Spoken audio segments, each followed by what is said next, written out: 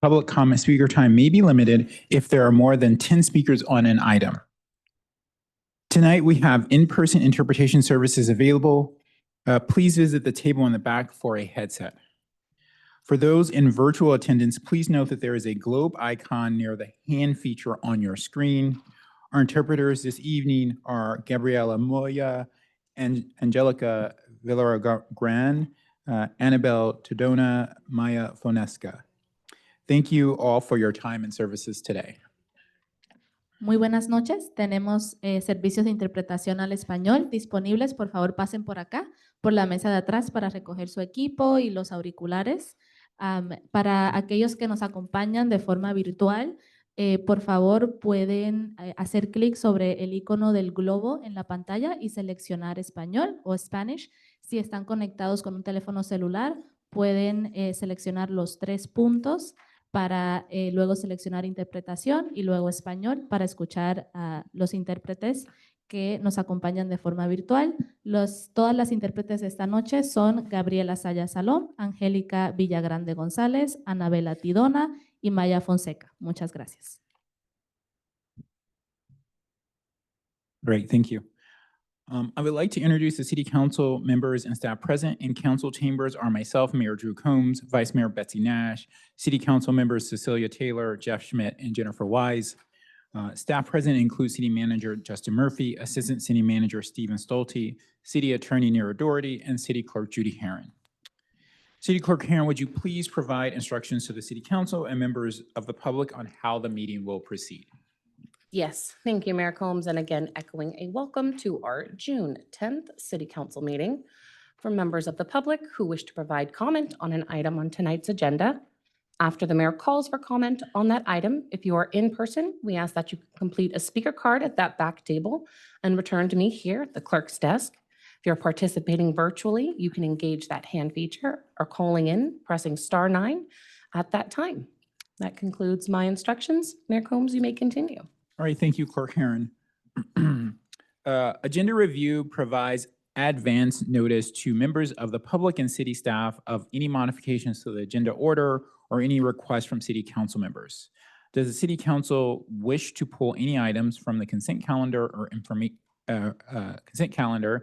informational items?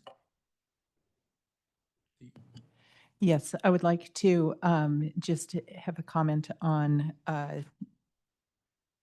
the Tripepi Smith, the number 3, F3. It's the agreement with for communications. Wait, so you do want to pull that out from the consent calendar so you can make a, okay, all right. So we'll pull out F3.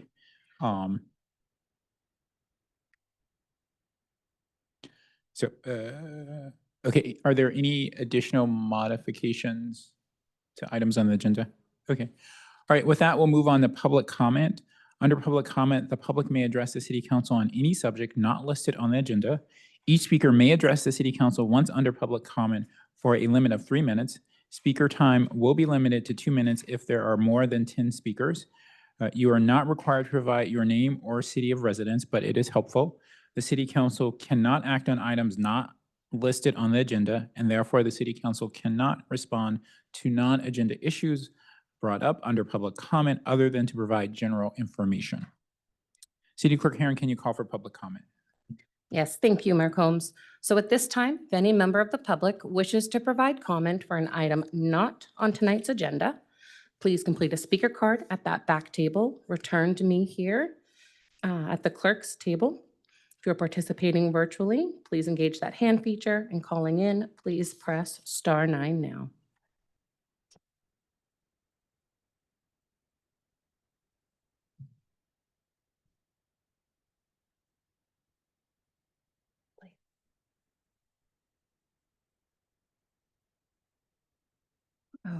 Okay. Give me just one moment. I had a couple of cards that came in without identifying either on or off agenda.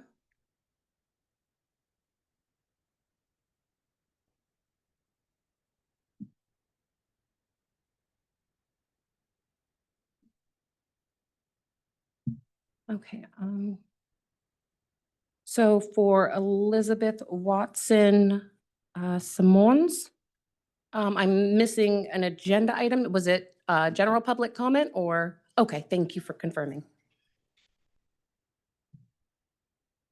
All right, so that would bring us up to a total of 6 speakers for general public comment for items not on tonight's agenda. And our first speaker will be John McKenna, followed by Marjorie Ruiz.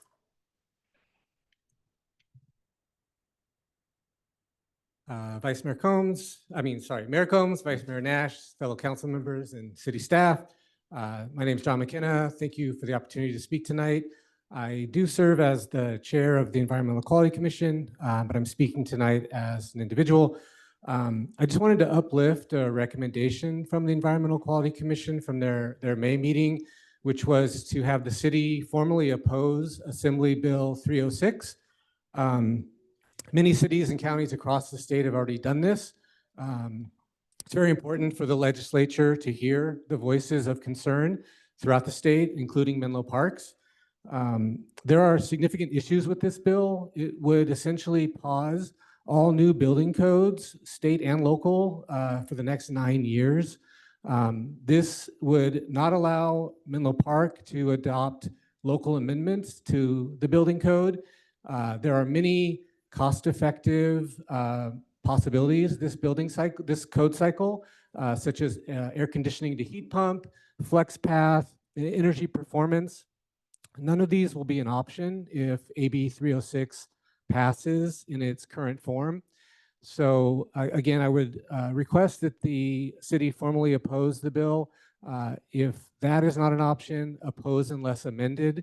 There are really 3 critical amendments that need to be made to this bill. One is to restrict the bill to only new construction and allow code updates to continue for existing buildings. Another would be to allow code updates that reduce costs for upfront construction and allow cities to streamline their permitting process. Lastly, give cities 180 days to adopt local codes to the 2025 code. So those are the requests. The bill is currently in the Senate. The date has not been set, but it will go to the Senate Housing Committee probably within the next couple weeks, and then it will go to the Senate Local Government Committee. So time is of the essence, and I urge you to make that resolution. Thank you. Thank you. And the next speaker is Marjorie, followed by Emma Stanford, and then Arlene Navarro. Mr. Mayor, Madam Vice Mayor, council members, good evening. My name is Marjorie Ruiz Hidalgo. Thank you for this opportunity to introduce myself to you. I am your PG&E Local Government Affairs Representative for the 21 jurisdictions of San Mateo County. I've come to say hello. This means that I am your day-to-day single point of contact, and so this includes department heads and senior staff who I've already been in communication with. I started in late April, and I've come tonight to commit to you here publicly in front of everyone. I will do my utmost to help you serve the constituents of Menlo Park. But I do not do this job by myself, thankfully. I am part of a whole PG&E team based out of the San Carlos Service Center, and this includes gas and electric crews, emergency response, service planning, vegetation management, which I know we are very familiar with here in Menlo Park, and everyone responsible for the customer experience. I've left my contact information with your city manager, with your city clerk. Please feel free to reach out. I look forward to meeting you over coffee, a walk, a call. I'm here. Thanks. Nice to see you. And the next speaker is Emma Stanford, followed by Arlene Navarro.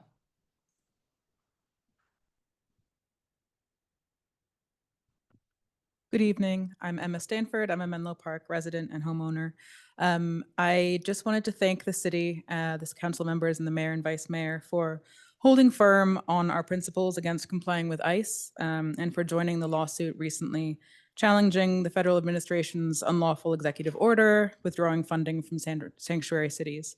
I'm a member of the national organization Showing Up for Racial Justice and a member of a local Menlo Park Showing Up for Racial Justice circle. And for anyone concerned with racial and social justice, the federal government's anti-immigrant agenda is really harrowing and nightmarish to see. This has been highlighted this week by the actions going on in LA. And I know that there's much more that we can do in Menlo Park to support and advocate for our immigrants, and I would urge you to do that as much as possible. But I know that in these times we take our wins where we can, and it's really nice to see that I live in a city that has its people's backs in this particular way. So yes, thank you. Next speaker is Arlene Navarro, followed by Elizabeth Watson. Good evening, all. My name is Arlene Navarro, and I am a Menlo Park resident in the Bellhaven community neighborhood. I'm here to talk about the Bellhaven pool. I ask that the City Council please request that the City of Menlo Park support the Bellhaven pool. I understand there's a lot of issues with it not having enough people attending it, but it's really important in our community. My child is there 4 times a week. She's on a youth aquatics team. It's only been there for 7 months, but it's slowly growing. Our coach comes all the way from Oakland to, be there for our children. And I don't see a lot of support from the city of Menlo Park. I've been to aquatic meetings. I understand there's been 4. I've attended 3 of them. And last I heard, there was going to be a sort of flyer or something mailed out to community, encouraging them to attend the pool. I haven't seen it yet. That's great, but I don't understand when the city is actually going to do more than the flyer. I'm happy to say that the aquatics meeting has grown each time I've attended. There's more and more people, so that shows a lot of interest in, making that pool succeed. But I don't want, when is it going to be more than just a flyer? It's really hard for our children to be on swim teams. It's expensive, and this team right here, it's so affordable. It's in our neighborhood. It's for the kids that look like us. And so I'm here to ask that you please help support the Bellhaven pool. The next speaker is Elizabeth Watson Simons, followed by Sherry Kaba. Hello, this is my first time at a council meeting, so I'm happy to see all of you in person here. And my name is Elizabeth Watson Simmons. I'm a resident of Menlo Park. I vote in Menlo Park. I pay taxes in Menlo Park, and I swim in Menlo Park. I am very concerned that our swim program is at risk at both pools because of the costs that have been incurred at opening and getting a community to support Bellhaven Pool. I wonder what you all think will happen if our current administrator of the services has to abandon us because he simply cannot afford the loss that he has been incurring. Where do we go next? What happens? What happens then? Do you have a vision of what will happen if Team Sheeper and the Menlo Swim and Sport is no longer managing our swimming pools? I think actual money, and I'm talking to you today because you are going to talk about money later. The budget is a topic, and I do think that the city should put some actual money into supporting the Bellhaven community, increasing their swimming. So again, as a community member, as a swimmer, as a voter, as a taxpayer, again, my name is Elizabeth Watson Simmons. Thank you. And the next speaker is Sherry Kaba, followed by Peter Colby.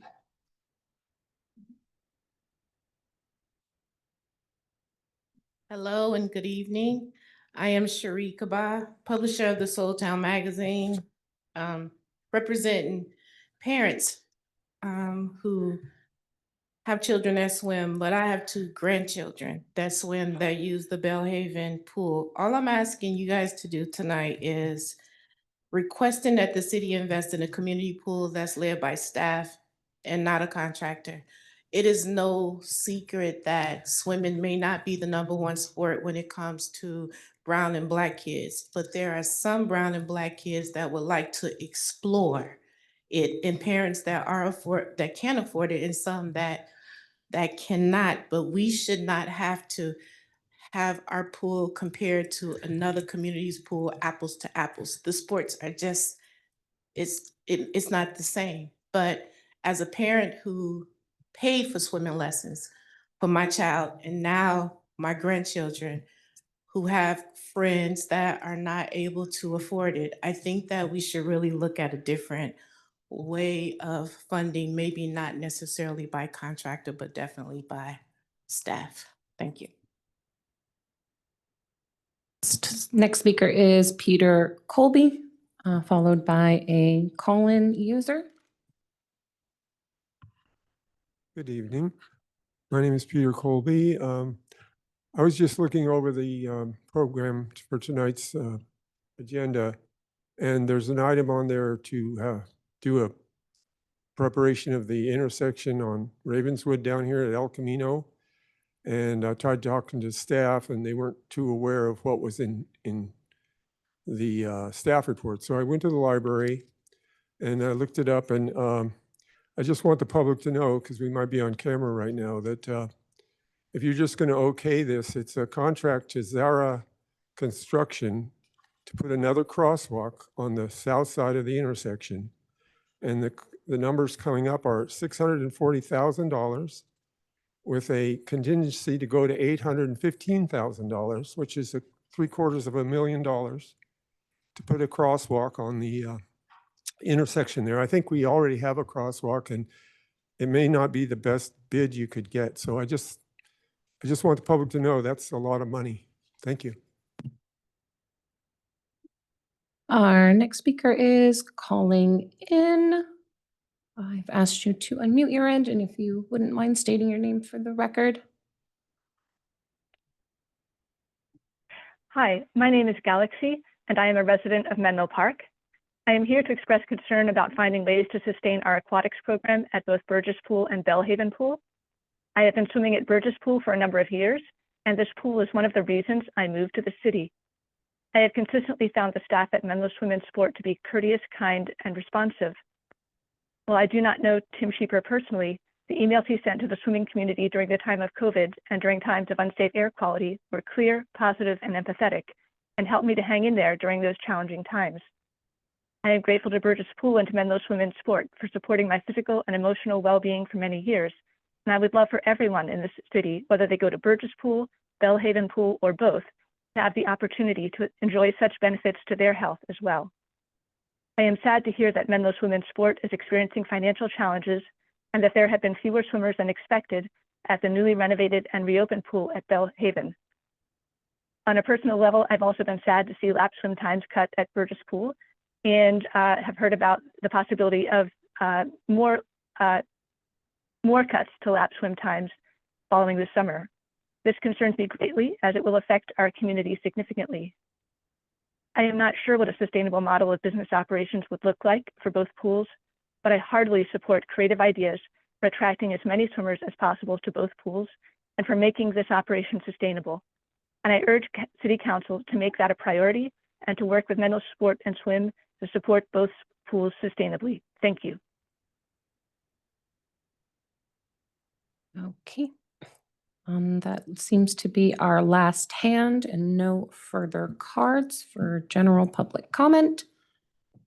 Mayor Combs, you may continue. All right, thank you, Clerk Heron. And thank you to everyone who provided public comment. We're now going to move into the presentations and proclamations portion of the meeting, and the council will actually come down from the dais for the rest of this part of the meeting.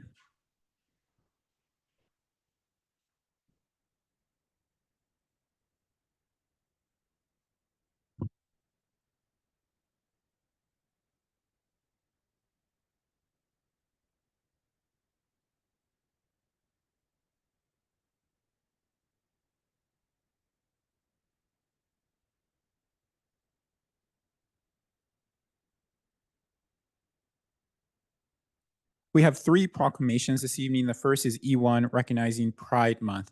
City Clerk Karen, can you call for public comment on this item? Yes, thank you, Mayor Combs. So at this time, if any member of the public wishes to provide comment on item E1, our proclamation recognizing Pride Month, if you are in person, you can complete a speaker card, return that to me here at the clerk's desk. If you're participating virtually, engaging that hand feature, or if calling in, please press *9 now. All right, this will be the final call for public comment on our proclamation E1. Seeing no hands or cards, Mayor Combs, you may continue. All right, thank you, Clerk Karen. Every June, Menlo Park joins the County of San Mateo and Greater Bay Area in observance of Pride Month to honor the history of lesbian, gay, bisexual, transgender, queer, intersex, and asexual liberation movement, and to support the rights of all residents to experience equality and freedom from discrimination. All human beings are born free and equal in dignity and rights, and the City of Menlo Park is committed to supporting visibility, dignity, and equality for LGBTQIA+ people in our diverse community, while also recognizing that LGBTQIA+ individuals have had an immeasurable impact on the cultural, civic, and economic success of our country. The theme of San Francisco Pride this year, Queer Joy in Resistance, is an important reminder that the struggle for LGBTQIA+ rights is ongoing, and that our community must remain vigilant, engaged, and united in its pursuit of justice and equality.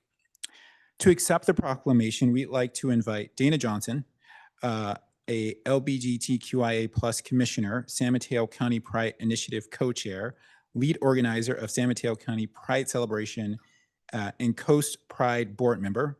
They also hold space as an activist, author, filmmaker, and consultant. Dana embraces the title of LGBTQIA+ Ambassador of San Mateo County.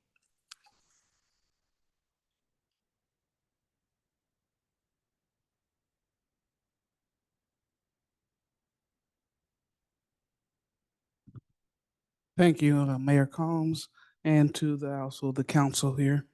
As shared, my name is Dana Johnson. I identify with they and he pronouns. I also identify as a proud transgender non-binary person. I serve in the space as an LGBTQIA+ commissioner for the County of San Mateo. I am the chair of San Mateo County Pride Initiative, which is a health equity initiative supporting LGBTQIA+ community wellness. I also hold the hat as a lead organizer of the San Mateo County Pride Celebration. First and foremost, I want to give a heartfelt thanks to my LGBTQIA+ ancestors, those who bravely paved the way so that I and so many others can stand in spaces like this today and carry their strengths and courage with me always. A special thanks to the City of Menlo Park City Council for raising the Progress Pride flag and issuing a Pride Month proclamation. These actions are more than symbolic. They are affirmations of belonging, inclusiveness, and visibility. June is recognized nationally as Pride Month, but for me and for many in our community, Pride is every single day. I embrace Pride 365 days of the year, and if it's a leap year, 366. Because living authentically and unapologetically is not confined to just 1 month. Today, I want to focus a little bit on the importance of visibility. Now more than ever, it is essential that we embrace and uplift the visibility of the LGBTQIA+ community. We are seen, we are here, we are not going anywhere. We will not be erased, and we will not be misplaced. Our voices will be heard loudly, clearly, and with purpose. We are navigating ongoing challenges and systemic barriers. In the face of these struggles, we need allies more than ever. We need you to stand in solidarity with us, support us in embracing our authenticity, and in uplifting the visibility of our diverse, vibrant, and resilient LGBTQIA+ community. Finally, I am thrilled to invite you all, including the council and those within the City Hall space, to our 13th annual San Mateo County Pride Celebration, as well as the 3rd annual Pride Parade. It's going to be this Saturday, June 14th. Parade kicks off on 2nd and B Street in San Mateo at 10:30 a.m. It's going to be ending about 11:30 a.m. onto the Pride grounds, which is San Mateo Central Park. The Pride celebration runs from 11 a.m. to 5 p.m. and you can't miss it because it's right at Central Park, located at the corner of 5th and Laurel. This year, our theme is Breaking Boundaries, Shaping Futures.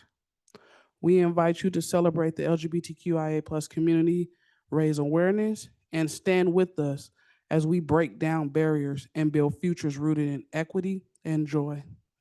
This event is like none others. It's actually the longest event in the state of California that is a dry event, which means that we are a sober event, very focused on family friendly. We have a live stage, we have live entertainment, DJ, youth, and an older adult space, many of local community-based organizations, and then even activities inside of our recreation building. The Pride Celebration is a collaborative event hosted by amazing community partners, including the Pride Initiative, LGBTQIA+ Commission, San Mateo County Pride Center, Outlet, Adolescents Counseling Services, and a variety of other community-based organizations. I will be sending the flyer to city clerk, so hopefully I can have you all there marching with us. And if you just want to come on out and show your allyship and visibility to your community and your constituents, that would be great. Thank you again for this amazing attribution that you're doing, and happy Pride to you all.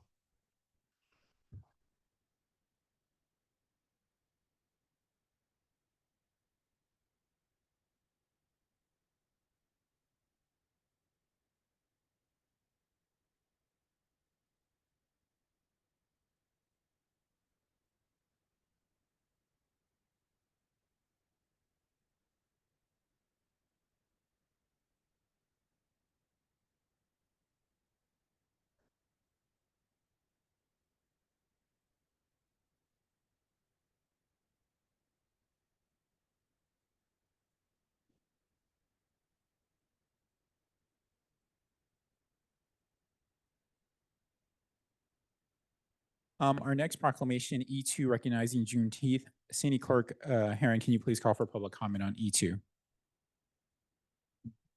Yes, thank you, Mayor Combs. So at this time, if any member of the public wishes to provide comment on our second proclamation recognizing Juneteenth, if you are in person, you can bring me a speaker card. Participating virtually, engage that hand feature. Calling in, please press *9 now. This will be the final call for public comment on item E2. Seeing no hands or cards, Mayor Combs, you may continue. Great, thank you, Clerk Herron. Juneteenth, named for the date of June 19th, 1865, is a significant date in American history and the African-American experience. On that day, the Union Army made its way into Galveston, Texas, under the leadership of General Gordon Granger, and announced to the people of Texas that all enslaved African-Americans were free. Even though the Emancipation Proclamation freed African-Americans in rebelling states, it wasn't until June 19th, 1865, that it was actually enforced with the Union Army. Juneteenth marks our country's second Independence Day. Although it has long been celebrated in the African-American community, this monumental event remained largely unknown to most Americans until Juneteenth was established as a federal holiday in 2021. The historical legacy of Juneteenth shows the value of never giving up hope in uncertain times. This Saturday, June 14th, all are encouraged to join us for a Juneteenth celebration at Kelly Park to gather together, enjoy cultural entertainment, live music, a local tribute, family activities, delicious food, and more, all while learning more about this important day. Please go to menlo.park/gov/Juneteenth 2025 for additional details. We would like to invite Library and Community Services Manager Natalia Jones to accept the proclamation. And maybe you can tell us the time, the start time. Okay.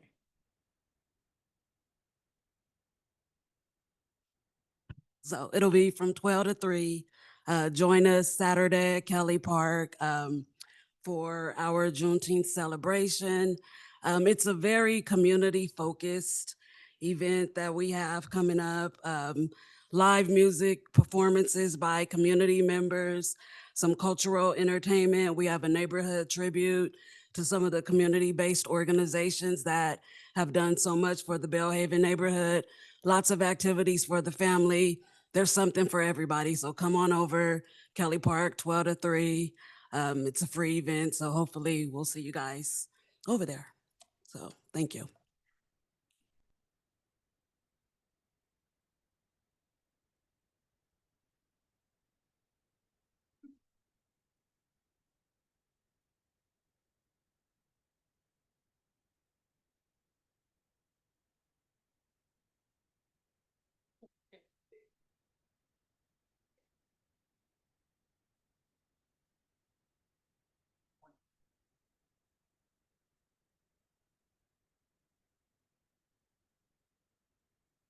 Right. Thank you. The final proclamation E3, recognizing gun violence awareness. City Clerk Karen, can you call for public comment on this item? Yes, thank you, Mayor Combs. So at this time, any member of the public wishing to provide comment on Proclamation E3, Gun Violence Awareness Day. If you are in person, you can bring me a speaker card. Participating virtually, engage that hand feature. Calling in, please press *9 now. This will be the final call for public comment on item E3. Seeing no hands or cards, Mayor Combs, please continue.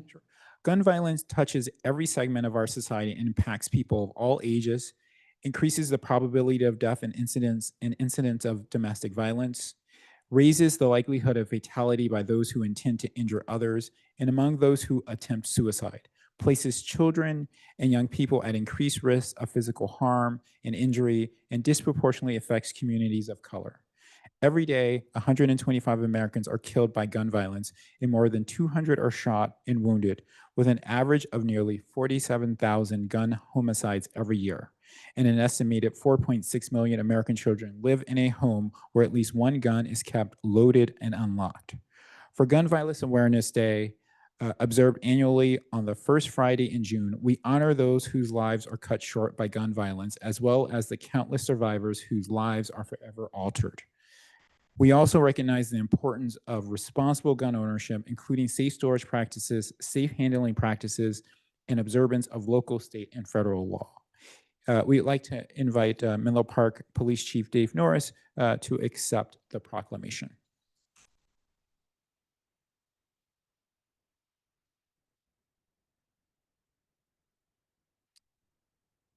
Thank you, Mayor and council members, for recognizing this important awareness month and event.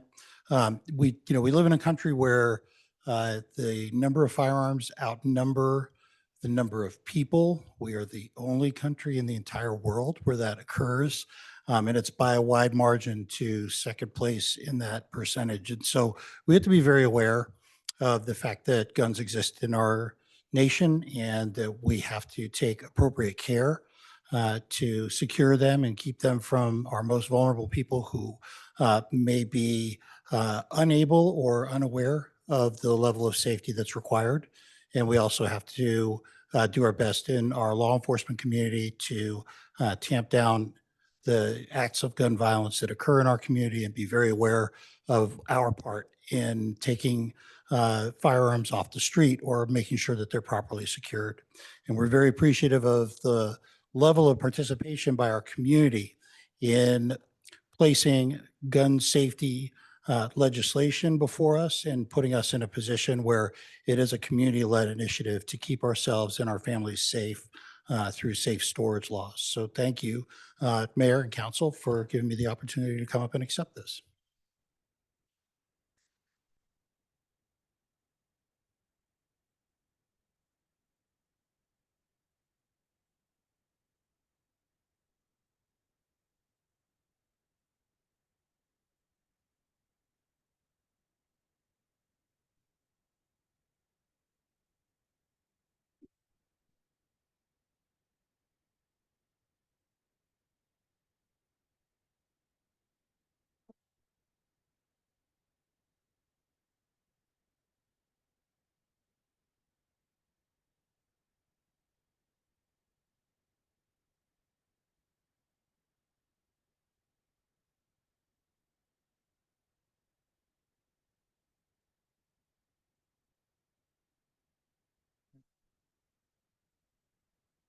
Thank you to everyone who received a proclamation.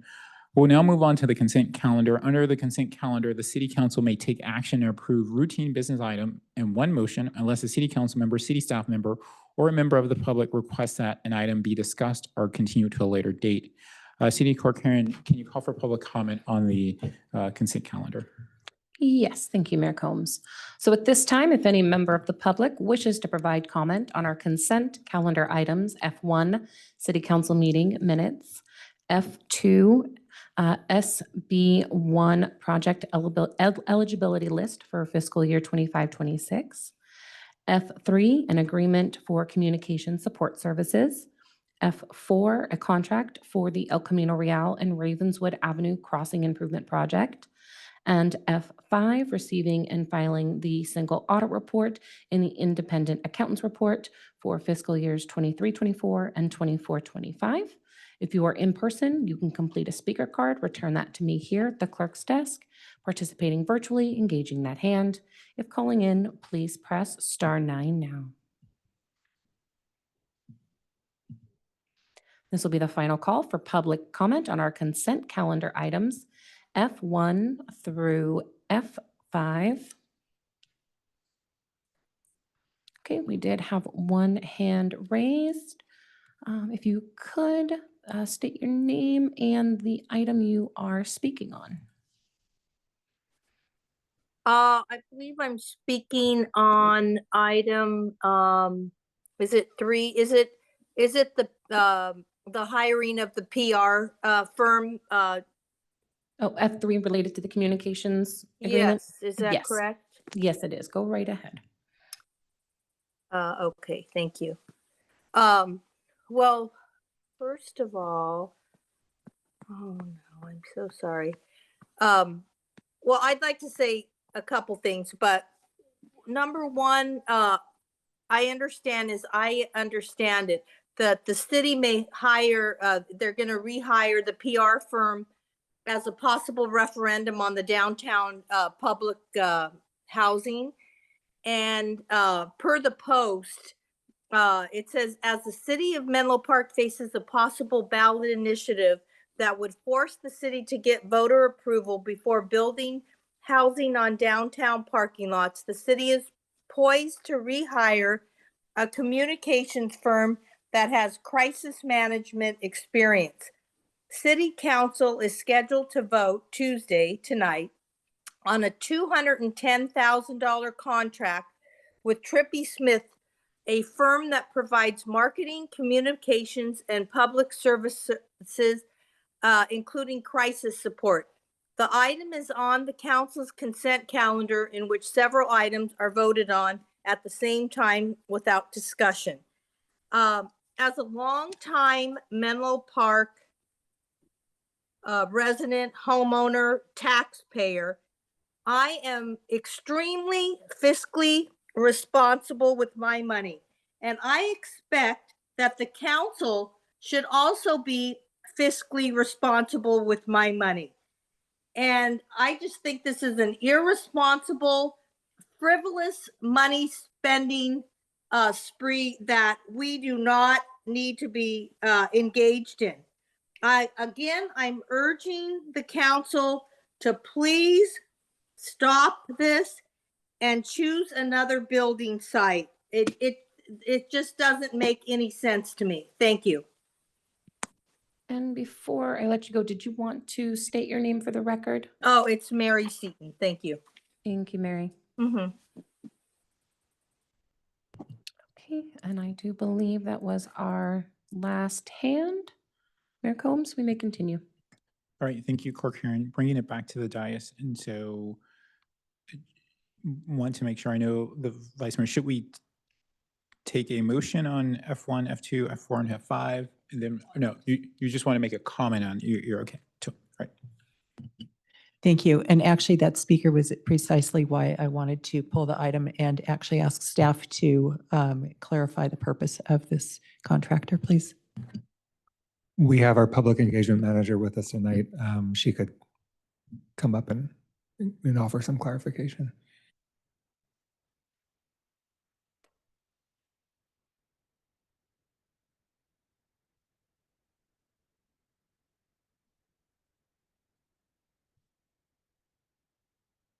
have to turn it on? Move it. Okay. Yes, thank you, Council. So my name is Kendra Calvert, and I am the Public Engagement Manager for the City of Menlo Park, meaning that I oversee communications and engagement for the city. And with me today, I have Melanie Moore, who is a Senior Business Analyst at Tripepi Smith. And online, we have Ryder Smith, who is the co-founder of Tripepi Smith. And thank you for asking for clarification. So Tripepi Smith so it does ongoing support communication for the city. And what that means are things like graphic design. So wayfinding signs that you saw at the Spring Fest or upcoming 4th of July. They also do banners for downtown or at our facilities, whether that be resources for community members like home upgrade or just informational signage. They also do our newsletter compilation and dissemination. So that's our weekly newsletter, the Weekly Digest, which if anyone's not registered for, I highly recommend it to get regular information. Safe Routes to School newsletter, our construction news. They also assist with social media posting, and that would be information regarding, for example, shuttles tonight to City Council from Belhaven Community, our community events, our recent Park and Rec survey, or resources for the community like free compost. They assist with some website updates, and additional support communications would be assisting with weather emergency communications. So that is the intent of Tripepi, is our ongoing support communications. Are there any additional questions? So just to clarify, on that list was nothing to do with the referendum or That's correct. Yeah, that is correct. Thank you. Thank you. And oh no, yeah, please, Councilmember. I also just wanted to ask a question that I know professionally. I read the article in the Post, and I think that they tend to like to stir up controversy a little bit by making 1 + 1 = 3 sometimes instead of the straightforward. I appreciate the Almanac is here, and they tend to be a little more straight down the line and not stirring things up. Crisis communication is a core part of every communicator's background. I'm 25 years in the field, so the fact that that is a part of the portfolio is incredibly common, and it would be a gap if that wasn't part of the services offered. So I just want to get confirmation of that out loud. Yes, and then to reiterate what I said before, the crisis communications that Tripepi has helped with are weather, because that is something that we have identified that we want to enable our community. It's a priority for our city, disaster and emergency preparedness.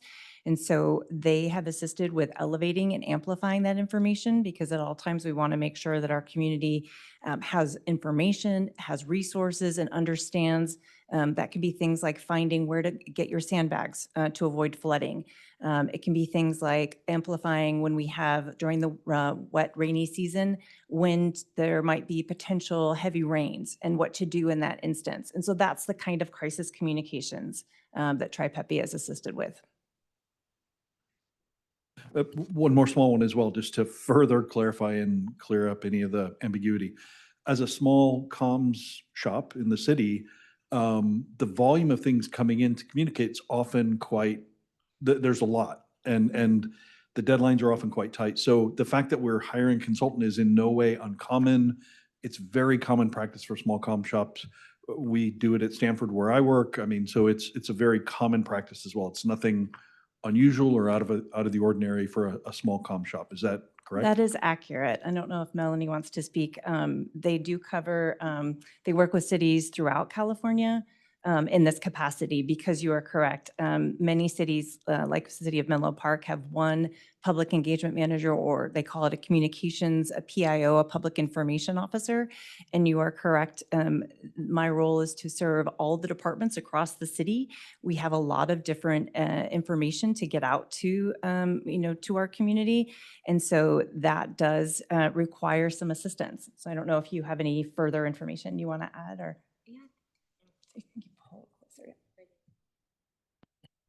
Yeah, thank you, Kendra. Just echoing that point that our company, Tripepi Smith, does work across cities throughout California, both like in the Bay Area and then also throughout other areas. And as Kendra was mentioning, we're kind of at her disposal for making sure that all the stories and information in Menlo Park is shared. So kind of functioning as other arms of the city to assist with sharing your stories and information to really assist your residents. So yeah, thank you.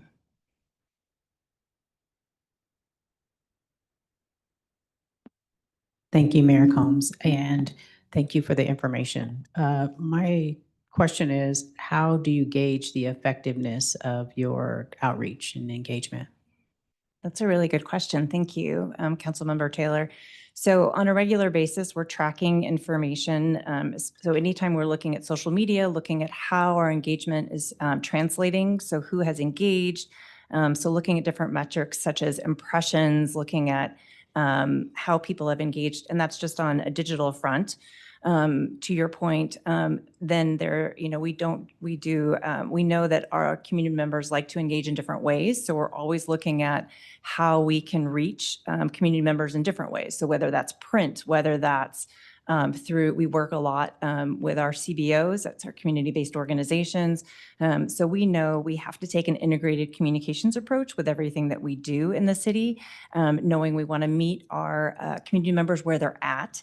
And so, there's other ways. You have likely seen City of Menlo Park has TV ad monitors within all of its facilities. We even have one in the Belhaven substation. So there are various ways that people can interact with the information that we're providing, and we're always analyzing and looking at effectiveness of those outreaches. Great. Thank you. A couple of questions. Do we put this out to an RFP? Initially, in 2023, Tripepi Smith was brought on for a budget book, and then over time, their services have expanded. And so that is the background of how I know that I know Assistant City Manager Stephen Stolte had experience with Tripepi Smith previously and had used them very effectively. And so that is how I don't know if you And need just to add there. Yeah. I can chime in as well. Sure. And maybe if other staff wants to chime in.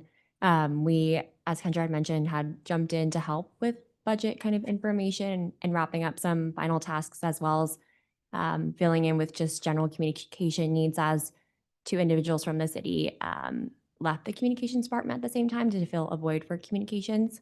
So since then, we kind of have been working with the city to provide those services and maintain and enhance ongoing communication support. Okay, I think the answer to my question is no. But if someone wants to say otherwise, that's fine.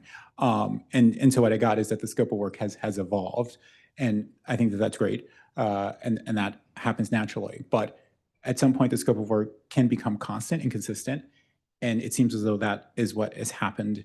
And so at some point, we should think of putting this out to bid.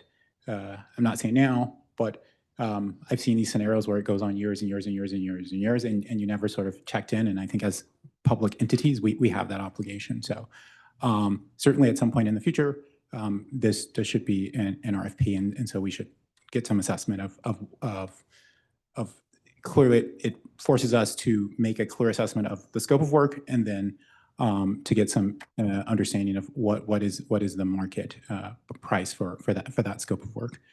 And so the other thing is I wanted to confirm that we can definitively say that the scope of work will not include any communications or work in connection with a possible upcoming ballot measure. That is correct. Okay. All right. Thanks. I appreciate that.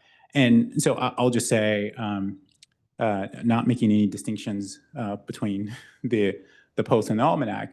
I mean, there is a history here of some years ago, a prior council, a prior city manager hired consulting communications services in connection with a ballot measure where it was clear that the council and the city staff had a favored outcome there.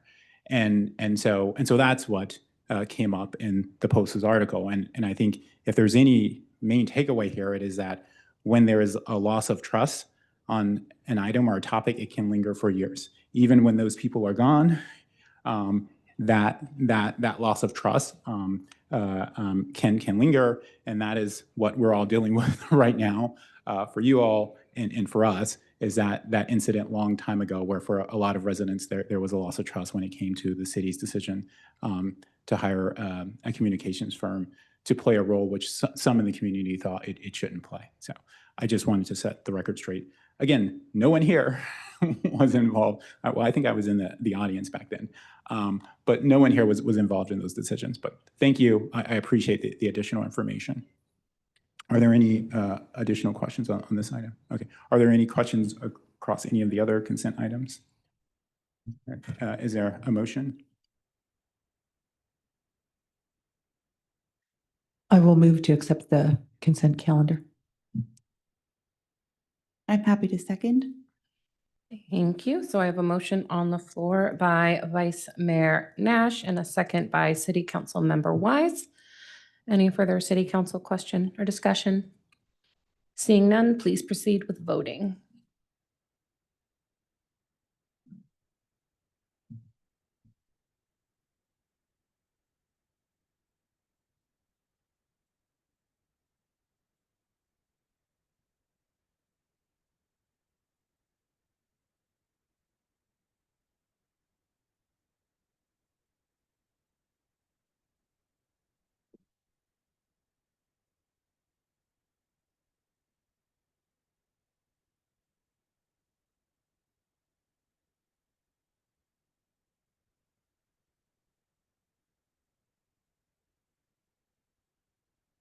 Councilmember Weiss has called in for tech support, which is the vice mayor.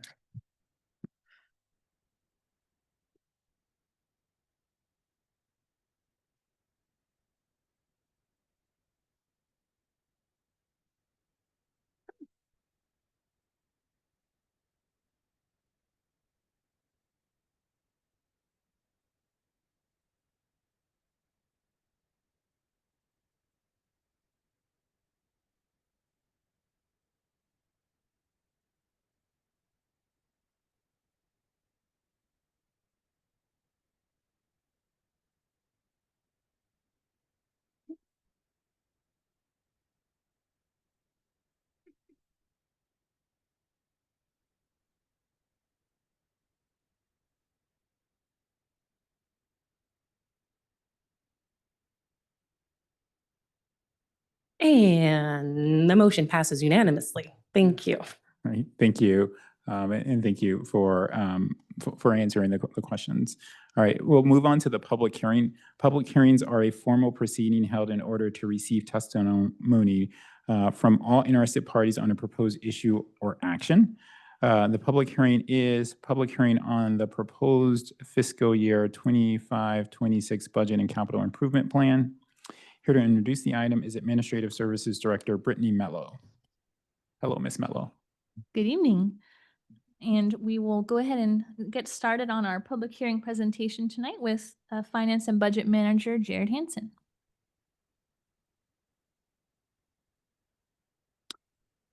All right, thank you so much. I'm happy to be here tonight to talk about the fiscal year 25-26 proposed budget.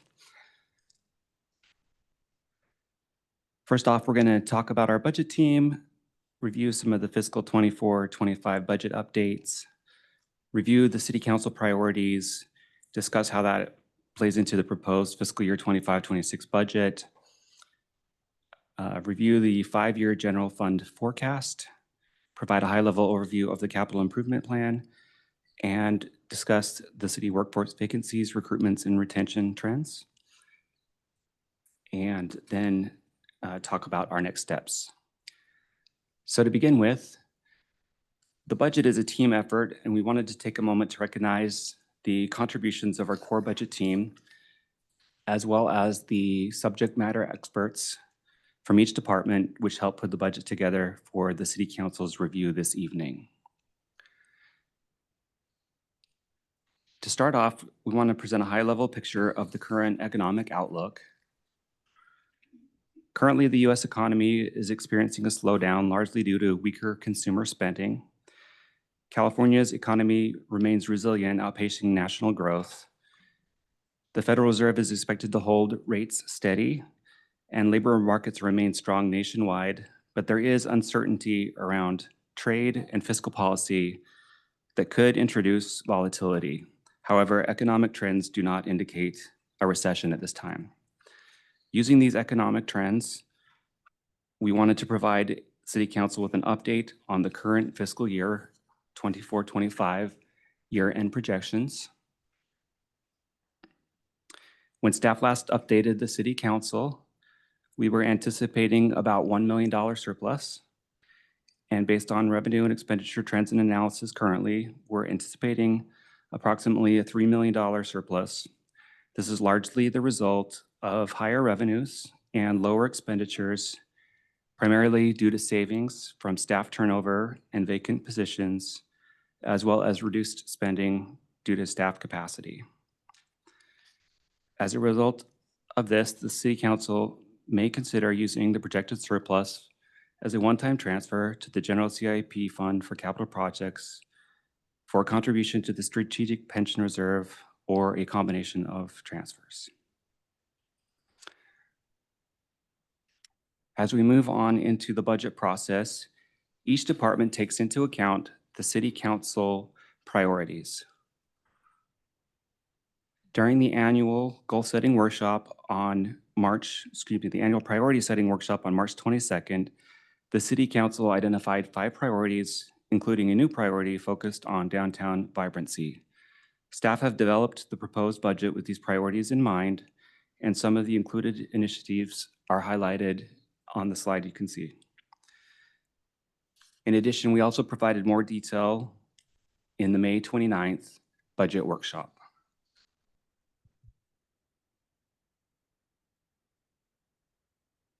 As we look to the 25-26 proposed budget, we'll talk about key revenue and expenditure strategies and assumptions used in building the budget. As a reminder, the city uses many different types of funds to track its revenues and expenditures, with the general fund being the city's primary operating fund. Currently, the city has over 55 funds and a total proposed expenditure budget of $207.9 million. Of this, the general fund is $78.3 million.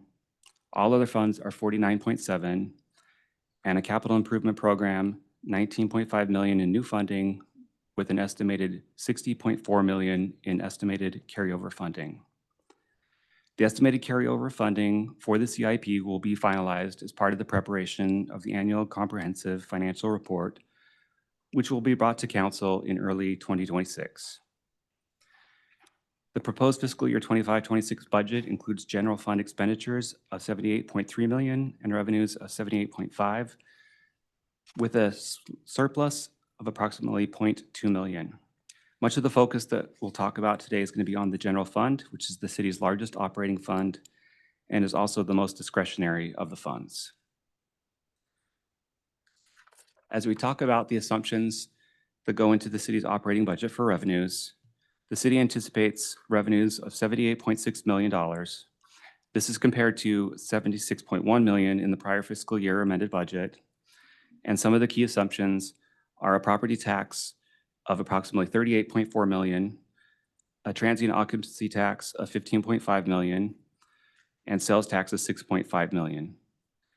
These items include the appropriate increases, such as the 2% growth in sales tax, as well as the higher tax rate from the success of Measure CC for the TOT. In addition, the property tax in lieu of vehicle license fee is anticipated to have a $4.3 million shortfall. However, the shortfall for fiscal year 23-24 was included in the governor's proposed budget and has been included in the revenues. On the expenditure side, the general fund budget anticipates expenditures of $78.3 million compared to $76.6 in the prior fiscal year amended budget. And as a service organization, personnel represents the city's largest expenditure category. City is proposing 296 full-time equivalent positions, of which the general fund is supporting an estimated 84%, and also have factored into the budget a vacancy and turnover rate of 13%. This includes a service level enhancement of 3 additional FTEs, full-time equivalents for non-sworn police personnel. In addition, the transfer from the general fund for the capital improvement plan of $4.862 million is included as directed by council on May 13th. Additionally, the CalPERS unfunded accrued liability payment of $1 million is included to match the 15-year amortization schedule.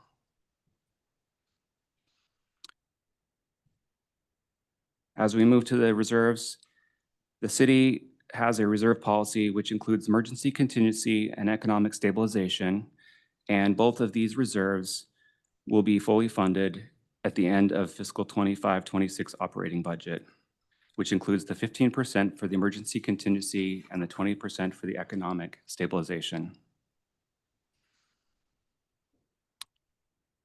As I mentioned a little earlier, service level enhancements that are included in the budget include $0.38 million for 2 FTEs for parking enforcement officers, 1 FTE for a police record specialist, as well as 2 mobile closed circuit television cameras.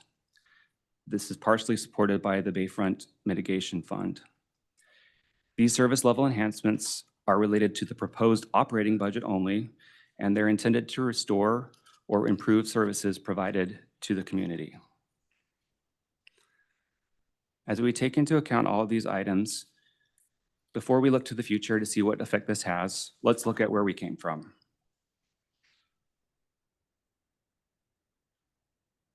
So coming out of a COVID year in fiscal 21-22, our revenues have rebounded and have remained steady since that time.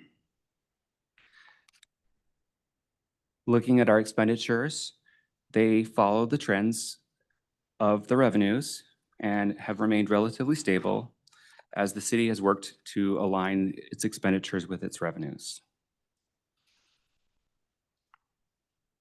As we evaluated the SLEs and incorporated them into the general fund 5-year forecast, we'll want to show that, and this as well as the assumptions and strategies that help drive that forecast.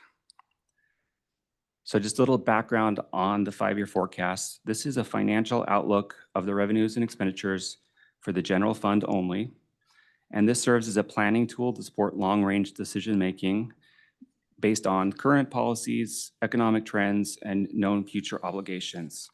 And we'll talk about some of those assumptions now. For our revenue assumptions, our property tax remains our #1 revenue source with an average annual growth of approximately 4.3%. Our transient occupancy tax increases to 15.5% beginning January 1st, 2026 onward. Our sales tax grows at an average annual rate of 2.4%. Licenses and permits increase to a historic baseline and then grow at an annual rate of 3%. And finally, the $1 million transfer annually from the Developer Special Revenue Fund for the Belhaven Community Campus operations is projected to continue through fiscal year 28-29. On the expenditure side, the personnel costs, including salaries and wages and retirement benefits, are forecast using CalPERS actuarial data. This includes the vacancy and turnover rate assumptions. Our operating expenses grow at an annual rate of 3%. However, this does include a non-spendable operating assumption due to reduced personnel. The transfer to the general CIP fund from the general fund for capital projects of $4.862 million is adjusted annually by an inflationary factor of 3% each year. With all these assumptions, the projected total fund balance of the general fund would decrease from $40.3 million to $25.3 over the 5-year period. The Economic Stabilization Reserve remains fully funded at the minimum policy level throughout the forecast, However, the emergency contingency would no longer be funded beginning in fiscal year 28-29. And we'll illustrate that on some of these charts that are coming up. As you can see, our annual budget deficit is projected to grow over the 5-year forecast, which has the effect of reducing our unassigned fund balance to 0.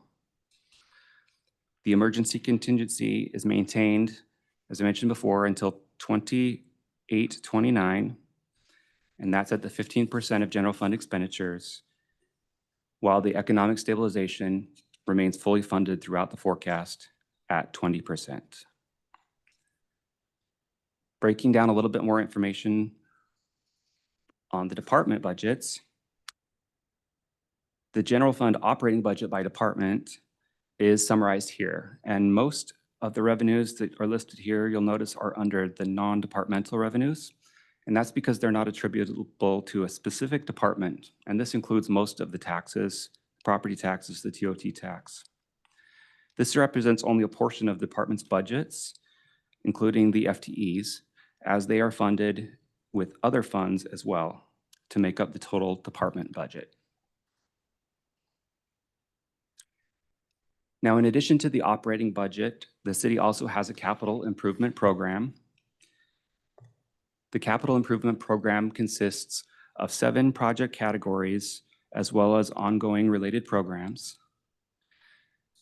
Funding for this comes from a number of various sources, including the general fund transfer, grants, and special revenue funds.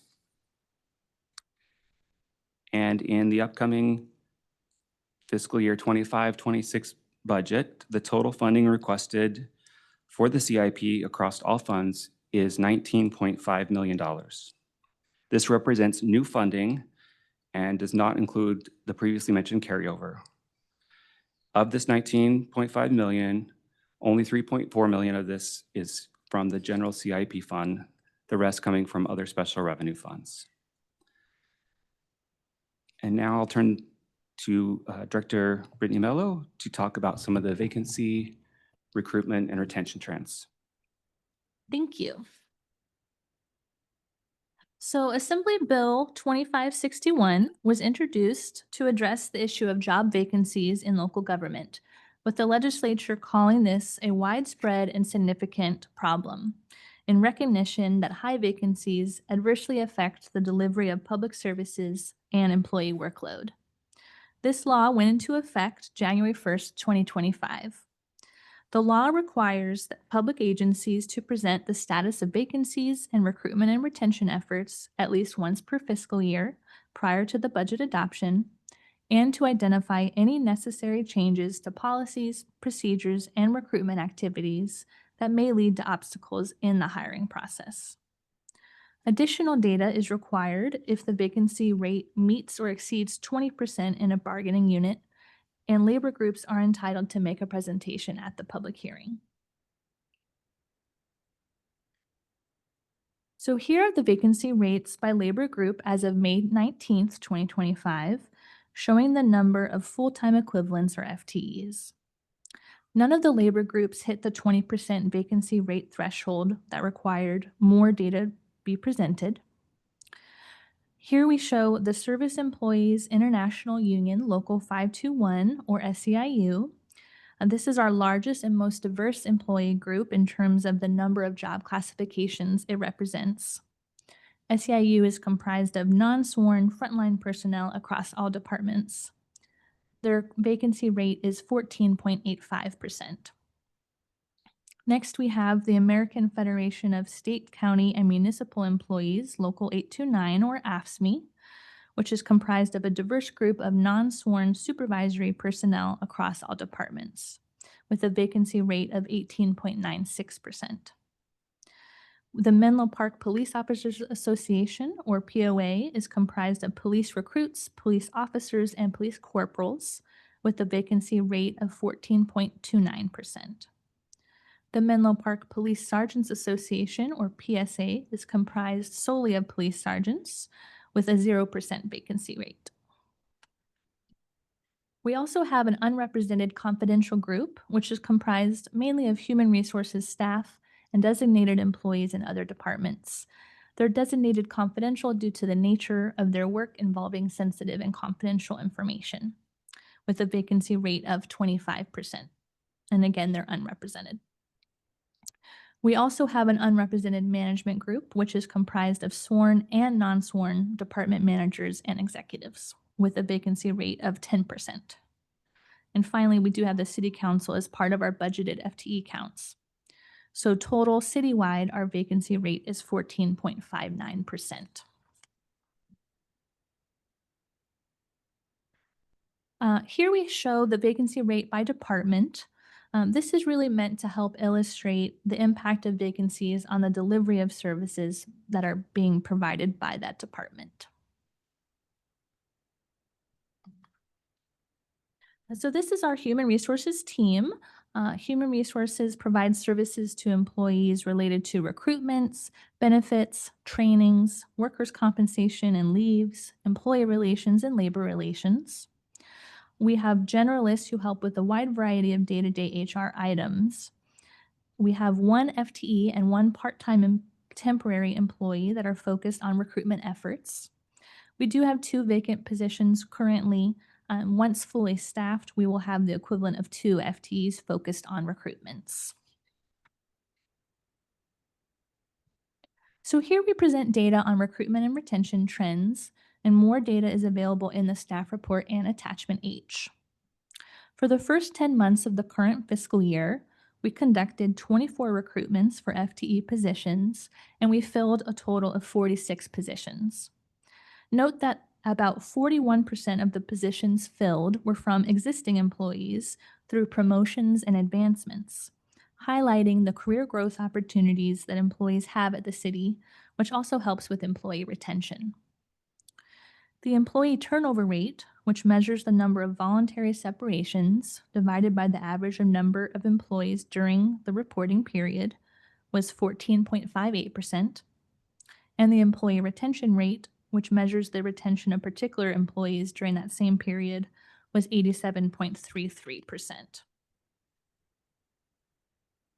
In terms of some of the efforts that we have planned and ongoing to assist with recruitment and retention, we are working to develop incentives for classifications that face recruitment and retention challenges, so ones that we would deem difficult to fill, maybe because of a certification, competitive labor market, and positions that have been shown to have a high turnover. Some of these incentives that we're exploring are employee referral programs, hiring bonuses, and/or relocation assistance and retention incentives. We've also partnered with the police department to develop hiring incentives for lateral police officers and police academy graduates. Recruiting police officers does remain a very difficult challenge across the nation, and these incentives will really help reduce the time and cost to recruit police officers, which currently takes about 1.5 years from the time of recruitment to getting them working independently in the field. And that costs an estimated $100,000 per recruit. We're also looking to develop new and revised job classifications to help departments meet their evolving business needs. With these new and revised classifications, this can help provide growth opportunities and help with succession planning. Finally, we're looking to conduct a citywide classification and compensation study. The last comprehensive study was finalized in 2016. This study will help determine if we need to update our job descriptions and look at where our positions fall in our comparator market in terms of wages and benefits, and helps ensure internal alignment. And so with that, I'll pass it back to Mr. Hansen.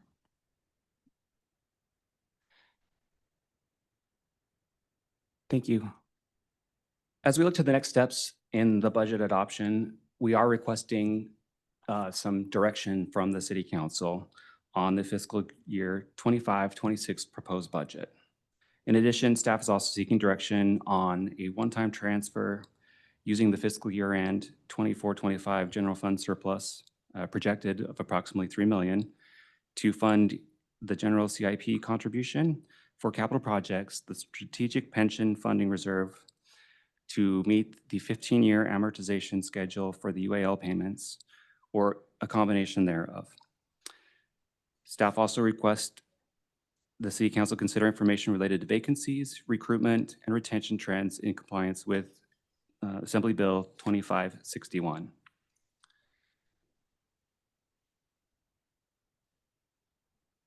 The proposed budget is available online at menlopark.gov/budget.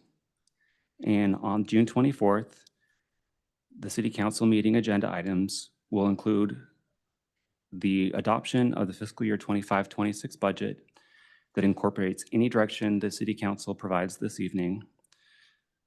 Also would amend the fiscal year 24-25 budget to appropriate those surplus funds if desired. And so that does conclude our presentation. As mentioned, as part of the AB 2561 requirements, the labor groups are able to make presentations to the council. And so SEIU has requested to make a presentation. And so I'd like to invite up Maria Guerrero, the SEIU organizer.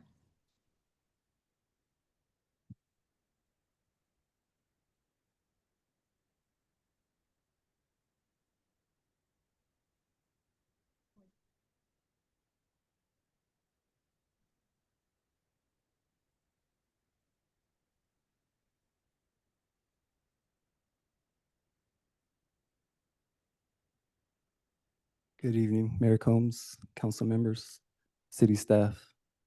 I'd like to reintroduce myself. My name is Sakni Sai. Been with the city for 7 years, going on to 8 years in August. I am a IT specialist too. And outside of that, I am also a steward with SEIU. I was nominated by my peers. And last winter, I also was nominated as a chapter chair by my peers and voted. So I'm here to represent them along with my team who's going to introduce themselves too. Thank you. Good afternoon, Mayor Combs and City Council members. My name is Kayla Jones. I am a project manager in the Public Works Department, and I am the SEIU Secretary. Thank you for having us today. Morning, Mayor Combs, City Council, and City staff. My name is Sham Seacat. I'm a plan check engineer for the city. I'm also the chief steward for our SEIU, and I've been here since 2018. I'm going to be doing the bulk of the presentation here. Menlo Park has truly been a special place for us to grow our careers. And we know that many of our colleagues who are not here feel the same way.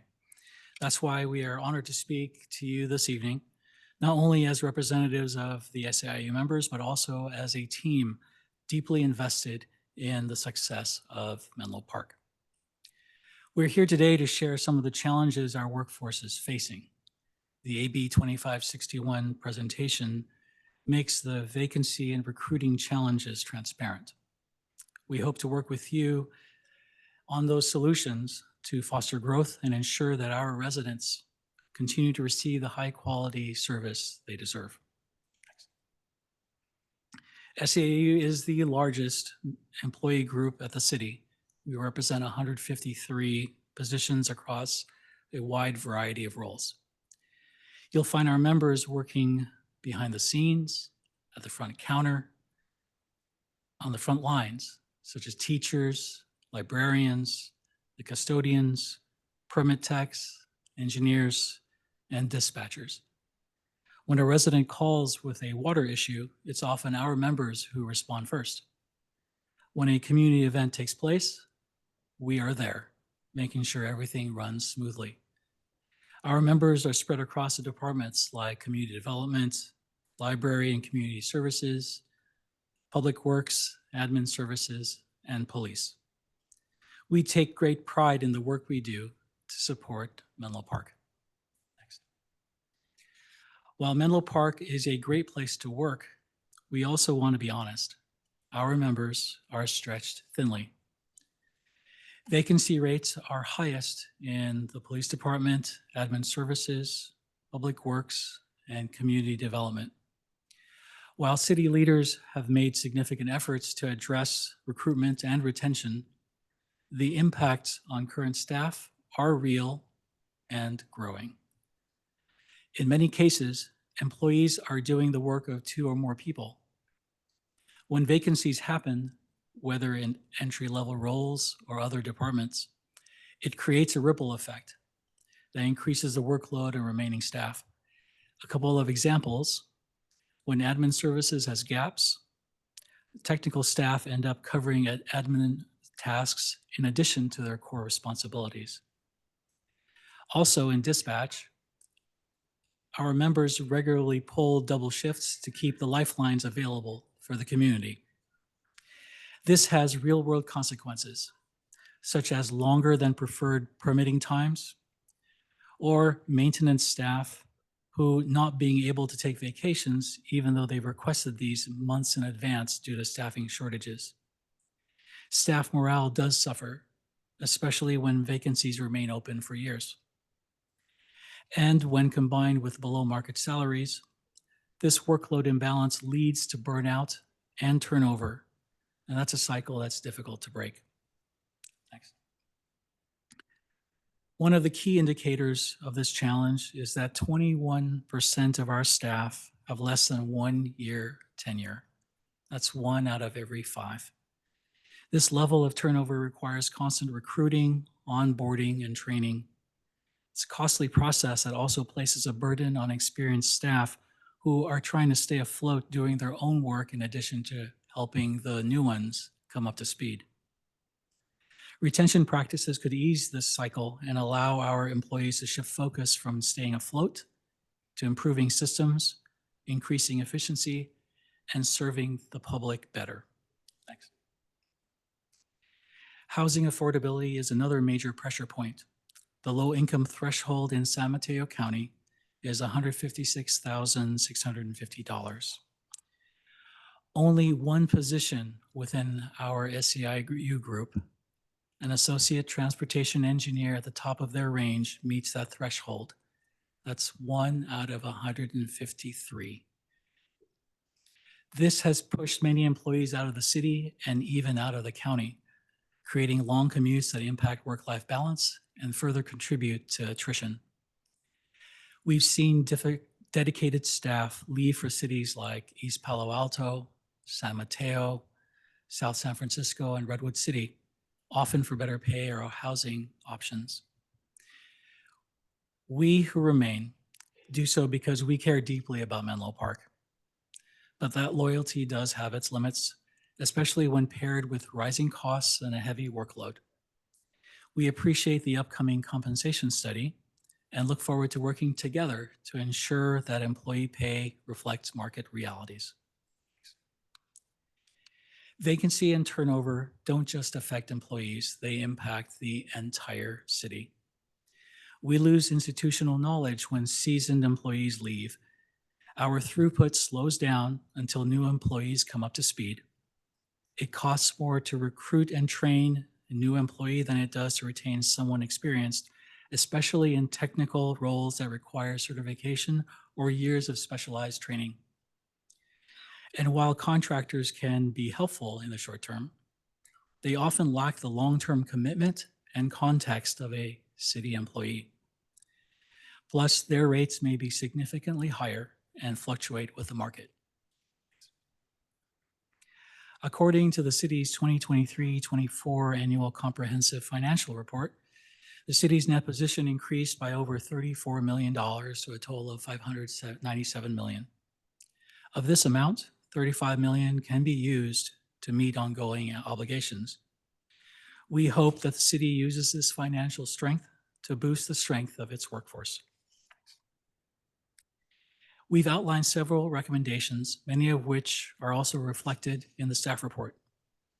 One idea is to follow Palo Alto's lead, where employee salaries are targeted at the 75th percentile. That approach keeps them competitive and supports both recruitment and retention. We also commend Menlo Park's affordable housing support for teachers, and we encourage expanding that model to include roles with similar salary challenges, like custodians, librarians, maintenance workers, and accounting assistants. Childcare support is another area to explore. Redwood City, for example, offers meaningful incentives that could be models for us to use here. We also support creating clear pathways to permanency for extra help employees and for more opportunities for current staff to upskill into higher level roles. For example, the current tuition reimbursement budget is outlined in the MOU to be $11,000 annually. Expanding this program could involve rewarding achievement of additional certifications and degrees that provide opportunities for our members to move up our org chart and rather than move away into somebody else's org chart. When it comes to hiring, expediting job positions for severely short-staff roles, or on-call positions could help reduce pressure on existing staff. The staff also suggests hiring bonuses, but we'd urge the city to focus on retention in addition to recruitment. We propose scaled seniority bonuses like small annual bonuses or deferred compensation contributions, or something similar to longevity bonuses paid to police officers. These can be provided with every year dedicated to serving the city in order to encourage long-term commitment. Finally, the last citywide employee survey was conducted in 2016. We would love to see another one launched in the upcoming fiscal year to collect feedback directly from staff and build a stronger, more responsive workplace culture. In closing, we appreciate the opportunity tonight to present to Council these perspectives from those of us in the workforce. We are encouraged by the conversations we've had with leadership and by the attention this issue is receiving. We know Menlo Park has always aimed to be a leader in public service. And with a few strategic adjustments, we believe the city can continue to attract and retain the talented workforce it needs to make that vision a reality. We in SAU are ready and eager to partner with you to make that happen. Thank you for your time and for your continued support of city employees.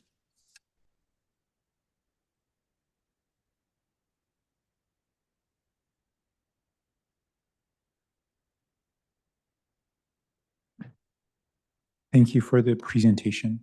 Are there any other unions or union representatives that wish to provide a presentation to the council before we open the public hearing? All right. Any clarifying questions from the council before we open the public hearing? Okay. I'd like to open the public hearing. City Clerk Karen, can you call for public comment? Yes, thank you, Mayor Combs. So at this time, if any member of the public wishes to provide comment on public hearing item G1 on the proposed fiscal year 25-26 budget and capital improvement plan, if you are in person, please bring me a speaker card. If you are participating virtually, engage that hand feature. If calling in, please press *9 now.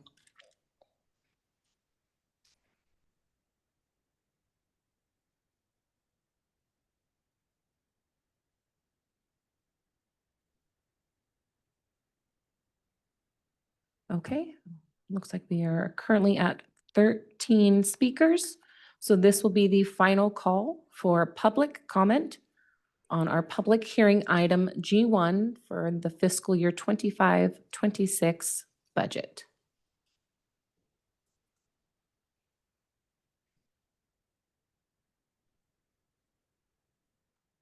Okay, and Mayor Combs, it looks like we have 16 speakers. All right, thank you, Clerk Karen. We'll limit public comment to 1 minute and 30 seconds per speaker. Okay. Thank you. Our first speaker will be David Wortel, followed by Marcia Bramowitz.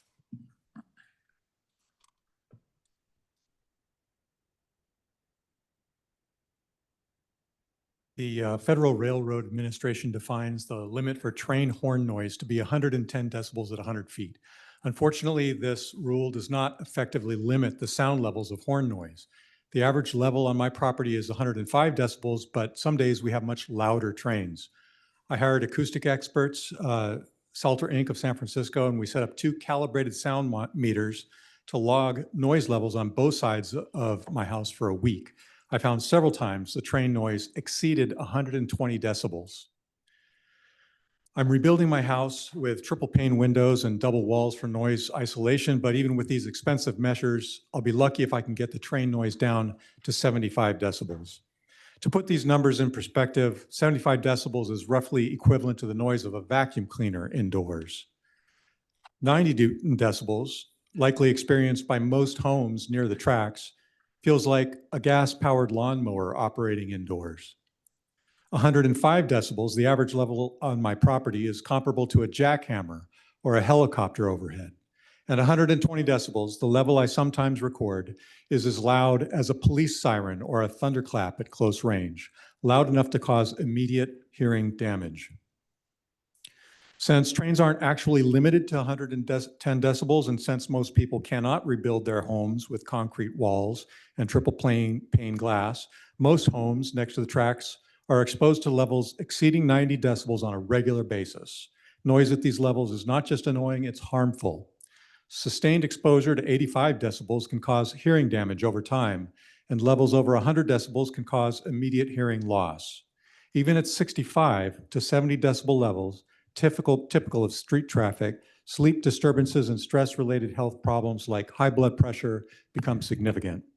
That's why we need a quiet zone to protect the health and well-being of the people who live here.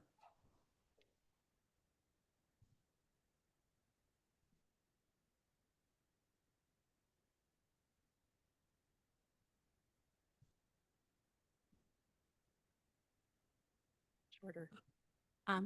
Good evening. Last night, many of us learned that the quiet zone had been dropped from the capital improvement plan. Since then, the city has received well over 100 emails, and dozens of people have adjusted their schedules to be here in person or watch over Zoom. There is no magic wand that activates an immediate community response like this. The truth is that people care. Train horns are a major issue to a very large number of people who live and work in Menlo Park. Stopping the incessant blast was so important to them that they immediately prioritized taking action. Implementing a quiet zone is not a fringe issue or one with limited benefits in terms of impact or scope. It's broad-based, impacts downtown vitality, and affects thousands every single day. Train horns have been an issue for decades. I've lived here for nearly 30 years, and it's been a topic since day one. Public engagement with the city to reduce the impact of trains has been going on for as long as I can remember. A few years ago, Atherton's longtime council member and mayor, Rick DeGolia, stood here and shared that their first quiet zone at Fair Oaks was the single greatest public benefit they brought to Atherton. Our city has invested a substantial amount of time and money to pursue a quiet zone, plus both an implementation study and engineering designs. You and your predecessors have built up people's hopes. Taking this off the 5-year CIP because funding is a challenge blatantly ignores years of productive work and the wishes of thousands of constituents. It also negatively impacts downtown vitality, a priority for you. If the quiet zone is excluded from the CIP, it will be all the harder to pursue any source of funding. What grantor would even consider quiet zone support if it's not a city priority? Tonight, before it's too late, please correct this wrong and restore the quiet zone to the CIP. Thank you very much. The next speaker will be Maggie Smeal, followed by Kim Freitas.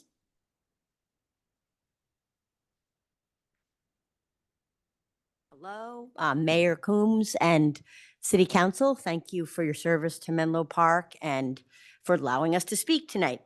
I am Maggie Smeal. I have been swimming at Burgess Pool for 20 years, both as a master swimmer and a lap swimmer. And I have known Tim Sheeper, known as the pool operator, for 30 years, and want to say he's a man of immense character, integrity, and honesty. His passion is and always has been to create and sustain an amazing aquatics program that serves parents of 6-month-old babies to 83-year-old lap swimmers and master swimmers. They also offer low-cost swim lessons to kids who otherwise would not be able to learn to swim. This is what we have today at Burgess Pool, built over 20 years under Team Sheeper's leadership. It is a wonderful and welcoming community, and I have met some of my best friends there. As far as the Bellhaven Pool goes, I also wanted to comment, I am a pediatrician at Stanford and teach medical students and residents how to care for underserved children at Gardner-Packard Children's Health. So I deeply and personally understand the resources and community engagement that is necessary for success. I have spent my entire career serving this population, and am here to say that Team Sheeper needs resources and financial support from the city of Menlo Park to succeed at developing the Bellhaven Pool into a vibrant place that truly serves the community. Thank you. Next is Kim Freitas, followed by Dana S. Hayes. Good evening, City Council, and thank you for allowing us to speak tonight. I am Kim Freitas, and I live in unincorporated San Mateo County. I'm speaking tonight to express my happiness and immense satisfaction with the current Burgess Pool programming and operations and my support of Team Sheeper. I've been a 25-year swimmer at Burgess, and my 3 children have taken swim lessons, been part of the swim team, and attended summer camps at the Burgess Park Pool offered by Team Sheeper. I happily pay the non-resident fees for the privilege of swimming at this really beautiful pool. I live on the border of Redwood City, and as you may know, Redwood City has not had a public pool open at all, not even seasonally, since 2020. And so the children of Redwood City don't have a place to recreate, to learn to swim. Adults and seniors don't have a place to swim or do water-based sports. And that's a real loss to our community. The sustained programs that Team Sheeper has initiated that include Menlo Masters, Aquafit, Menlo Mavericks, the swim team, the youth swim team, and Menlo Mavens, the women's water polo and summer camps provide fitness, community connection, and important services to Menlo's Park residents and those surrounding communities who don't have a public pool and who value these exceptional programs. I believe that no one can run the pool as competently as Tim Sheeper and his staff. Team Sheeper has successfully served many people from babies to seniors with the goal of helping people become happier, healthier, and stronger. They excel in producing high-quality programming by training, recruiting, developing, and retaining premium staff members. We've heard how important staffing is to the city as well. They employ over 300 employees annually, of whom 115 are seasonal employees, mostly young people, often getting their first jobs. I really enjoy interacting with the staff, and I believe they are really proud to work at a Menlo Park public facility that contributes so much to the wellness of the community. So I urge the city to work with Team Sheeper in good faith to resolve the situation so that the situation at Bellhaven and Burgess through the contracts and likely subsidies to help provide the benefits of the pool to all residents and neighbors. So thank you for being leaders in our community, and thank you for being open to public comments. The next speaker is Dana Hayes, followed by Tim Sheeper.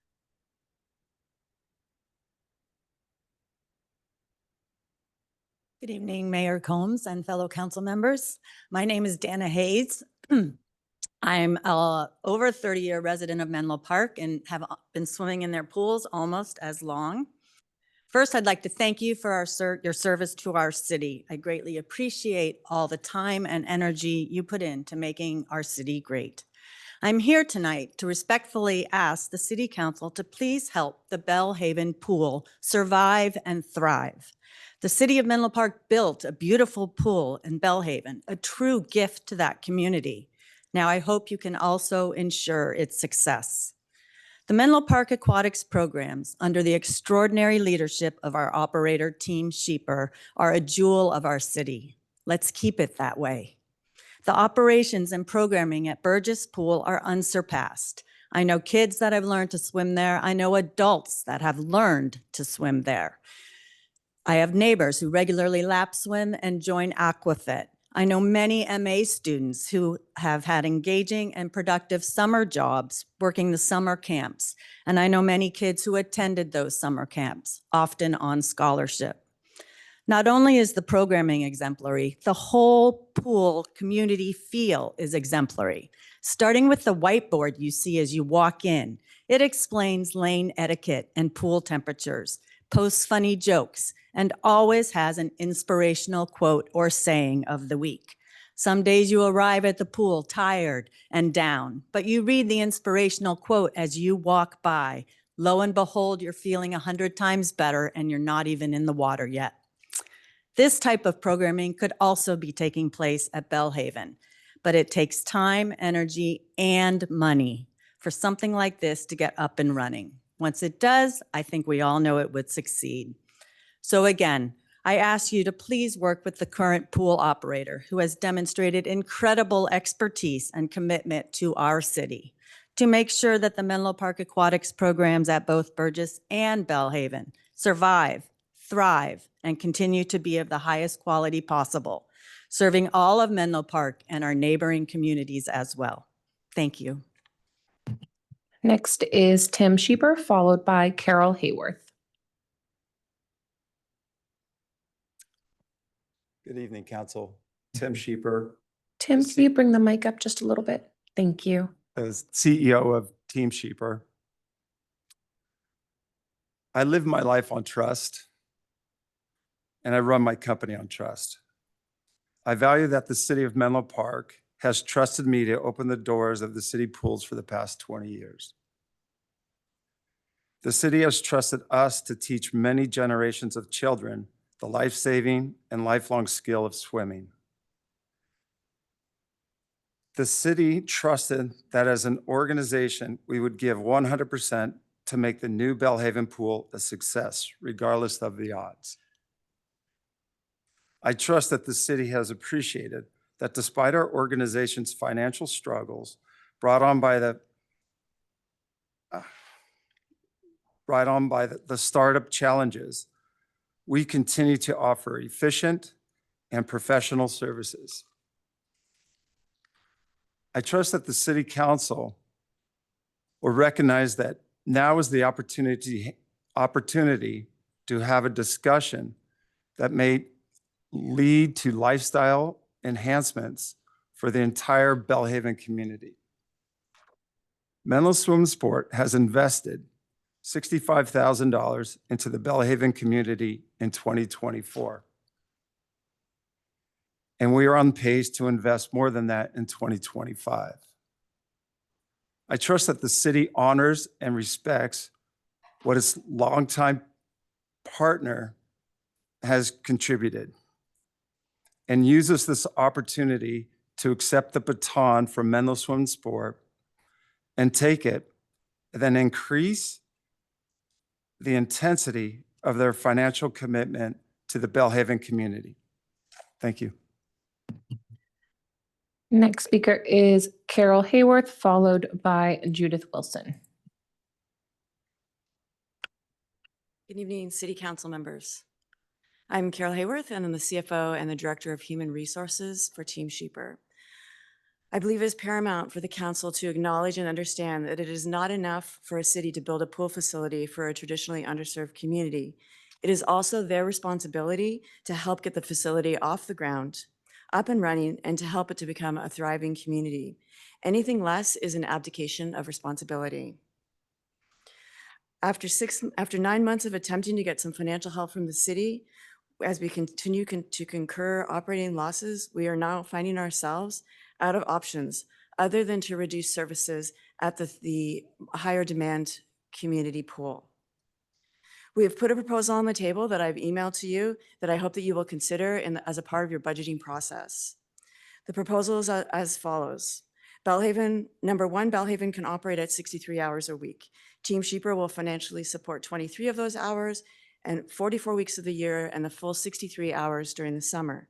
The cost of the subsidy for this to the city is $235,000.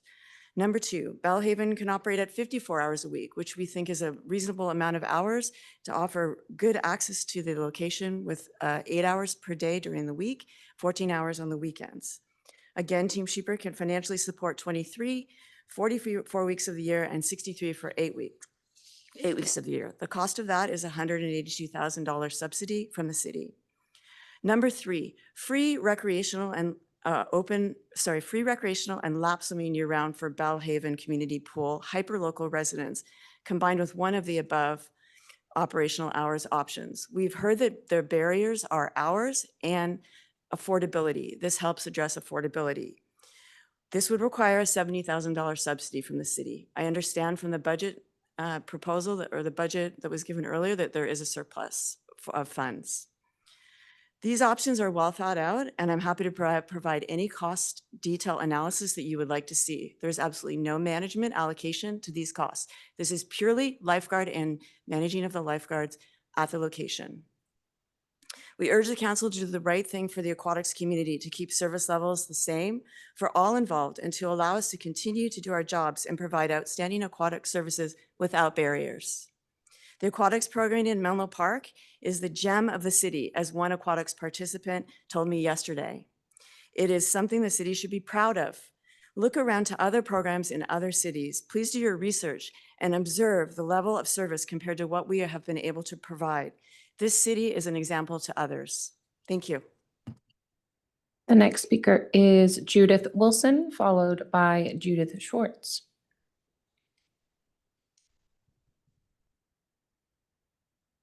Judith Wilson. I'm a swimmer and a resident and homeowner in Menlo Park, and I probably can't match the eloquence of the prior speakers, but that isn't necessarily important. Judith, can you get a little closer to the microphone? Sure. Thank you. Is that better? Yeah. I want to echo a lot of what's been said, including support for Team Sheeper. I love going to the Burgess Pool. I've also gone to Bellhaven. I also occasionally go to Rinconada. There is a sense of community that others have spoken of at Burgess, which is really exceptional. And it starts with the high school kids out front and the very, very diverse people using the pool, all ages, all levels of fitness. It's a wonderful program that I deeply appreciate. So I do want to support Team Sheeper, but the main reason that I'm here tonight is to strongly urge the city of Menlo Park to consider itself as one city with different districts and different financial resources, and to address that. I realize surpluses can sound ample one year and less ample the next, but I fully believe we have the money to subsidize the Bellhaven pool, either in the way that Carol suggested or in other ways, coupled, by the way, with some creative, intelligent outreach. I think that this city could support those programs, remove financial barriers, and provide information over a limited period of time and build a program there. I think it is wildly unrealistic to think that that program will be self-sustaining, or that in making the decision to enter into a public-private contract, in this case with Team Sheeper, that the city could also shift responsibility to function as a public entity, dispersing public funds for public goods. So I strongly support use of my money, all of your money, to build out that program. And I think 5 years from now, it could look completely different. But I think it's not going to happen with magic, and it's not going to happen without commitment, including financial commitment. Thank you. Next speaker is Judith Schwartz, followed by Mike Farrow. Hi, thank you very much for letting me speak to you tonight. My name is Judith Schwartz, and I'm an active user at Burgess. And I participated in the outreach session that they had at Bellhaven the other day. It's a wonderful facility. It's a new program, so it needs support in a way that is greater than what the original ambitions of what you thought you could do. Burgess just isn't going to throw off enough cash. Now, one of the things that I'd like to say to you is that what's happening at Burgess, it's not just a pool, it's the people. And so we have this amazing community that wants to help, and they want to help Bellhaven be successful, but we cannot be the ones driving it. As you heard from the people who were here speaking from Bellhaven, they have to be the ones driving it, and we have to be there to support them in a lot of ways. And so I think that you should find the funds, if you can, to cover the basic operating costs, because it's going to take time, and there are techniques that have worked all over the country that can do outreach that can be very successful. And I want to make one other point. Looking at your staffing needs that you just talked about and your retention problems, to think that you're going to be able to staff that better than an operation that's been building an infrastructure for 20 years, I think is not realistic. So thank you very much. Next is Mike Farrell, followed by Elliot Crane.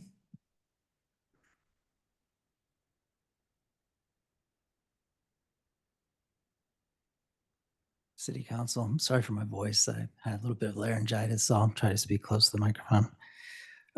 First, thank you very much for your service to the community. My wife and I raised our family here in adjacent to Menlo Park in unincorporated San Mateo County.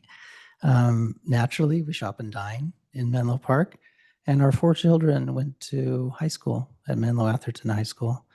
We've been Burgess Pool users for over 30 years. We sincerely appreciate this valuable service and have always been happy to pay non-resident pool fees. And really one of the spectacular features of the Burgess facility is the fact that it is so well run, really amazing.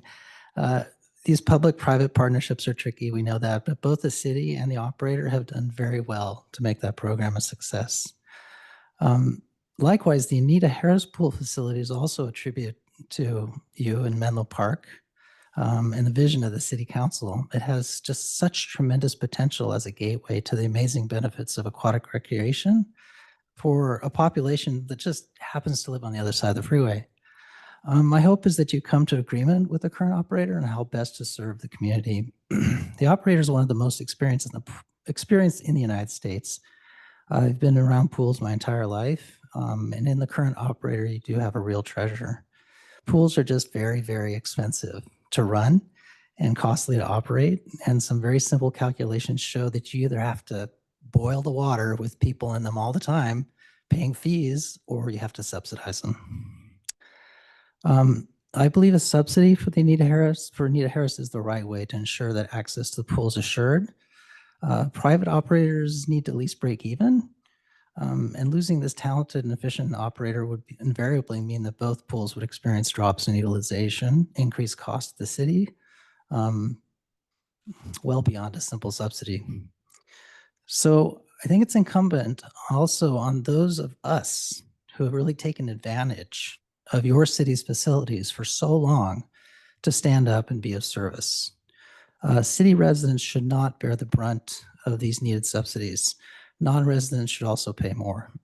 Also, some of us have put together a Friends at Menlo Park Aquatics, and we're forming a group to support aquatics in Menlo Park and really think that we need to help support you, raise money, that kind of thing, and help in any other way we can. So it's a great facility, a great gateway for making aquatics a part of that community's recreational life. It should be subsidized to break even. It's a wonderful venue for recreation, lap swimming, and hosting kids water polo. We're very sorry that we lost Brenda Villa. We tried to keep her, but we lost her to SoCal. But if there's anything else that we can do or questions we could answer, please feel free to ask, and we'd be happy to help. Thanks. Next speaker is Elliot Crane, followed by Matthew Normington. All right. I hope that you can hear me. Yes, go right ahead. Good, thank you. Mayor Combs and council members, thank you for the opportunity to address you. I am Dr. Elliot Crane, a professor of pediatrics and of anesthesiology at the Stanford School of Medicine since 1994, and a resident of Menlo Park for the last 22 years. I wish to speak to the matter of the city budget. Only in the past 24 hours have we become aware of the fact that the Quiet Zone project was deleted as a city priority and now finds no place in the Menlo Park budget, something that seems to have occurred without public notice, or perhaps I missed this notice. This stands in the face of the fact that there has been advocacy for declaring the city a Caltrain Quiet Zone by literally hundreds of citizens of Menlo Park who live or work near the Caltrain tracks, as well as the owners and managers of many businesses near the tracks, including hotels, apartments, restaurants, office workers, and others. And additionally, the fact that the city has invested significant funds for 2 engineering reports that speak to the feasibility of a quiet zone, which, as you know, requires the city to install quad gates on 2 traffic crossings. I have written and spoken to the City Council in the past of the many adverse physical and mental health effects of the train horns to infants, children, and adults. The conversion of Caltrain to electricity from diesel has thankfully eliminated the roar of the diesel engines. But unfortunately, the frequency of trains has increased to as often as every 15 minutes during many hours of the day, and the trains now run through Menlo Park as late as 1:30 in the morning, 2.5 hours later than just a year ago, adding to the sleep disruptions of infants, children, and adults. Furthermore, as the first responder, who was the first individual on the scene of the fatal train versus car accident on Ravenswood several years ago, I have painfully and personally been witness to the risk to the public of our train crossings, which will be made safer by the installation of quad gates. The city is fortunate to have a significant budget surplus at this time, and I urge the council to continue the process of moving towards the installation of quad gates and declaring our city a quiet zone. Thank you. The next speaker is Matthew Normington, followed by Adam Tobin.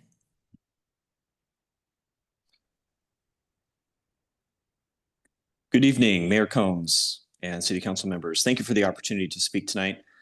My name is Matt Normington, and I'm the President and Treasurer of the Marquee Homeowners Association. I represent 24 homeowners in the condo association on Encinal that borders the train tracks. I'm speaking tonight because I am concerned about the fact that the quiet zone funding was eliminated from your capital budget in its current iteration. Residents have been advocating for the quiet zone for many, many years. This is a project that has been ongoing for many years with hundreds or thousands of people in support. You've heard from hundreds of people over that period of time spoken in favor of such a quiet zone to be established. And I represent many of those folks tonight. We have already incurred significant investment in this process over the past couple of years, notwithstanding the fact that a significant amount of taxpayer dollars has been spent on engineering designs and other feasibility studies. Canceling this project and eliminating funding from this project is short-sighted and would result in a waste of taxpayer dollars if we do not proceed with this process. Not only silencing the horns not only improves the quality of life for the entire city, but also would increase revenue to the city. No more horns means people will be more motivated to spend time outdoors patronizing our businesses, which will result in higher sales taxes. More guests will be willing to stay in hotels that are near the train tracks, which will increase occupancy taxes. So again, I encourage you, the respectfully, City Council, to reconsider the decision to eliminate funding from the quiet zone. Thank you very much for this opportunity. And I appreciate and I'm thankful for your service to our community. Next up is Adam Tobin, followed by Lynn Bramlett. Hi, you can hear me all right? Yes, go right ahead, Adam. Thank you. Thank you to the council. Thank you, Mayor. Thanks for the time to speak. I'm another supporter of the quiet zone. I live right along the train. In fact, the train is our closest neighbor and is not a polite, good neighbor. The noises that you hear about are not a simple horn. They are at least blowing the horn 4 or 5 times at each crossing. We live between the crossings. And sometimes the drivers just lay on the horns the whole way. These horns go persistently all day into the night. They make a significant difference on our quality of life. They are our top priority. If you're looking for city priorities, they are the top priority of our family, of the families on our street, of the families on the nearby streets. And we've come to city councils regularly because and then we stopped showing up to every city council meeting because we understood that this was a priority. It's been removed as a priority. This is something that's been done successfully in Atherton. Palo Alto is moving towards it because of the work that Menlo Park did. I think there's no reason now to give up on this as we've gotten so far. And I would just ask that you make it one of the city's priorities for this budget. And thank you for the time.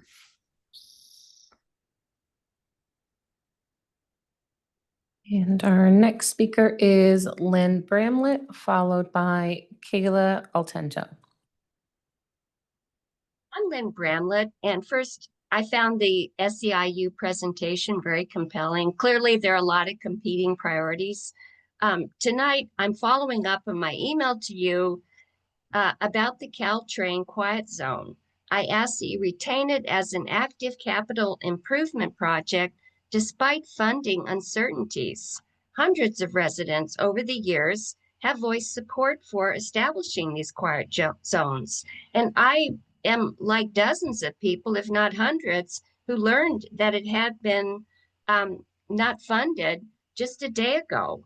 So you have the residents, you have upcoming developments like the SRI Parkline project, you have business owners who all value this. And as speakers have said, it is a certain amount of trust to remove it and not attempt. I don't believe there was any attempt to proactively notify the people or the leaders who are for, quiet zones. And I highlight to illustrate my point, the public notice practice. In staff report for tonight's meeting, it references publication of a notice in the Examiner. And I ask, how many people are actually reading that publication compared to our other papers? So in conclusion, because I don't want to go over my time limits, and like other speakers, I think we need new funding models. And I highlight the Portola Valley innovative approach that I mentioned in my email to you. Thank you. Next speaker is Kayla Altenlo, followed by a caller.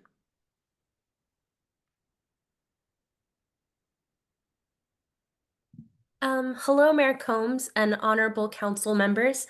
Thank you for the opportunity to speak tonight. My name is Kayla Altenlow, and I'm a resident of Menlo Park, as well as the residential general manager of the mixed-use community Springline. As the residential general manager of Springline, which is home to more than 300 Menlo Park residents and numerous impactful commercial and retail tenants, I appreciate the city's collaborative approach to projects that improve safety and quality of life. In that spirit of partnership, Springline Management was pleased to help fund the Quiet Zone implementation study, and we remain committed to seeing the Quiet Zone initiative realized. The proposed Quiet Zone aligns with our shared goals: safer crossings, reduced noise, and a more welcoming environment for neighbors and businesses alike. Keeping the project in the 5-year capital improvement plan will allow all stakeholders, public and private, to build on the positive momentum we have created together. On behalf of our residents and team, I respectfully encourage the council to continue supporting the Quiet Zone and the cooperative model that has made Menlo Park a leader in thoughtful, community-focused planning. Thank you for your ongoing service and for the opportunity to work alongside you in enhancing our city.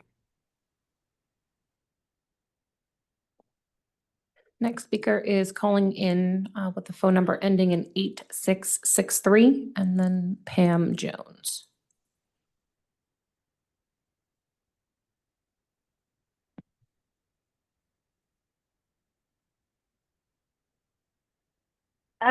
Thank you, Mayor and Council members. This is Joanne Goldberg. I'm a resident of Linfield Oaks, one of the many neighborhoods that is adversely affected by train horn noise, and I am also speaking on behalf of the Quiet Zone. We've made so much progress with plans almost complete, and we only lack funding. With thousands of new residents moving into track-adjacent developments like SRI Park Line, and with the council's new focus on downtown vitality, it's especially important to keep this project on the capital improvement list. So if funding comes along, we can request it without having to restart a multi-year process. Thank you for your support. Next speaker will be Pam D. Jones, followed by Melissa Mills. Good evening, Council. Pam D. Jones, a longtime resident of the Bellhaven neighborhood in Menlo Park. And I wish to thank the Council for the work that you're doing this evening. We heard from the union that housing and salaries are two issues that affect the attractions of employees and the retention of employees. And it was also pointed out that permanent employment and clear paths for advancement are also a concern. The salaries below 80% AMI need to be increased to a living wage. That's a beginning. We also need to include the income from each district. And the last time this was done, which I think was in 2018 or something, District 5 provided the greatest amount of income to the budget, followed by District 1. And I think it would be a very important piece to share with people today. So when we talk about expenditures, we can look at what is being provided for from a community. I bring the things up about employees because I find it rather tragic that we spend the amount of money that the city has had to do between lawsuits and ballot measures that want to prevent housing. We may want to reconsider that, those of you that do not want housing in your backyard, and we may want to consider what we can each do to make sure that the funds that the city does have is not spent on things that are frivolous and that hurt other people in the community. Thank you.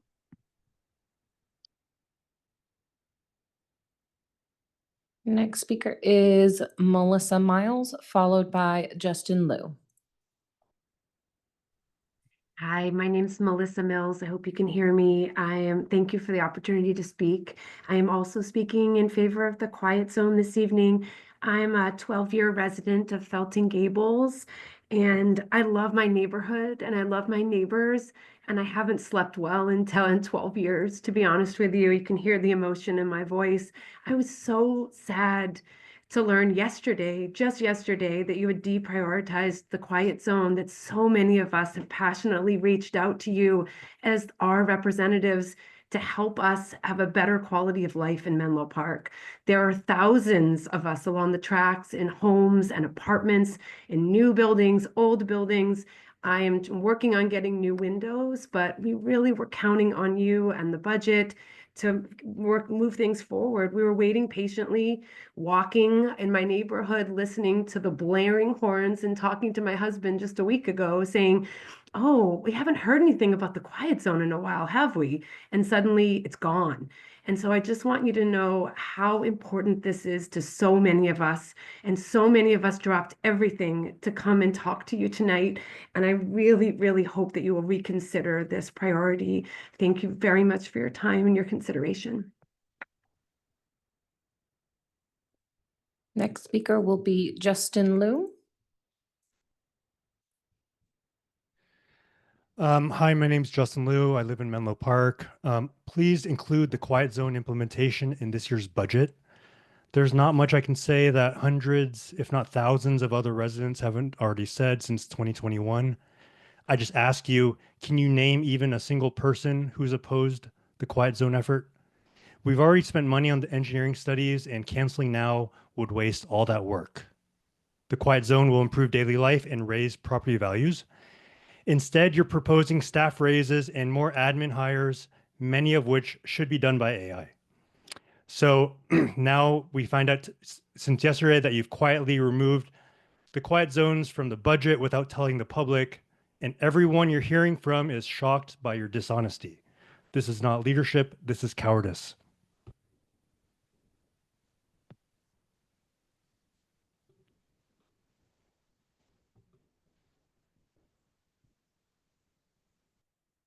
And I am seeing no further hands or cards.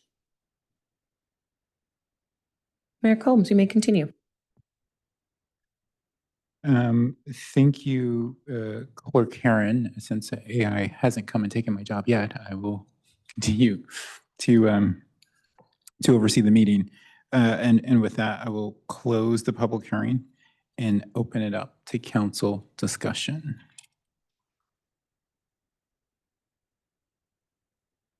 Is there, so, I think there's a bunch of different themes, and so I don't know if we could bucket it thematically. And so what I would ask is that possibly council members focus on first the questions that they have for staff, and we'll cycle through all questions, and then focus on comments and feedback, and specifically as it relates to the direction that obviously there can be additional direction, but the staff has specifically asked for direction as it relates to the budget surplus, and so want to make sure we give them that direction. But with that, yeah, Vice Mayor. Could you clarify what is happening with the quiet zone? I read the same footnote that apparently has alarmed people, and did not read that as we are canceling anything on the quiet zone, just that it does not have funding at this point. In fact, there's it's under unmet funding needs. It's specifically says it is estimated that $4 million are needed for construction of the work, which would be planned for summer 2026 if funded. Staff recommends continuing to monitor the federal funding landscape and returning in the fall to confirm a funding strategy once final designs are completed and ready to advertise.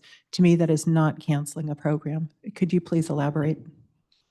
Yes, thank you. So the City Council did hold a study session on the 5-year CIP on May 13th, where more information was provided on capital projects, including the quiet zone. So the Caltrain Quiet Zone evaluation project was not eliminated. The project is in the final stages of design currently. The current plan is to go out to finalize the design and then go out to bid for the project and identify additional funding at the time of the award for construction of the project once there's more cost certainty. And I can call up Public Works Director Azalea Mitch if you'd like more additional information. I did not, I'll leave it to any of the other, my colleagues. I just want to make sure, Director Mitch, do you have anything to add on this that you would like to? I just, given the number of inquiries we've gotten, thank you. Good evening. Thank you for allowing us to clarify. So as we discussed during the CIP study session, we were addressing a few funding challenges. We are in the final phase of design, and we are looking at improvements at 2 locations with quadrant gates. So we're in the process, we have been in the process of coordinating with Caltrain. That design will be finalized this winter, when the contractors are eagerly looking for work. So we're hoping to be rather competitive and then bring those costs back to council to then find the appropriate funding source. So there's a strategy here in terms of the timing, where we are with the design and then returning back as we discussed during the study session in May.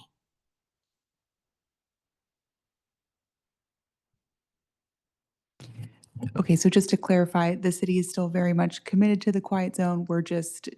We still need $4 million, but you are still actively looking at the construction contractors who would be able to complete it, is what I Absolutely. heard. The Okay. the estimate is $4 million. We're hoping that that comes lower. And so hence our focus on bidding this in the winter. Thank you so much. Thank you.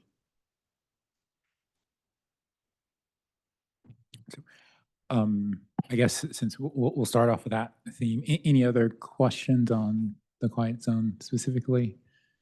Okay.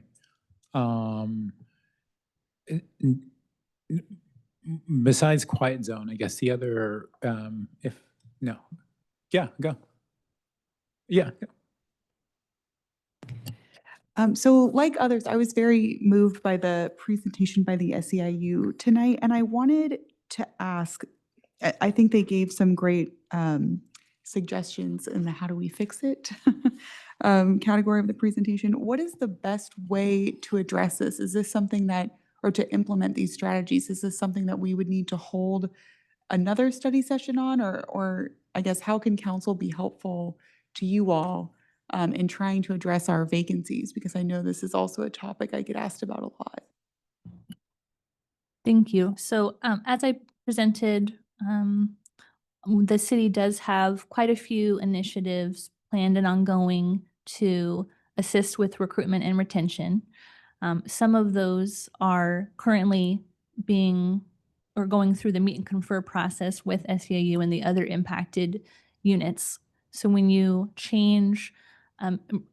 want to make any changes to wages, benefits, or other terms and conditions that impact the employees, you do have an obligation to meet and confer with the unions.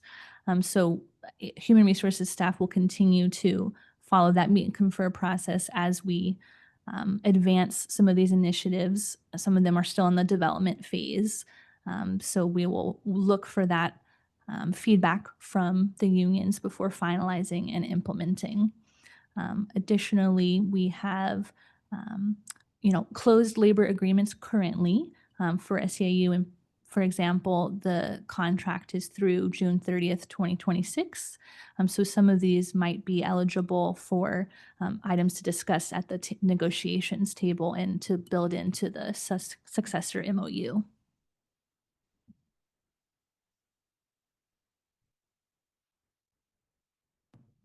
Councilmember Taylor.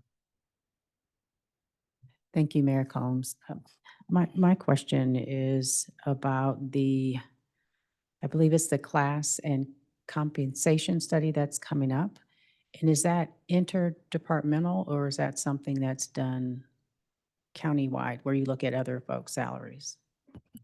Yes, that would be looking at all of the positions at the city. And we do have a standard comparator market that we go to see how the city salaries and benefits compare to those comparators. So we have established 13 agencies that we regularly compare to when conducting these studies. So is it possible to add to the study which classifications are getting paid what? Because I see a huge disparity between even library staff and our teachers. And I also would like to see what it would look like to bring our employees to a livable wage. So we have employees that are at about 30% AMI, bringing them up to 80%. Yes, so as part of the classification and compensation study, first you look at the job descriptions, make sure they're still capturing what employees are doing and that those descriptions are meeting the business needs. Then you look to see how the other agencies are funding those positions, and we get the market median. Then we meet and confer on implementing those findings. So the city council could provide direction during that process on what that implementation could look like, including the items that you were raising, which we would then continue the meet and confer process before finalizing recommendations to bring to the city council for adoption. My concern is that's a part of the problem, the reason why the wages are low. If a employee is doing the job. That means they're fitting the job description. So I don't understand why we'd be looking at it, especially if somebody that's been here for a long time. It's not a new employee. I can see if the employee was on probation. So I feel like some of the class and comp studies are a part of the problem, because I remember the 2016 class and comp study the city did. Looking at, there's one position in particular where there's no step for that employee. And so there's no place for them to really grow. And so I'm concerned about having long-term staff who've been in the same position for 16, 20, 30 years. And there's no second step, or at least there's no promotion in that role that would garner them a higher wage. So they're still at 15, 20% AMI 15 years later. And I don't think what you just shared is actually going to change that. So I think that's a part of the problem, is the way the class and comp study is done. And I know that the county is doing something a little more innovative. And so just maybe my direction is actually to look at what the county has done, because they're looking at bringing all of their staff up to a livable wage. Certainly, we can look at what the county has done. We can also bring back options to look at to where the city would like to be in terms of a compensation philosophy. Thank you.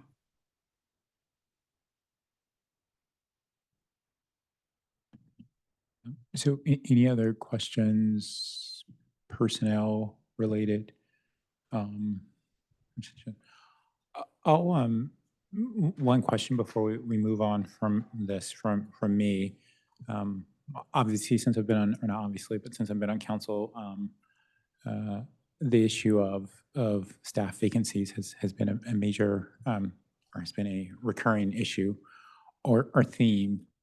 And appreciated the walkthrough of sort of some of the things you guys are looking at to help with recruiting.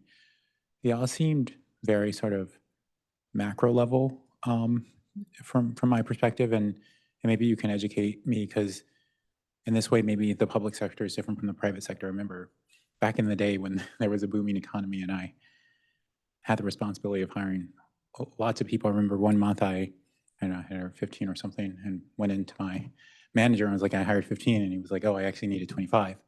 And so I was responsible. So I had the obligation and I failed the grade in what was clearly within my responsibility.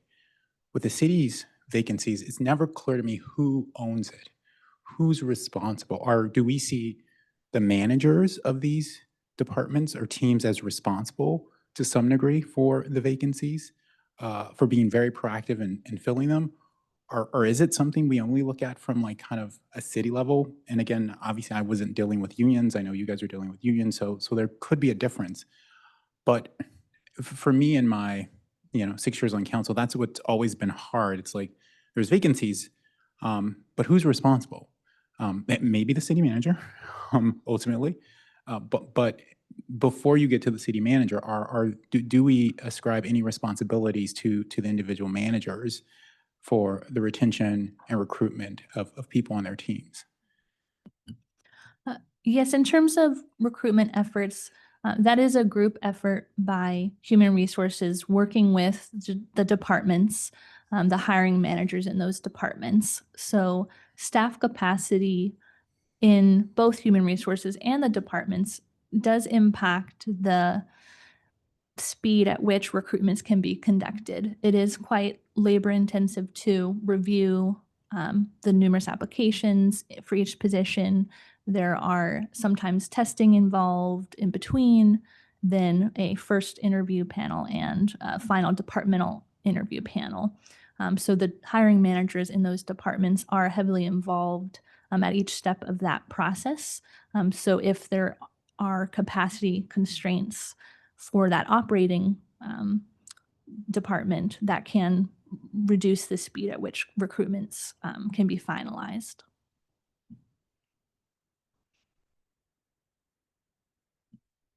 So I think the amorphous, there's not really one person that responsible sort of stands. I would separate from what you've outlined, I do think you should, and again, maybe this isn't something that within the constraints of the public sector you're not allowed, but look at ways in which you can incentivize managers or make them responsible. I appreciate everything you said, that there are some limits there, but like as a way of trying to solve this issue. And again, my general advice, which may have some relevance, may not, but certainly for my own personal situation, in that moment where I knew that I was responsible, you can imagine that the next month we hit that quota because I understood that I was the one that had to deliver. All right, so I don't think there's any more questions on personnel related staffing issues. And so I was on personnel or staffing? Yes. Okay. I think my question is about the employee survey. The last one that was conducted in 2016. Is there a policy or a practice that the city has as far as surveying staff? Yes, so my understanding is that in prior years, the employee engagement survey was conducted about every other year. So the latest data that I have is the employee engagement survey was conducted in 2019 and finalized in February 2020, just before the pandemic hit. So I do think COVID-related staffing shortages kind of interrupted that schedule of about every other year. So we can certainly look at restarting that engagement process. Thank you. Okay. So the other theme that stood out was the pool. So I'll switch to that to see if there are any comments. And I know that there is a council initiated item related to the pool later in the meeting, but the pool, the operator, the services did come up with a number of the public commenters. So want to give the opportunity to the council to ask questions of staff on this, or if there is any comments that they want to make in relation to our responses to some of the public comment.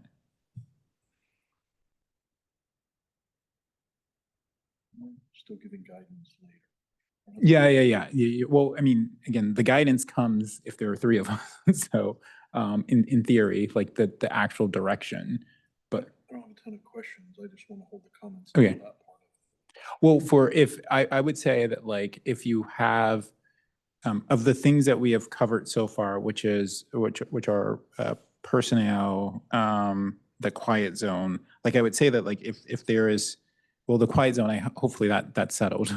But if you did have some general comments or direction, or that you want to provide personally on personnel, I would say give it now. And then when we get to the pool, since these were, like, I think the three themes that stood out, I just thought that we could deal with them. And then we'd have a grab bag at the end of whatever separate from those themes that you specifically wanted to talk about. Yeah, then maybe if it's okay, I had comments on some of the I misunderstood that. Okay. You did not misunderstood. I changed because I think it was the vice mayor's fault. But so no, I did start off the way that you understood it, but then I was like, I sort of changed it. So all that being said, do whatever you want to do, Councilmember Schmidt. It's your time. Yeah, give me apologies for blending things. I thought we were just going with questions, and I didn't have a ton of questions. So I think I have four things I wanted to bring up, and I'll bring the grab bag thing up as well because it's really quick. I think there's four areas that I hope we can focus on. One is there are some comments that came through that might have gotten lost in the volume around some advanced planning for the library, and I'd love to see that sort of put into the mix down the road. I don't think it requires a big amount of money, but given the amount of development and increased number of people in District 3 with potential overflow into the library, I would just love to see us be thinking about that, even if we don't put a ton of money into the budget this year. But I think the forward planning is good. The second thing around the workforce, I really appreciate Council Member Taylor's point about a local workforce and taking care of them with a livable wage. So I'm hugely in support of that, in addition to the things I've been on the soapbox about before around hiring local and supporting our local workforce. So I want to make sure we definitely are taking care of our local folks, both with current wages and employing them in our various projects. The Bellhaven pool, maybe I'm blending a little bit, like we said. I definitely want to figure out some kind of a subsidy so that the Bellhaven pool can be successful. I agree with a lot of the comments that we need to give it time and energy. I'm sure we'll have a different discussion a little bit later, but I'm in favor of putting some money toward making sure that's a successful pool operation. And then the one that I was holding my fire on a little bit is a quiet zone. So, and sorry for going back. I don't. I think the question of the way it was perceived is settled. I'm going to say something quite different, which is we got $6 million to spend from the way I interpret this. So we've got a surplus of $3 million. We've got a downtown amenity fund of $2 million.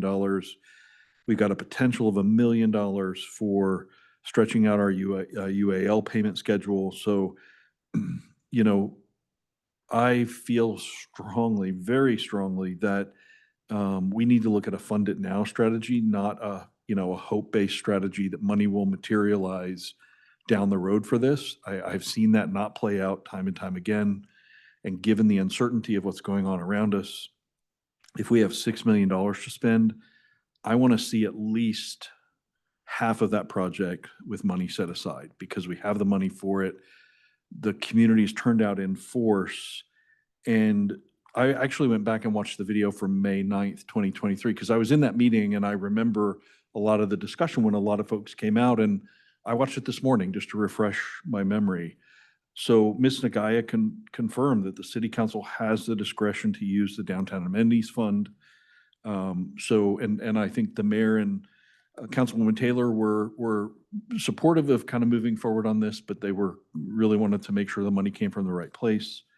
But this is a problem where it's impacting people every day, and it's one of those kind of things that I could really see it being kicked down the road. I feel like that's a real risk, and then 5 years later we're still struggling to make this happen.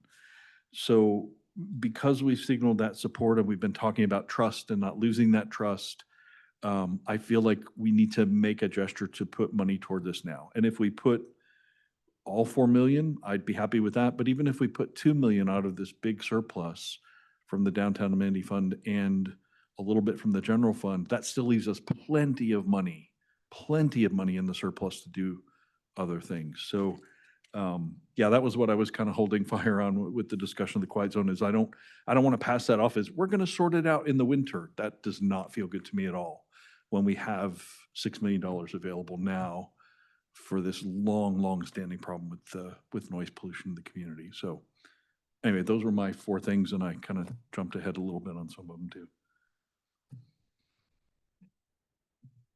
Okay, so I think we'll go back to the quiet zone. It was not settled.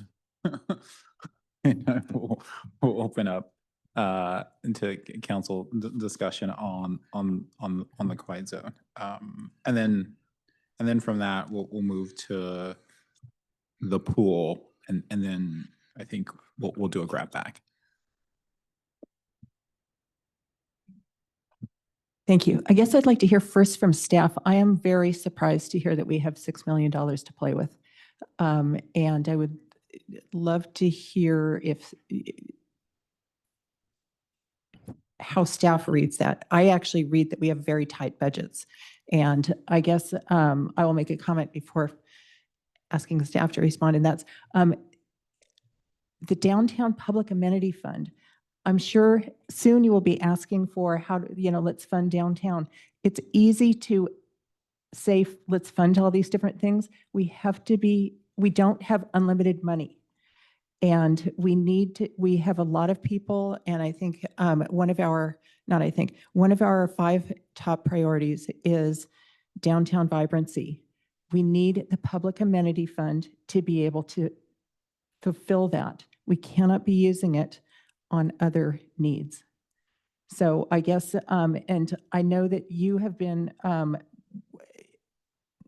one of the advocates for downtown vibrancy. I'm frustrated that you have plenty of things that you want to spend money on, as we all do. We have to pick and choose, and we can't do everything. Last meeting, it was putting more into community funding. It's wonderful to promise all of these money to all these different groups, to all these different programs. We have to be very careful with our money and really be fiscally conservative, in my mind. We are looking down the road in 5 years at depleting some of our reserve funds. When we were in COVID, we had to dig into that. They're very, very important to have there for when we need it. I will stop and actually ask, how does staff see our financial situation? So in terms of the amounts available, the projected fiscal year 24-25 surplus is the $3 million. Each year, the City Council does consider putting that additional $1 million to reduce the unfunded accrued liability with CalPERS. So that is a decision that the council makes or can make every year during the budget consideration process. And then the Downtown Public Amenity Fund it does not have recurring sources of revenue. That is contained with money from developer agreements. So the council could vote to reduce that fund balance. So fund balance is available for use, but it's not a recurring revenue source in that fund balance. And so the $6 million is the $3 million so-called surplus right now, plus the $3 million in the downtown amenity fund. The $2 million. Reducing the pension payments. Sorry, could you, I was looking at the UA really carefully. Could you maybe explain the 15 to 20 year repayment schedule and what that $1 million UAL is? Sure. Yeah, so the CalPERS UAL schedule on the unfunded accrued liability is amortized on a 20-year basis as the normal payment. And in the past, the City Council has directed us to pay that on a 15-year amortization schedule. So pay it over a 15-year period instead of a 20-year period. And for this upcoming fiscal year, the difference is about $1 million that we would then pay towards the unfunded, an additional payment to that unfunded liability. So it's like paying off a loan early. You get a little bit of savings 5 years down the road or over the life of it, but you can make choices how fast you can repay. It's similar to repaying a loan, I would assume. Yeah, I mean, it's debt. And so we have a policy of approaching it more aggressively. And you're saying that we should change that policy to approach it less aggressively. And then that's where, but that's not $1 million that's out there. That's $1 million that you're getting by delaying payments on debt. So I think that's different than the Downtown Amenity Fund and the surplus, because that is money in theory that is there. Yeah, I wasn't claiming that those three things were all equal. I was just saying that the total calculation is 6. And to be super clear, I'm fiscally conservative. I've managed budgets for a long time. I'm not willy-nilly spending. I look at this thing very constructively and I say, well, I want to alleviate a quality of life issue now, that when we have money to do that, with the fiscal uncertainty coming up in the future to say we're going to rely on grants, we all know that that's risky. The money I wanted to put into the community fund was $50,000. So that wasn't me out there like Santa Claus. That was very conservative. And frankly, the downtown public amenity fund is $2 million that's sitting there that I would rather reduce noise pollution for people now, and through development and other things that are going to happen in the future, we can replenish that fund in the future. If it's sitting there static, doesn't do us much good. So I am prioritizing and saying, I feel like the quiet zone has more impact on people's day-to-day quality of life than the downtown painting the buildings and doing the flower pots. I appreciate it, but I feel like the quiet zone is more important to people and the quality of life in Menlo Park and their families. So that's what I'm saying. I'm not trying to, it's not free money for everybody. It's a purposeful choice that I'm trying to articulate. So I think my response would be that for the residents in my district who have for years now complained about the Highway 101 on-ramp, off-ramp project, which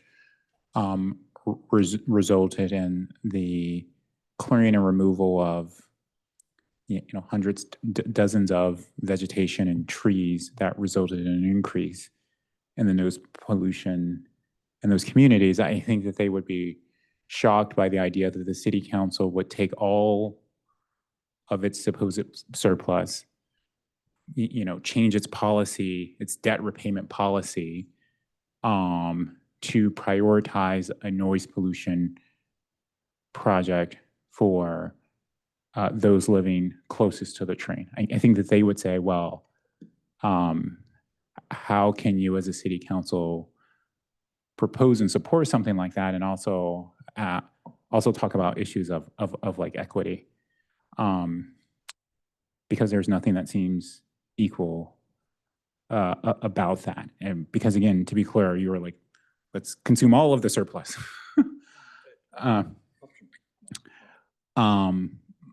But I think the fact that like it would have never, and maybe this is different, it never have dawned on me to say that like, oh, city take all or some significant portion of the surplus and let's prioritize an issue of noise pollution for like my community specifically.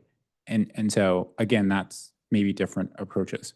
But what I will say, to give you some sense of where I am, I'm willing to say, hey, let's take $500,000 from the downtown amenity fund and use that as a sort of down payment. We actually don't know exactly how much the Quiet Zone project will cost. We haven't gotten, there hasn't been an RFP, there haven't been bids.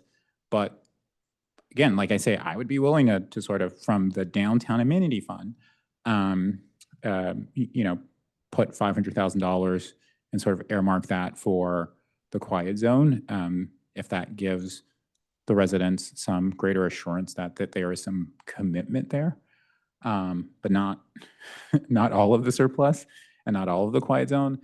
And to the vice mayor's point, though, it's like it is going to be sort of like you're robbing Peter to pay Paul, because I can promise you whatever we are going to propose for downtown, it's going to easily eat up the $1.5 million that's left from the $500,000 that I'm going to put to the Quiet Zone, and then we're just going to go back to the general fund. But again, like I said, I'm willing to do that. I don't know if there's any support for it on council, but I don't know if that's meeting you halfway, but that's like meeting you like 20% of the way. I would be willing to do that.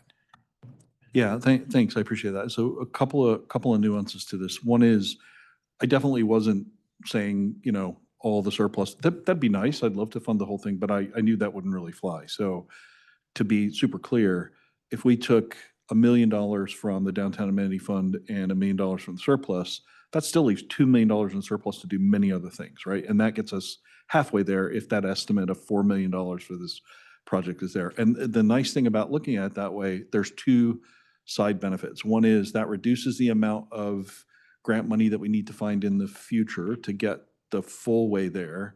Hopefully, Ms. Mitch can talk about potentially bifurcating the bid that we need to put out and if that's a possibility. So there's ways I think to potentially do this where it's $1 million from the surplus. That's only a third. And then $1 million from the downtown fund.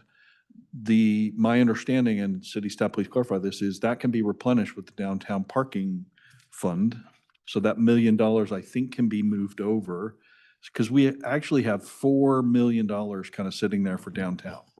And I The checked this. downtown parking fund is going to be, we do not have enough money to do both parking plazas 7 and parking plazas 8. And excuse me jumping in, I'm just like,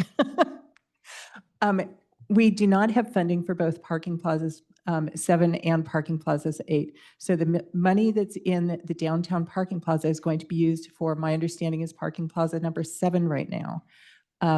We are still unfunded for parking plaza 8, which we talked about a great need for yesterday. We have to figure out our priorities and be looking at this and not just willy-nilly be looking at, whatever numbers are on the page and pulling things out. But I'm not looking. Vehemently disagree with that. We should be tapping the downtown amenity fund, which is already been used for the study of the quiet zone, for more, tapping that for more money that is not being used specifically for downtown, where we're hearing so many people. There's a need to enhance the downtown, and we don't even know what that looks like yet. That's my point, though. That's my point.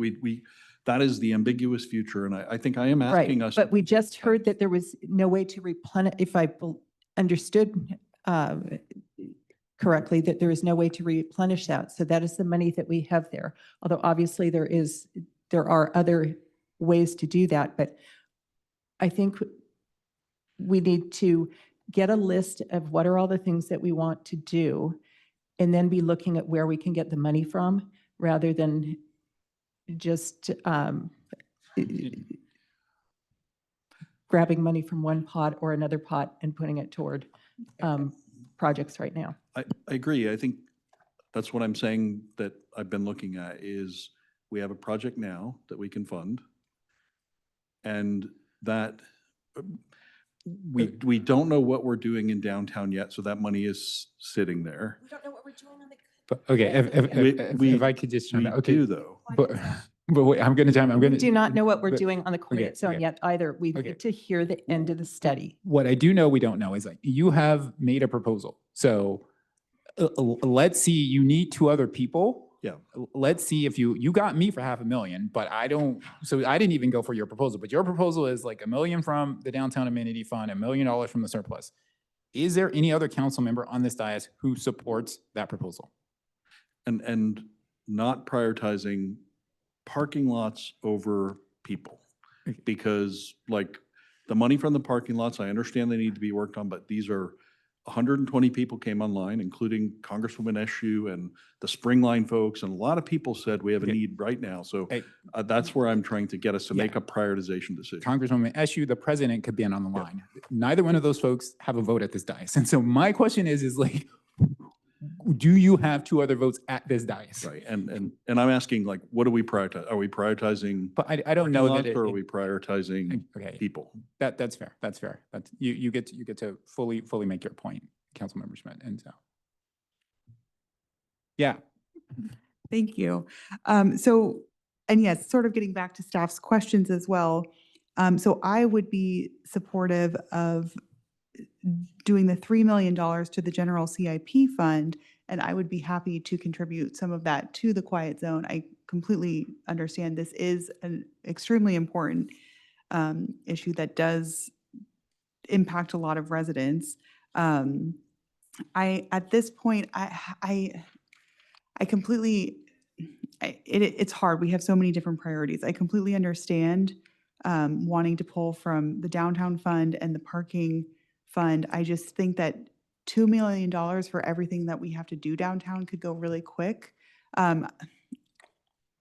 So I'm not sure. I'm not sure on an exact amount that I would be willing to do. I'd be interested in hearing more conversation about it, but definitely from the general fund, if others are also willing to put some of the surplus towards the capital improvements project.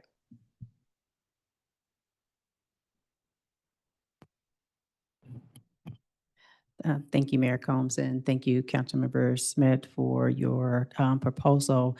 I wanted to check in with staff because I had an opportunity to review the funding model or new funding model that Ms. Bramlett brought up as far as funding the quiet zone. And so just wanted to check in with staff if they had an opportunity to look over it, or had any thoughts. I know it's not anything that we've done in the past, to my knowledge. So just wanted to check in since we're talking about the quiet zone. We have not reviewed Ms. Bramlett's proposal directly. We could certainly look at that and provide council feedback. Thank you. I think it would be healthy because I do know that this is important as a few other initiatives. I'm thinking about our annexation group. I mean, there's tons of things that are happening that impact quality of life. And so definitely interested in figuring out some ways with the quiet zone. I'm not in support of allocating the entire surplus to it, but definitely interested in what other funding models we can come up with. Thank you.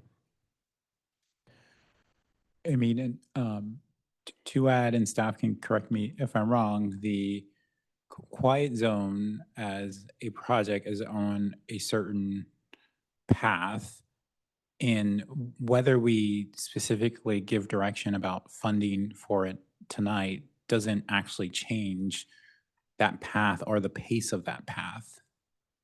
To be clear, like I said, I was willing to do the $500,000 as a gesture to the residents, but even that doesn't, we could say give all of the surplus to the quiet zone. That doesn't change the current path and the pace of the path that it's on at the moment. And so at some point there will be an RFP, there will be responses to the RFP. They will have costs associated to that. And that's at the moment where the council has to make a decision about the money. And that's sometime in the future. So I do think we should level set there. Councilmember Wise said she'd be willing to, you saw all of the 3 million going to the CIP, right? And then that the quiet zone is in the CIP. So, and that it would get some of that money, not your proposal. And my belief is that the vice mayor is not with you on your proposal. Like I said, it was $500,000. That's a little bit off of your proposal.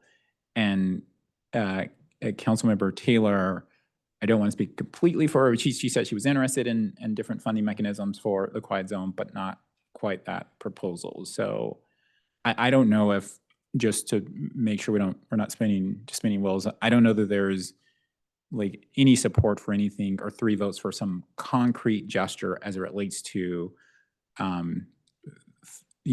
some measure of funding tonight as it relates to the quiet zone. And again, it would just be it would just be comms to some degree, to reference an earlier agenda item, because again, it's on a certain pace, and nothing we do tonight would change that.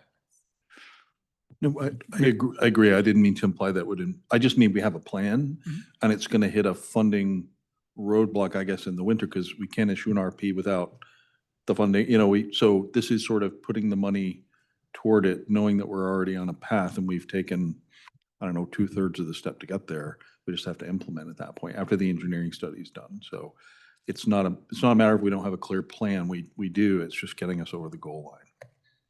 And how do we do that? Again, but I want to I do want to not spend, because I hear you. And like I say, unless someone tells me otherwise, and I know the vice mayor and Councilmember Wise wants to say something, but unless I hear otherwise, I don't see that there is clear support for 3 council members, specifically as it relates to some pivot or gesture as it relates to quiet zone funding. So I would be interested in, as Councilmember Wise said, putting money toward the CIP. And then, as has been said, quiet zone is one of those projects, and it may get the funding as we get further on in the fall when we see what's going on. But I am not in favor of the downtown amenity fund. I won't go into that again. And at this point, I would like to see if there are grants out there. I realize it's a much tougher environment. But what is out there for funding and to take a look. And the money would be in the CIP, and we would also look. I know that there are also the high voltage streetlights, which affects very much people's life and security, and that's both in West Menlo. There's some in District 4. We've got some significant streetlight issues, which I hear regularly from residents about. And that's a CIP project. And also that's in Linfield Oaks, where I know that that's greatly affected some people. So I'm interested in putting more money to CIP, exactly where it goes, what projects are ready, all of that. I think we need to wait and see and not go early. And I'm okay with that. I think the reason I'm feeling strongly about it is, and no disrespect to staff, about this idea of waiting and seeing with grants. I don't think that's the way that the world is going. What I see is the opposite of them talking about cutting off all federal money. I mean, I don't know if you're paying attention to the news, right? Like all federal money being cut off, and we're not going to send in our taxes. And like we're moving in the opposite direction of grants opening up for things like the quiet zone. And those are mostly federal grants. So to say we're going to get to a certain point and then find grants to fund it, all due respect to staff, I don't feel like that's going to be a very good possibility. So the reason I'm starting to earmark it and push it, and I would be really supportive of putting the money in CIP, and then just knowing, we're going to probably need to put some money toward quiet zone because the federal money is just not going to be there. I just don't feel like we're getting along with our federal friends for any of that stuff to materialize from Department of Transportation. So that's why I'm kind of pushing hard for us to really think about this. But I'd be supportive of putting in CIP. If I may. Yeah. Well, thank you both. So I agree with the Vice Mayor and Councilmember Schmidt. And that's why I wanted to start with where are we putting this $3 million? Just because I know I'm not alone in that these capital improvement projects are what I'm hearing quite a bit about right now. And I want to emphasize that I think it seems like this council remains very committed to the quiet zone. I understand this would impact a great deal of people. I also completely hear you on the downtown fund, Councilmember Schmidt, because I also, don't want to see that money sitting there. I just think we need to be a bit more judicious about what is it going to go to? What is that going to look like? I just think there's so much there that people are asking for. I just don't want to commit a specific dollar amount at this moment. So I'm curious what other folks are thinking in terms of this $3 million and how much of it should go. Okay, so I am going to move us back to my meager efforts to structure this, because I do want to before we move to generally where we think the surplus could go, I did want to have a discussion about the pool, because we did not have that, right? And then have a sort of a miscellaneous discussion that was a priority to individual council members, provide that opportunity. And then loop back to general direction on the surplus. And it could be that we still end up with all of the surplus go into CIP, but I do want to have the discussion. So Councilmember Taylor. You just had a clarifying question about the projected deficit. That includes the increase in the TOT?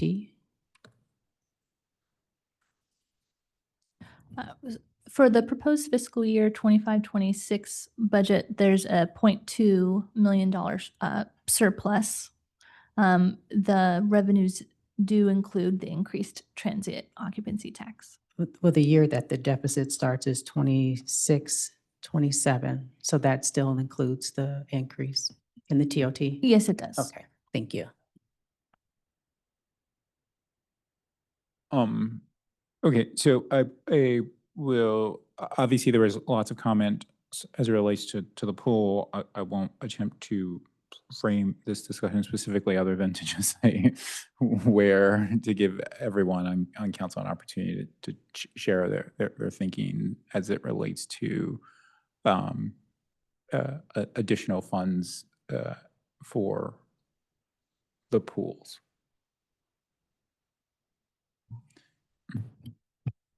Thank you, Mayor Combs. And I am not in favor of adding any funds to the pool at this time prior to having a full discussion about the pool.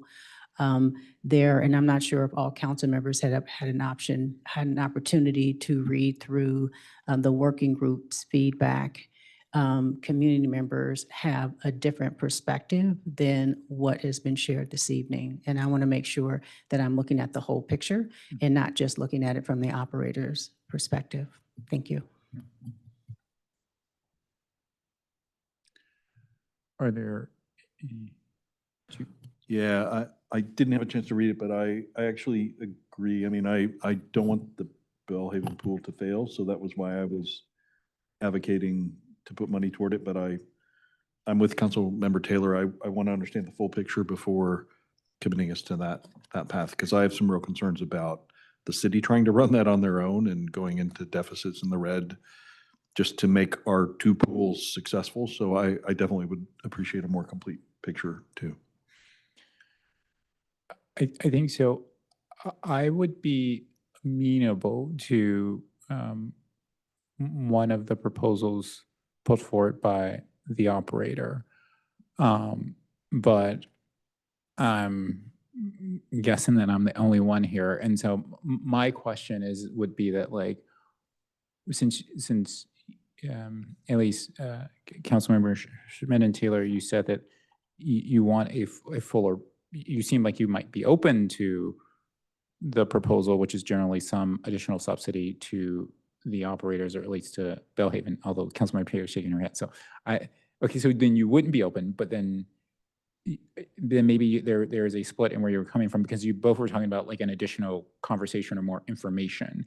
And I thought that was more information needed to make a determination on at least the proposal that's coming from the operator. But Councilmember Taylor, you're not interested in more information to make a final decision on that issue. Yeah, because I see two parts to this. And one is that there's this misnomer that the Belhaven neighborhood needs a subsidy. And based on even public comment, we are one of the top 3 revenue generators in the city, even though folks want to paint us as a picture of underserved or under-resourced, which didn't happen on its own. It actually happened by someone else's decisions. And so I think with that lens, it's really hard to create success in a community when you look at them as being poor and disadvantaged. So I think that's one part of it. The other is thinking about the contract that I did not support with the pool and the 99% revenue share, the request to raise rates, the request to waive our revenue source. For me, there's a larger picture here happening that I don't think can happen in this conversation about budget. Yeah, fair, and I do appreciate the call out. I don't think we should frame it as a subsidy. So I wouldn't say a subsidy, but I would say I would be supportive of additional funds coming from the city and going specifically to support Belhaven. And in the same way that, like, a lot of things the city does, whether it's the kinder gym program or whether it's the community events, like, right, these things aren't subsidies, or things that the city does because we see value of what it provides to our community. So while we disagree, I still am supportive of the idea of money going to the Belhaven pool. You're exactly right. I don't think it should be framed as a subsidy. But Councilmember Schmidt, you seem to think that, like, I just want to make sure, and please, that though the idea of additional funds possibly going from the city to support the Belhaven pool maybe is a possibility.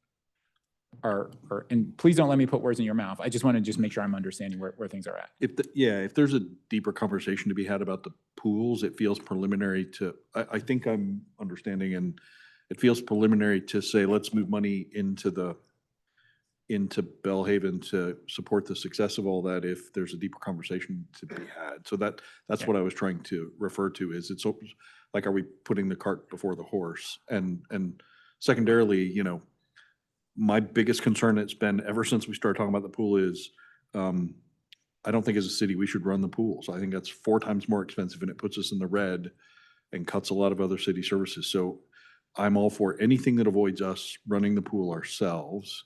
So if that's part of this broader conversation, then I would rather have that conversation before deciding on money. And it's fair, and I'll just make my final point on this, or not my final point, but at least I don't want us to be in the scenario while we're having that deeper, broader conversation that the pool hours are getting shorter and shorter, and then the pool is closed. So that's my only understanding. That would be my only pressure here, is that, like, time box for all of you who want to have this deeper conversation, like, right, or this broader conversation, time box it, because in the world, there is an operator who says that they are not able to sustain the current situation for, you know, forever in the future. Now, again, some of us may disagree with that assessment, and so then if that's the case, then that's the case. Vice Mayor. Thank you. So I would like to see the operator provide a comprehensive plan as to how to cover the financial deficit. So far, we've seen lots of different proposals. Nothing has actually addressed that the financial deficit that we have heard exists and how all these different pieces will cover that deficit. So I'd like to see something that says, you know, if this were to happen, we would be whole. We wouldn't be coming back to the city council and to staff regularly, because we would be in a good position. So I think that's the first thing that I would like to see, is because my understanding is that we've got a $300,000 plus deficit. And so far we've heard raising fees would cover about 50,000. We've heard raising the rental fees user fees would be about 50,000. Rental fees would be about 50,000. There's now talk about this, but this actually just covers what services would be there. How do we actually get out of this hole? How do we cover how do we get in a good position so that the operator isn't scrambling all the time, the city isn't reacting all the time? How do we get into a proactive relationship, a positive relationship? So I'd like to see that. Not to go too deep into pool issues, but we have given the operator a recommendation of further raising non-resident rates.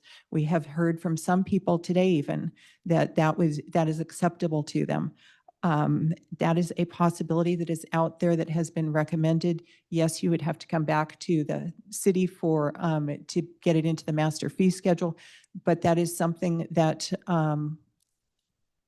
may be a viable option and certainly would help get some more revenue. In addition to that, there's many more residents now in the Bayfront area who live close to the pool. Some have who are also could be very interested in using the facility and may be able to, again, generate more usage, more usage of the pool and more revenue for the operator. And then finally, I do want to just point out that we are currently, the city is paying about $1.1 million to $1.5 million a year to cover a lot of the pool, the physical chemicals, utilities, the pool pumps, making sure that everything's, all of the equipment. And so that is something that I think we need to keep in mind, that we are currently spending over $1 million on aquatics. So we need to just take a look at what, a big picture, step back and not try and put just Band-Aids on when we really need a more comprehensive approach.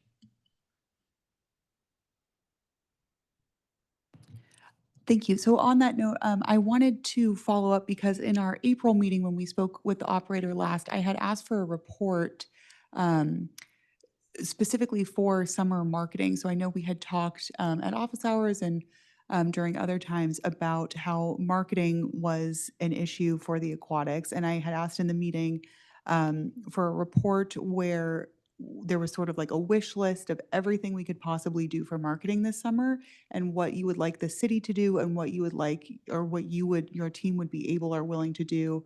And I haven't seen that yet. If that can be worked on, that would be very helpful. Summer is already here, and I just want to make sure that we take advantage of this busy season. And if marketing really is an issue, I really want to see us throw everything we possibly can at it. And I don't want to let the season go by without trying our hardest to get folks out there. So I don't know if that report is being worked on or where it's at, but I would love to follow up about that. Thank you.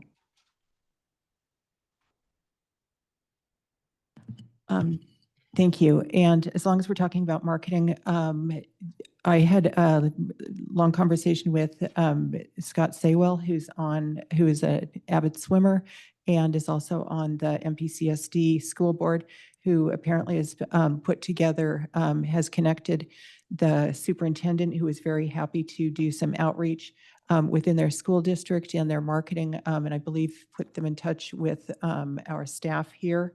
And so I don't know how all that works, but that sounds like a really positive outreach. And then I guess the one other piece I would suggest is there was a couple Sundays ago, there was a triathlon, youth triathlon meet. And so the pool was closed like from 8 to, the Burgess pool was closed from 8 to 1. It would be really beneficial if you would, on those sorts of days, notify people that the Belhaven pool is open. It didn't open till 11 o'clock, but that's a time when people aren't able to swim at Burgess. Could be a great effort to have them move over to Belhaven, especially on a Sunday when you don't have the traffic issues. Please think of, do this outreach within the Sheeper operation as well, please. Okay, I think because we're going to come back to the pool, like it doesn't seem like there is support for providing some direction at this point of increasing funds, are sending funds to specifically support the Belhaven pool. So I'm going to move us on from this item unless. Yeah, I'm still feeling on the fence because I'm not sure what this deeper conversation looks like, but we're asking the operator to continue and to provide good service during the summer, which I'm not saying is a bad thing. I'm just saying we're continuing to say, please operate at a loss throughout the season and increase your marketing efforts. And as somebody who's run a P&L, I understand the pressure that's putting on a small business. So I'm feeling hesitant that we're not putting any additional money toward it, but we're still pushing to kind of operate at a loss without clear guidance. And my worry is we're kind of advancing toward a break in the contract and, getting to the point of frustration where we might be looking at another operator and this is not working. And I can just see how this is veering into very dangerous territory for us fiscally. And so I feel a little hesitant by saying, I don't want to put any more money toward the pool. I don't want us to get to that operating cliff with them. And, there's the only solution is breaking the contract and shutting the pool down for a while till we figure our stuff out. That's what I see kind of us advancing towards. So I'm concerned. And that's why I'm concerned that we might not want to put money toward it because that's the path I see us marching toward. So. Councilmember Taylor. Thank you, Mayor Combs. I'll make it really quick. That's the reason why I've requested the agenda item. So I've requested to have a discussion about it exactly for the reason that you just stated. So that's why I asked to have it agendized. And right now it's not agendized. We're having a budget discussion. So if I get support on it, then that means the next council meeting will have a full discussion about it. So it wouldn't go on until the summer. Meaning, should we change operator? Sorry, I'm not trying to preview, or should we? We have to have it agendized first, and then we can have a full discussion. Oh, okay. Yeah, so I want to maybe come back to the funding question after I understand that a little bit better. And just to be clear, at this point, I don't think anyone is talking about changing the operator. We are trying to figure out how to make this work. Yeah. So I don't want that to be out there. Thank you. But just so I understand, you said you want to come back to the funding. Like we're going to wrap up the budget item, hopefully in the not too distant future. And so then we will not be revisiting the pool in this context. Right? And so just so we're all aligned now, when it comes to, and then the council initiated item will just be about whether there is support to agendize that item. And so there won't be a substantive discussion. There might be some framing direction, but to be clear, so just as that we're all aligned there. So I guess then, even though it doesn't sound like it's unanimous, I would be supportive of putting money toward, until I can figure out what this other discussion is about, I would be in support of putting money toward the pool, because like the Vice Mayor said, is I don't want to see it fail. So so just for being on the record, I would support putting a little bit of funding. Yeah, all right. And to be clear, so just so I think that's two of us, which still math's not my strong suit, but that's still not a majority as far as I remember. So we're gonna move on from the pool, and then I just want to make sure. Did you, and Councilmember Schmidt, you brought up the item of sort of library funding or library renovation funding? I'm sorry, Councilmember Wise. Well, actually, on the library issue, I am the liaison to the Library Commission, and I had the pleasure of getting to meet with them today. And this is a matter that I'm going to be asking to agendize in the future, probably in the fall. But yes, there are some further considerations around that. Okay, well then that makes my job easy, or at least I think it does. So I think we're talking about the same thing. So if I'm happy for you to take the lead and get it on the agenda, and so that would be perfect. Yeah, thanks. Okay, totally cool. So again, because I wrote it down, you mentioned it, wanted to make sure. So then I just wanted to open it up. Is there something else that, and then we will come back to see if we can align on some general direction as it relates to the surplus funds.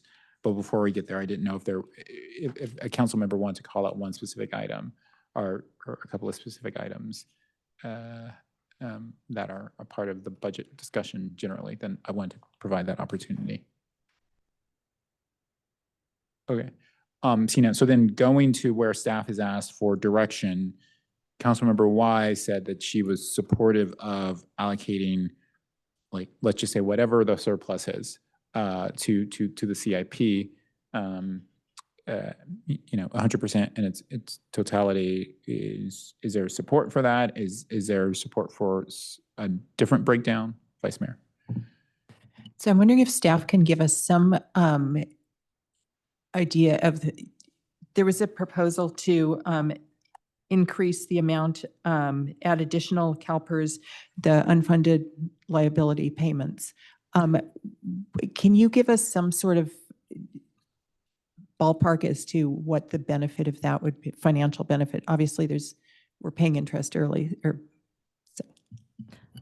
Yes, absolutely. So right now we are making payments to reach that 15-year faster amortization schedule instead of the 20-year. When we look at the life of what that would entail, that does add up to about $5 million in interest savings per the CalPERS estimate. So when we talk about putting additional money into the strategic pension funding reserve, that's setting aside that money, committing it to go towards these UAL payments in future years, as the council has done previously when they established the reserve. So that is an option to commit those funds. And so if I could, and so does that keep us on the 15-year schedule, or does that accelerate it to an even faster payoff? So by setting the money aside, it just shows that council is committed to funding that, and that guarantees a certain amount is set aside for that schedule to keep us on that 15-year amortization schedule. That doesn't mean that if council decides not to do that, that we can't continue to bring forward that additional UAL payment every year as part of the budget. It just means we won't have a dedicated funding source for that particular payment. And just one question before I go to the Vice Mayor. But when you're budgeting, the default is that 15-year schedule, right? That's what you default. Correct. Why would you not just pay it early? Why hold the money and then pay it on a schedule rather than pay it early, which would alleviate more, would pay off more, and create less interest? So I can say a little bit about that. So the UAL is a moving target. So the 15-year schedule is a rolling schedule. So every year that the CalPERS investment portfolio doesn't meet its targets, the UAL grows. So I'm not sure there's a way to fully pay that off unless CalPERS investments exceed expectations on an ongoing basis. And by committing more money to that CalPERS UAL, that just means that there's less money available locally for us to be able to use on any priorities that council may have. If we spend that money and pay off the UAL or pay down that UAL amount, we can't get that back from CalPERS and say, oh, just kidding, we want to bring back an extra $1 million because we didn't mean to pay you $1 million. We don't have that option. Once it's paid, it's done. We can't get that money back. Definitely. And I understand that part. What I guess, so one of the options right now is to actually add another, let's say $1 million to pay the UAL down early, but that would actually just be sitting in a bucket that said it will be used at some point in the future. And why wouldn't we, and then we could actually claw it back if we wanted to? I guess I'm. So right now there's the $1 million payment, additional payment for the UAL included in the proposed budget, which draws down the strategic pension reserve balance that the council had previously set aside, with about 0.7 million remaining in that reserve after this payment. So the council could continue to annually allocate additional funds to make those additional UAL payments, which would perhaps depend on the operating budget revenues and expenditures in that particular year that the council is balancing, versus putting the additional funds to replenish that reserve, to commit it towards the UAL payments going forward. Okay.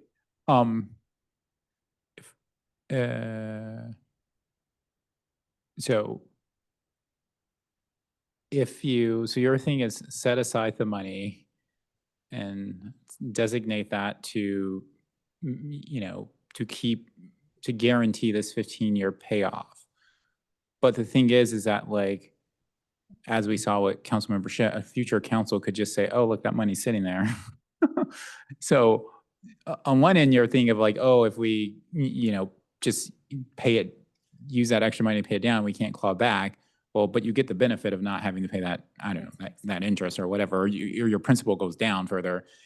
Because if you're just sitting aside on account, then you don't get the benefit. but then you're also, not to point, you're subjecting yourself to a future council, which is gonna sort of say that like,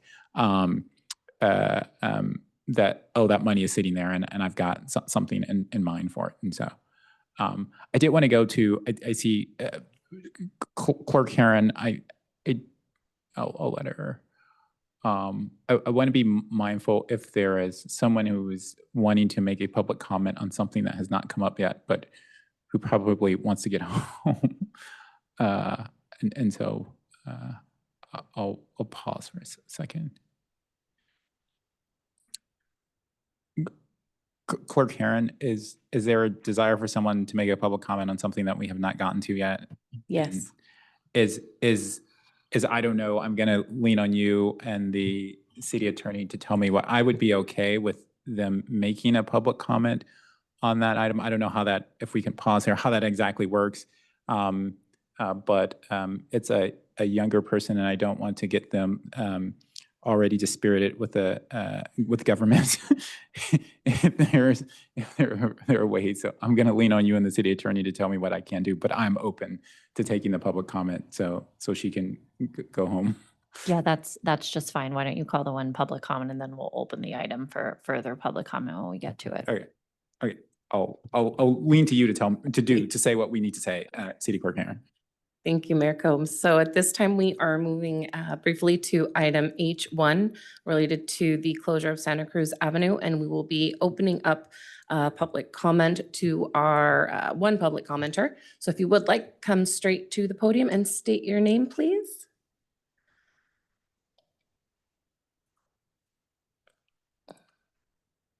Hi, thank you so much for letting me public comment. Yeah, I do really need to go home. It's really late. Yeah, it's been 3.5 hours. Anyways, my name is Julianne Hansen, and I'm a 9th grader at Menlo Atherton High School. I'm here to ask you to keep the closed block on Santa Cruz Avenue open to people and closed to cars. This block has become one of the only places in Menlo Park where students, families, and neighbors can hang out comfortably. Hillview kids are there almost every day after school, eating, talking, and biking through safely. I know because I was one of them last year. It's more than just a street. It's now a space where people can connect within the community. The bike lane through Menlo Park, the bike lane through the block is also a safe route home for a lot of students coming through to Hillview. Taking that away would put more young people at risk. And without this closed block, cars would naturally speed through the downtown section through El Camino. If we want a more, quote, vibrant downtown, we need to build it for people, not traffic. Cities like Palo Alto and Redwood City have turned blocks like this into permanent pedestrian areas with bike lanes and outdoor gathering spaces and downtowns, and their downtowns are thriving. Menlo Park should be a part of that progress. Letting cars back in sends the wrong message that convenience matters more than safety, community, or people who actually use the space. Please keep the closed block on Santa Cruz Avenue open to people and not cars. Thank you guys so much for letting me speak and letting me go home. Thank you. Thank you. Thank you very much for the public comment. And at this time, we are going to be returning to our public hearing G1. And just for folks in the audience, we will return to H1 as soon as G1 is complete. Thank you. All right. Thank you, Clerk Karen. Okay. So I forgot where we were at. Okay. So I think like I'm of the opinion that like I don't really see the value in setting aside funds that would be especially earmarked to make sure we continue on the 15-year repayment schedule.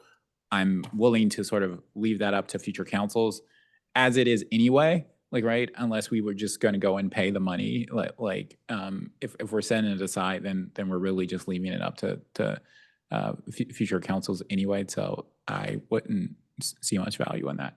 But if there are others who think otherwise, then Councilmember Schmidt. I just had a clarifying question as well, because part of the reason I was advocating for even going in the opposite direction is just to help my understanding. I think it's a two-dimensional problem too, right? It's sort of the pension performance versus the stock performance, or essentially the portfolio performance, is one dimension. But then wouldn't the overall size of the pension commitment also increase as we hire staff? So it's kind of the will-o-wisp through the forest. We're always chasing either a gap or a larger amount of pension funds that have to be committed if our city staff grows. Or is that not the right way to think about it? Active city staff do pay into their pensions, their normal pension costs, as well as the city pays for the normal costs. Once someone retires is when it would be potentially hitting that UAL. And one additional piece to think about with this too is that a lot of the UAL portions are related to the classic plans or the original plans that were established by CalPERS. And so we're paying a lot of the UAL towards those classic plans, where the newer employees that are coming under the PEPRA have a different funding mechanism. And so those are funded at a more holistic rate, if you want to say like more holistic compared to the classic type of CalPERS plans. And if I may just add, the Strategic Pension Funding Reserve was established by the City Council in 2014 to have that special set aside funds, but that's certainly something we can revisit the reserve policy in the future. Thank you. Okay, so I don't know that I'd second support for using this surplus to guarantee the 15-year repayment. And so the one thing I'm stuck going back to is Councilmember Wise's proposal of just sending it all to CIP. Is there anyone who wants to provide something different, Vice Mayor? Like a different approach as a possibility? So the other thing that I would like to consider, is just funding our reserves, and which my understanding is if we do not make a decision in any other way, it goes to reserves. But it seems to me I'm just throwing something out there that I would be like interested in maybe $2 million to CIP and $1 million to replenish our reserves, which we know are going to be depleted in the future. Just as a proposal, I would also not be adverse to doing it all to CIP if someone has a strong feeling. I guess, do you want to call the city manager? I guess I'd be interested in what the rest of the council, through the mayor, what the rest of the council would be interested in response to that. I'd almost say that we may be a little bit full circle. That might be that the reserve bank that needs the additional funding is the strategic pension reserve that we were just talking about a little bit. So, yeah, because the other two reserves are doing okay. Yeah. But my only thing, Mr. City Manager, is their approach to that was not actually paying it as a reserve. It was just a separate account that like that would be earmarked or designated to in future years. Like, I think that's, I'm saying it's effectively then that's the reserve. Yes, the money earmarking it or committing it to paying the UAL is what the Strategic Pension Funding Reserve is there for. So that would be replenishing that reserve for that purpose. A reserve that has an annual like sort of payout. Right, like that's not how I think of reserves, but obviously I'm wrong. And that's where I think that's why I just was kind of seeing if there's support from the rest of the council to what the vice mayor was suggesting versus putting the full 3 to the CIP. I do believe it would be beneficial to be able to kind of come back about the overall reserve policies. We can kind of do some things that have been done in past years about actuarial reports and so that would be a longer discussion than tonight. So I guess what I was looking to see is whether there's back to the 3 million to CIP versus something else. It would go to undesignated fund balance would be where it would end up. Yeah, I did support what the vice mayor was saying before you started talking. Right. Yes. Right. So that I didn't want to leave with a miss. So Yeah, I feel the same. I feel like with the grants diminishing, this is money. There's so many demands in the city, as the vice mayor and others have said, that I feel like sitting it somewhere and parking it is not a preference in the short term. So I would definitely put it to work. And since I won't go to Councilmember Weiss, since this was her idea initially, but I'll go to Councilmember Taylor to provide. Okay, all right. So then it seems as though like for that direction, the council is saying that that all of the surplus should go to CIP again, but then another sort of choke point becomes resources or it's staffing resources, which was another question. So it's not like that could mean or definitely means like, oh well, we're going to get like $3 million more worth immediately of CIP projects, and so. Can I just ask a super quick technical question? So I know we're having a debate about where that money then goes from CIP. So where does that get parked? So if 3 million comes in, where does that get parked? And then how do we have the next level discussion about like, so the vice mayor and I can continue arguing about downtown versus, I mean, I'm only playing, but like we need to then decide how that plays out, right? So where does the money go? And then how do we have that next level discussion? Yeah, that would be a transfer from the general fund to the general CIP fund of the $3 million. That money would then be available in the general CIP to be further committed to any type of capital project that will be funded from the general CIP. And I know that Director Mitch has a laundry list of items that can use that funding. But does that come back in front of us at a future meeting, I guess is what I'm asking? Yes. Okay. And as far as committing out those funds to a specific project, that would come back at a later time. Cool, thanks. But the CIP already has a sort of prioritization within it. Why wouldn't you guys just default to that prioritization? Don't get me wrong. I know you really do have to bring it back here. But why wouldn't the default be that just like it's already, the CIP already prioritizes projects. If you get extra money, you just default to that prioritization strategy? That's because the funds are not yet appropriated to be spent. Right. So we have moved money over there, but we have not yet said that they can be spent. Okay. Do you need any additional direction here? No, that provides what we need. Thank you. Right.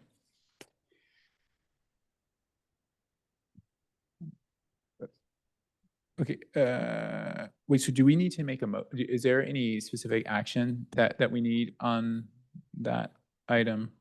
No? Okay. And Mayor, thank you to the council. And I wouldn't mind just like one clarification is that we are intending to take the feedback from this evening, come back with the 2 different council action items, one for the adopting a budget for next fiscal year and another for amending the current fiscal year budget. We're not expecting anything new unless as we process and review and analyze what we are hearing and digesting this evening, unless we come across something that was an unintended consequence or something like that, or if we get new information over the next 2 weeks. I think the expectation is we've heard from the community, we've heard from the council, most importantly, we've heard from the council, and we're going to be coming back in 2 weeks based off the direction that we've heard this evening. And unless there's something that's completely new that comes up in the next 2 weeks, the expectation is that the budget's ready for adoption in 2 weeks. Great, thank you very much. Councilmember Taylor. Thank you, Mayor Combs. I just wanted to thank the project budget team for the presentation and for all the information. Thank you. Great. Yeah, thank you. All right, well, with that, we'll move on to regular business. It is, do we just want to move on? Do people want a 5-minute break? Let's take a 5-minute break.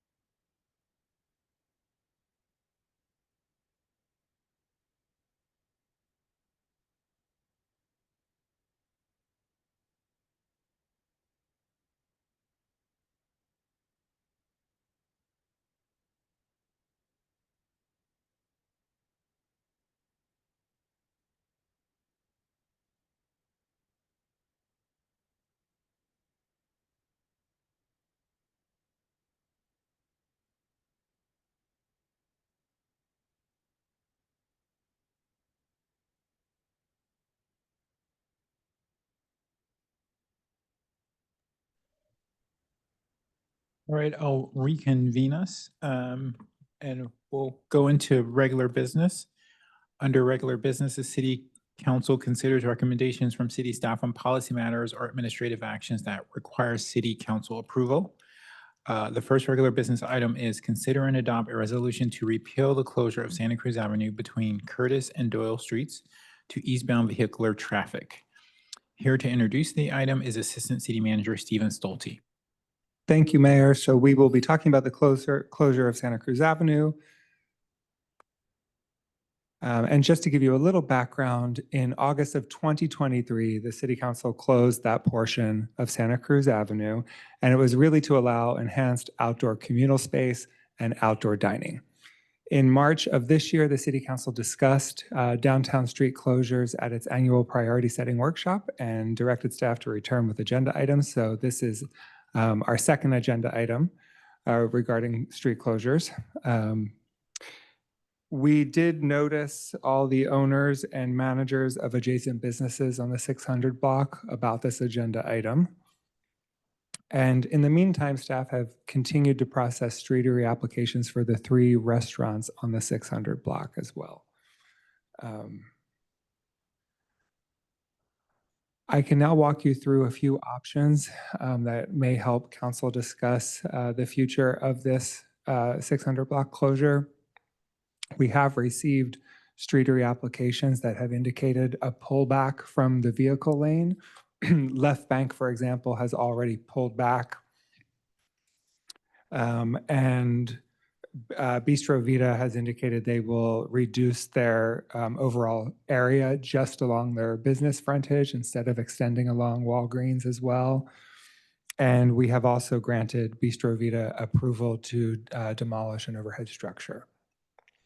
So in option 1 here, this is depicting the travel lane reopened to vehicles, that reduced footprint for the streeteries, and then outdoor picnic seating that is would be managed by the city, but that's now extending along the frontage of Walgreens entirely. Option 2, this is just, it's really just depicting that underneath that outdoor picnic seating are former parking spaces on the street. So the council does have an option, if reopening the lane to traffic, to restoring some or all of those parking spaces as well. And then option 3 is just maintaining the street closure that actually does not give up your discretion to revisit this in the future. But this image was previously shown in August of 2023. It's not been updated, but it does give you a general sense of kind of current configuration on that block. So there, I can detail some of the next steps if council was to decide to reopen the block. The overall process would take a minimum of 3 months, and mainly because our striping contractor is extremely busy, and scheduling with them to come out and remove the bike lane striping and refresh anything else would take some time. But in that scenario, staff would coordinate with businesses, remove barriers, and then also upgrade the outdoor picnic seating. If the council decided to maintain the closure, a good next step may be to hold a study session to just discuss the overall configuration of all of the elements on the 600 block, because there could be a scenario where streeteries still are pulled back from the vehicle travel lane, and it just gives more space to work with. So we might want to talk through some of the options there. And additionally, the options for outdoor picnic seating could look a little different in this scenario. That's a very quick presentation. I'm happy to go back to any of the slides if you'd like to. Thank you, Mr. Stolte. Let's call for public comment. Thank you, Mayor Combs. So at this time, if any member of the public wishes to provide comment on regular business item H1 related to the closure of Santa Cruz Avenue between Curtis and Doyle Streets to eastbound vehicular traffic. If you are in person, you can complete a speaker card, return that to me here at the clerk's desk. If you're participating online, please engage that hand feature. If calling in, you can press *9 now.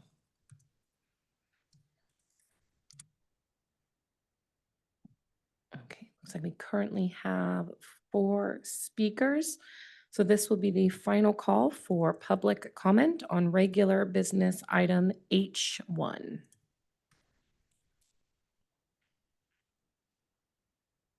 Okay, we are holding at that 4.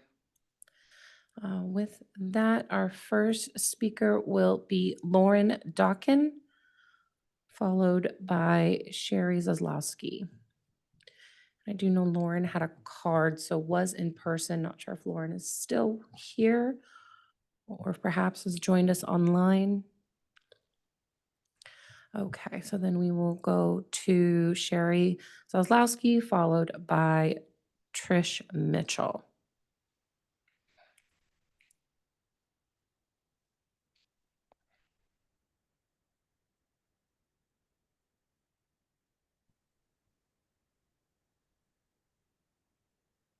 Yes. Can you hear me? Yes, go right ahead, Sherry. Thank you. Good evening, Mayor Combs and council members. I found it very touching that the young girl came to the meeting to speak about keeping that closure where students love to congregate after school.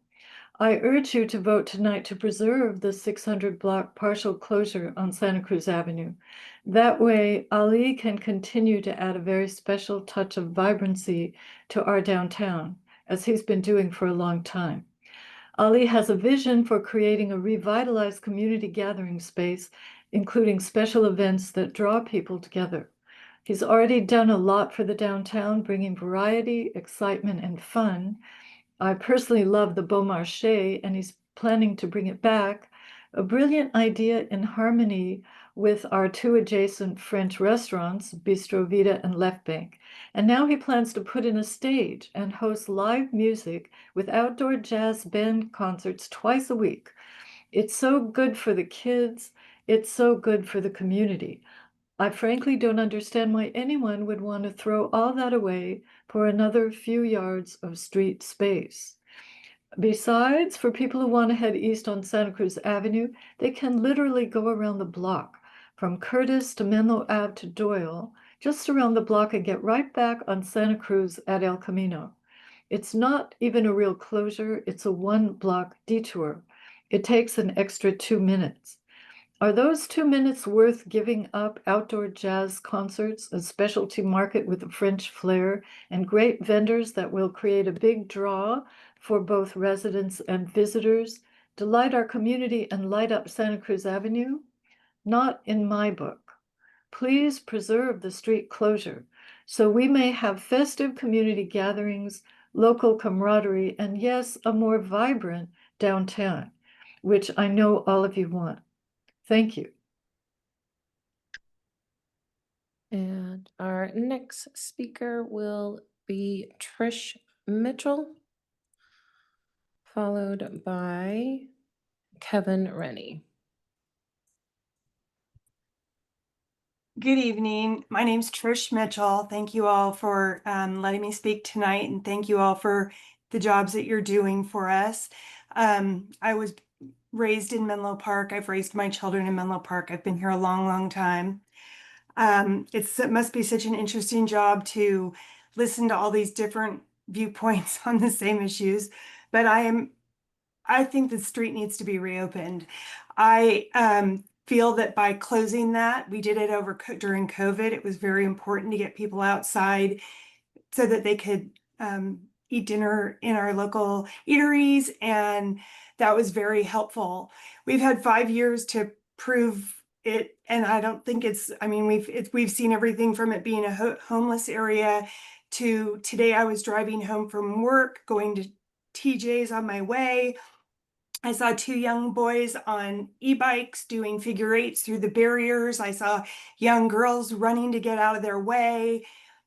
I don't know if that's what people think is fun for these kids. I think it's very unsafe.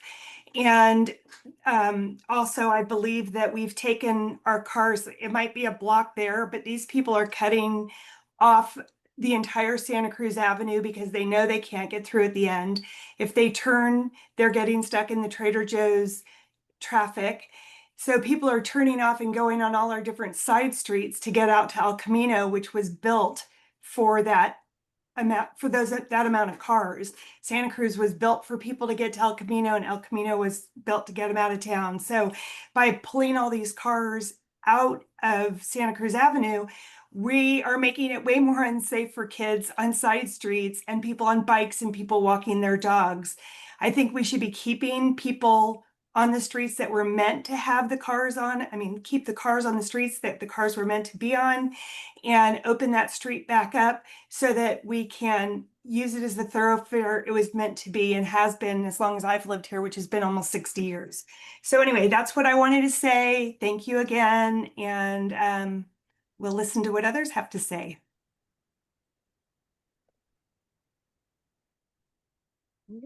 And the next speaker will be Kevin Rennie.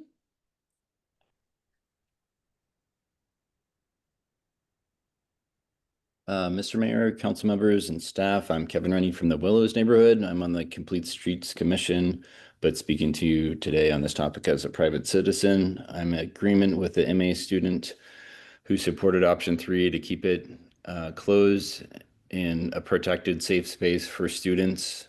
I am interested in speaking more in maybe a study session to vet everything out. My one concern, if we do move forward on the other 2 options, would be this change would take 3 months, which would put us into the start of the next school year. So new students would be getting used to taking this, and then you change it or you close it or something else happens. And for that to happen would be a concern to the students.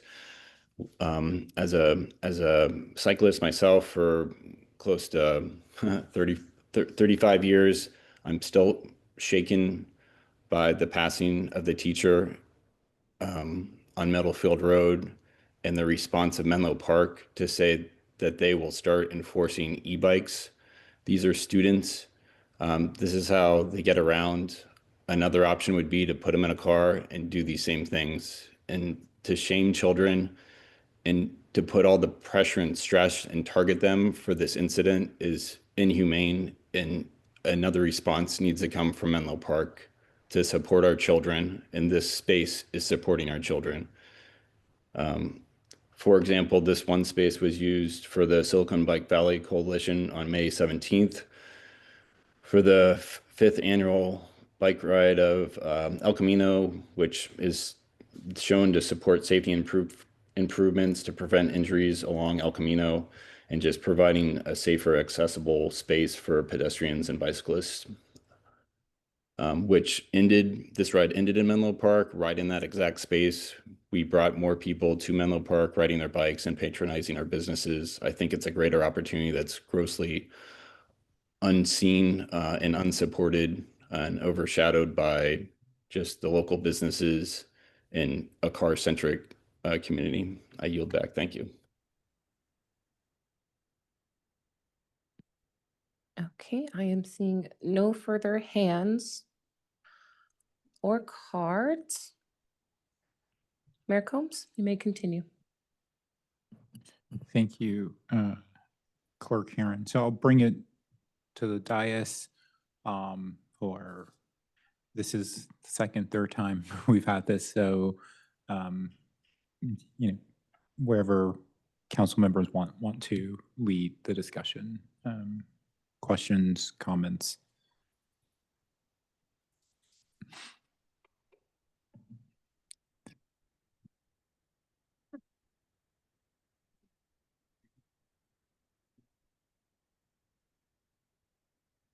So I am in favor of option 3, leaving it as is. I think we've created a community space downtown that has proven to be popular with lots of residents of all ages, particularly with middle and high school students in the afternoons. The city devised a bike lane that has proven to be effective at safely separating the bicycles and scooters from pedestrians and from cars. And other cities are constantly trying to create some buzz downtown and a safe gathering space for teens. There was just a write-up about how California Avenue is trying to do this. We've achieved exactly that, and I think we should preserve and enhance it. Thank you.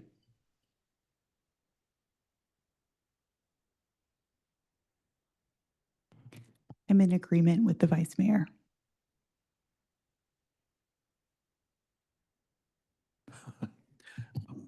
Yeah, I'm in agreement with the vice mayor. Yeah, I appreciate Julianne sticking around and the student perspective, just for a little context. So I definitely appreciate that because kids are using that all the time.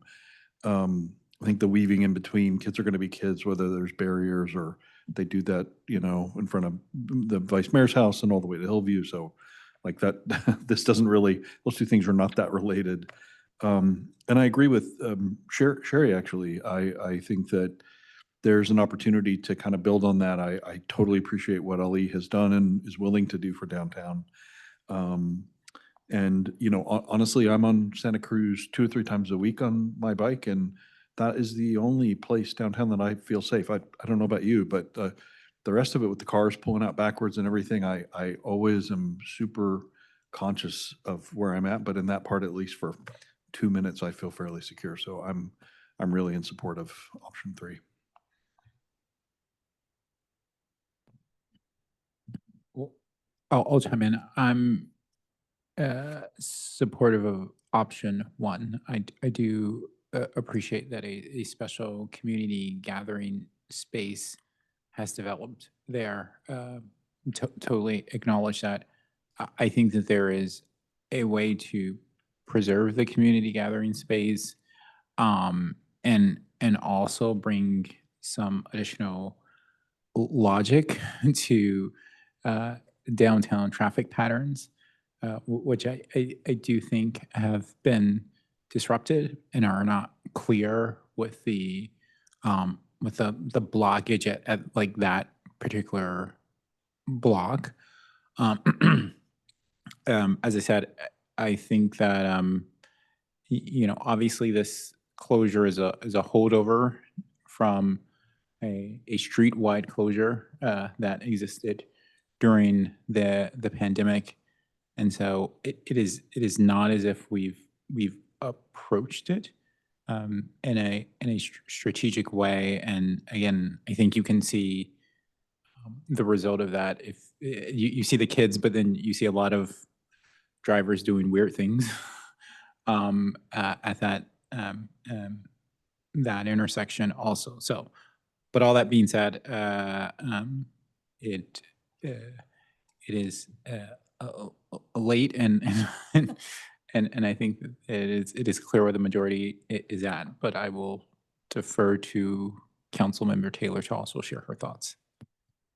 Thank you, Mayor Combs. And I wanted to ask the staff a question. As far as the study session to discuss overall layout, including outdoor picnic seating, does this mean if there's something that's not on the list, it would give opportunity for council to bring that into the discussion in the study session, or would it just be these items that are listed here? We're happy to take a comprehensive look at that closure of that block. If there is any other concepts you'd maybe want to discuss in the study session, I'd be interested in hearing them so we can prep in advance. Thank you. Because I am in support of keeping it closed, but I hear what the mayor's saying, and I agree as far as looking at it more comprehensively. And the street closures were done, I want to say it was 5 years ago, I believe. Somewhere around there, 4.5, 5 years ago. So it's, regardless of how I vote, the majority is going to close it, but I just was curious about the study session and what that would look like.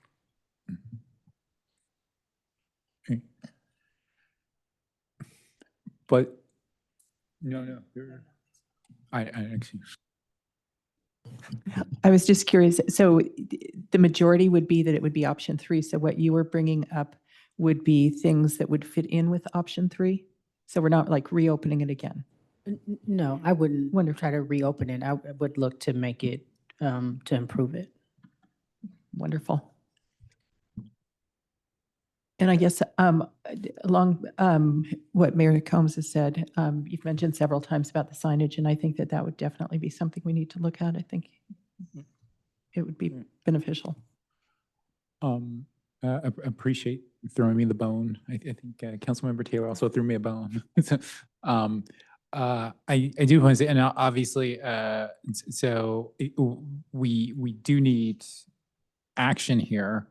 So it looks like I'm not in the majority, so obviously I won't be making a motion. I will say though that it looks as though this direction or majority has changed from when this was an item at the goal planning session, or where it looked as though the majority was headed. And so, which is totally fine. I can appreciate, I'll speak for staff, maybe some frustration there. So as you now delve deeper into what to do with this space, I would encourage my colleagues, I guess me too, I'll participate in that discussion, to, again, we can change our minds, but, but also to like understand that, like, I know staff has spent a lot of time on this issue. And if it was the case that there was a majority at the goal planning session to keep it closed, then I think right now we might be talking about like what that looks like. And we would have made some progress that we didn't make. But again, we can all change our minds. I've changed my minds too, but that's just my my comments.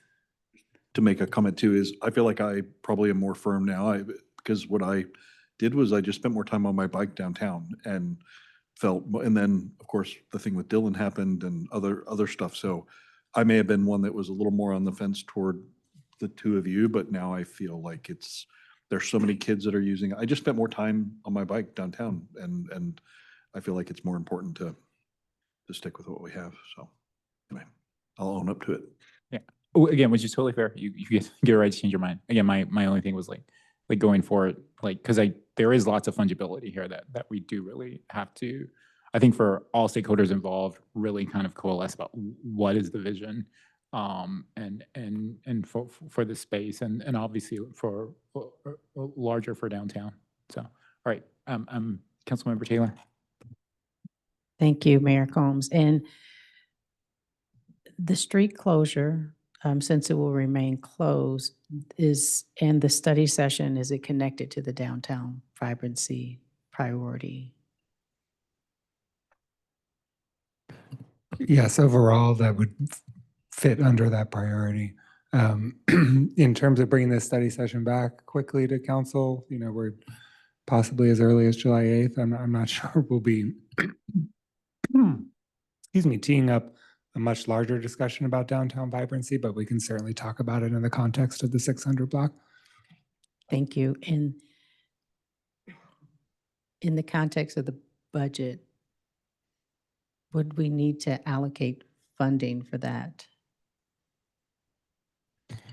At this time, I think we would take direction on what kind of amenities in terms of outdoor seating and those types of things that council is interested in. And then we would have to go out and also describe what that process would be like, to maybe go out to bid and those types of things. So I think we can make those funding decisions potentially at a later point, and allocating money for that. Okay, thank you. My question, and I do want to move to a motion, but for option 3, you guys say City Council maintains discretion to reopen the street in the future. But like in theory, you could see council sketching out a vision that would radically change that space in a way where it's really not a public throughway or street anymore, right? And so there is, like, at this moment, they can choose option 3, and like, I don't know, given this council, we can come back in 2 weeks and give a different direction. But in theory, there could be a vision that would permanently change this space in a way that it would never be a street, unless you sort of like if you concrete it all or something like that, or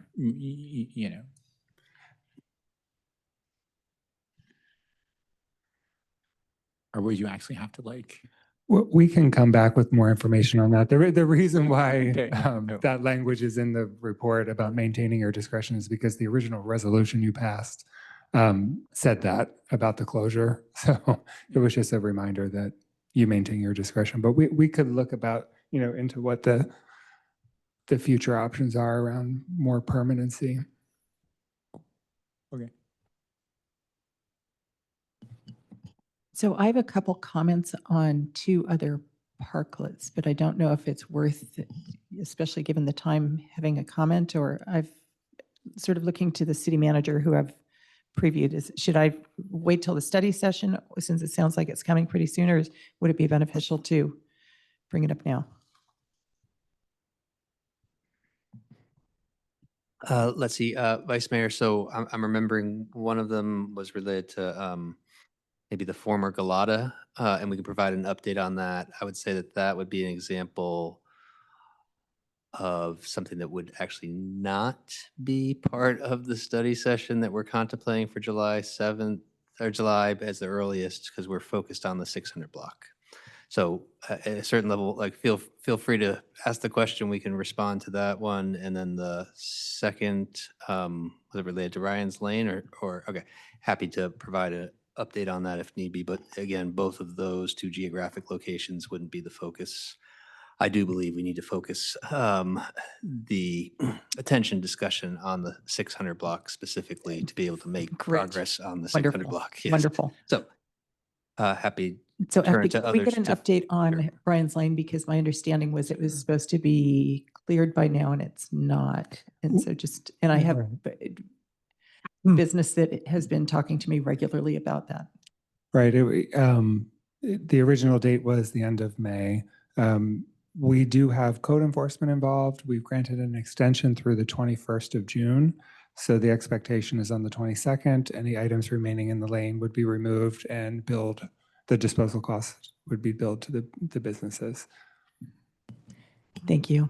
And then actually, City Clerk Heron, could you bring up the slide, please? I know that, or actually I shouldn't say I know, I have heard rumors that where Galata Bistro was, there's a new really intriguing restaurant coming in called Yibo Darling, and that I've heard rumors that they are not interested in the parklet outside. So I wanted to propose before, I don't know what staff is thinking, but when I was in Long Beach, they have public parklets with these signs out, and I wanted to suggest that we think about having, before destroying, taking that space out, that we actually think about using it as a public parklet. And if that doesn't work, we then move on to the next idea. So currently, actually, the new restaurant going in, Yobo Darling, has indicated interest in using. Then never mind, I should have asked that question first. Okay. Yeah, we've provided the application info. They're just very focused on their opening right now, so we don't have a timeline for their application submittal at this point. Perfect, thank you so much. The Vice Mayor did not get her info from me, just to be clear. All right, so a motion from someone or? Oh, And actually, through the mayor, maybe to the city attorney, do we need a motion to extend the closure, or does the current resolution stand firm until we repeal it? Yeah, we don't need a motion. We're just, the existing resolution to keep the street closed would remain effective. Okay, well, we will move on. And then just one more quick question. I do want to confirm that we do have the direction for a study session, correct? Okay. Thank you.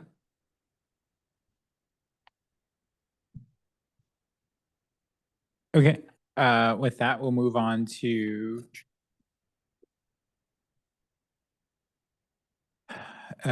City Council initiated items. In accordance with the City Council Procedure Manual, the following agenda item is to be considered by the City Council.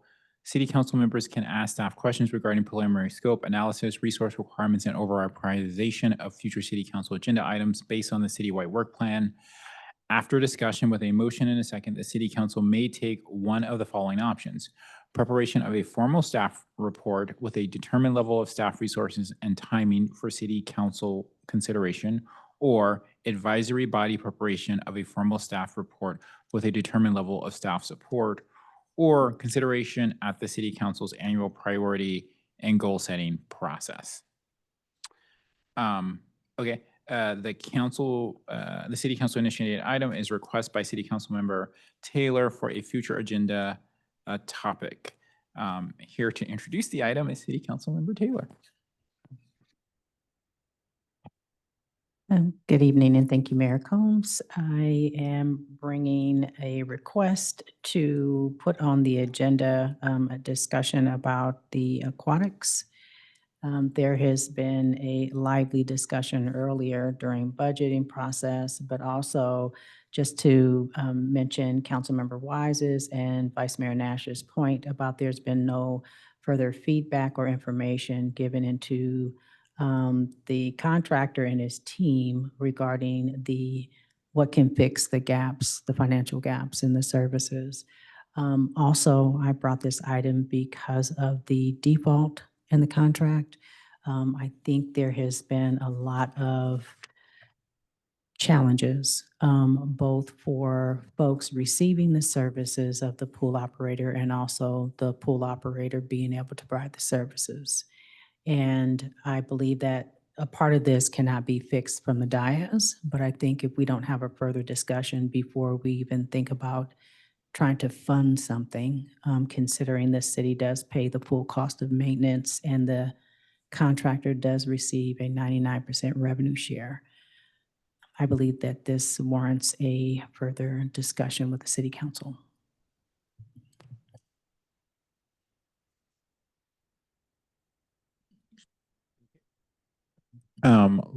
Clerk Karen, let's call for public comment. Thank you, Mayor Combs. So at this time, if any member of the public wishes to provide comment on City Council initiated item I-1, a request by City Councilmember Taylor for a future agenda topic. If you are in person, you can bring a speaker card to me here at the clerk's desk. If you're participating virtually, you can engage that hand feature. Calling in, please press *9 now. This will be the final call for public comment on our City Council initiated item I-1.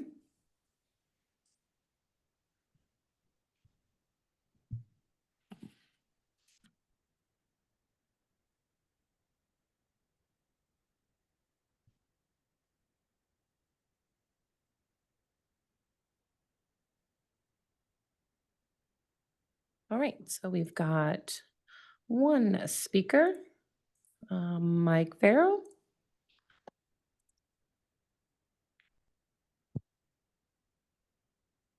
I just wanted to quickly mention that, Friends of Aquatics in Menlo Park is happy to provide any documentation or spreadsheets or what have you to help make this decision easier and more transparent.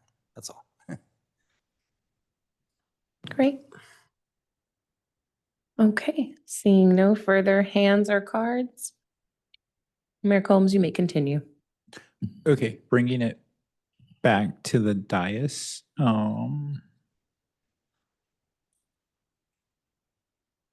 Where is the council at? And so here we would be looking for support or direction on bringing back the item for a substantive discussion or for because I always get confused, or for a discussion on the staffing resources and levels that would be required to have a discussion. I don't know how many bites of the apple we are away from the actual discussion. Yeah, City Attorney Doherty. Sure, yeah, the council can discuss directing staff to prepare a formal staff report with, quote, a determined level of staff resources and timing for city council consideration, or can direct an advisory body look at this, or defer it to annual priority goal setting, which I assume is not desirable since we just recently concluded that. And so if we go with option A, like what exactly does that look like? What is that like a discussion? And again, I don't let's just propose, is that a discussion where we're talking about possibly providing additional funds, or is that doesn't happen there? That's a later discussion.